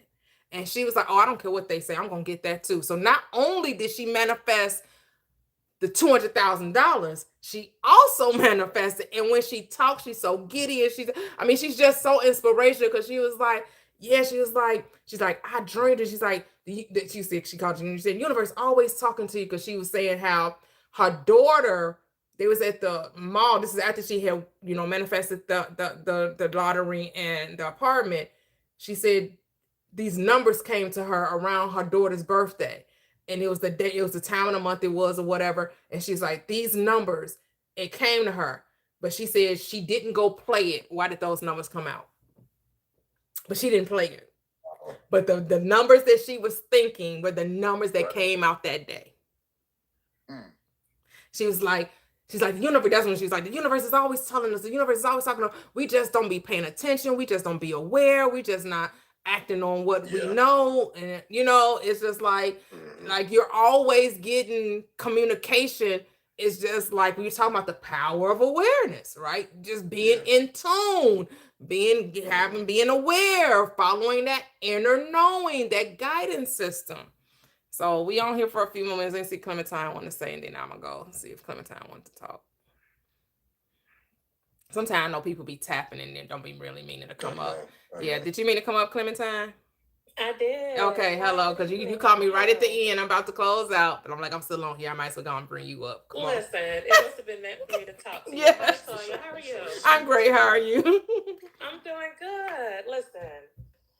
Oh man, I don't know what kind of energy it was today, but you know how I've called in a few times and it's like I almost get it, but I don't quite get it. And I'm asking you all these situational questions, it's not that I am trying to challenge the idea, because something in me didn't fully believe it. You know what I'm saying? Like, to be able to say I am God is a scary thing to have to even think about saying, let alone explaining, you know what I mean? And it took me a long time to understand it, but I finally get it.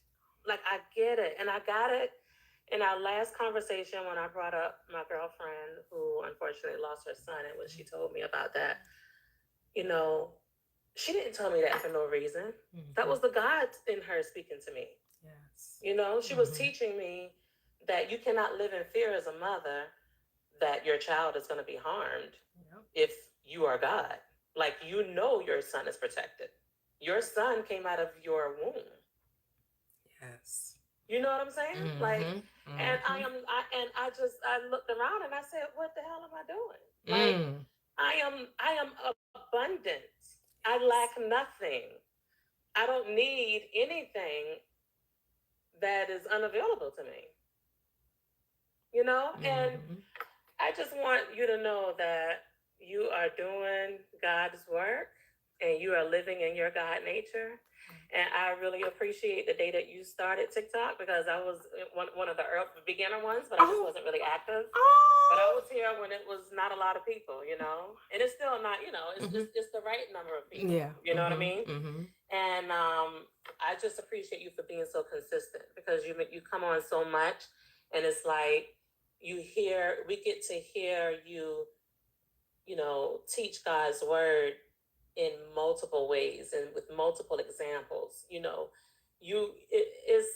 It's such a blessing, and I just thank you so much. Oh, thank you, Mhm. thank you, thank you. Oh, we're delighted, full of joy that it finally resonated, right? Because when we Yes. say we're God, we're not talking about the human part of us, right?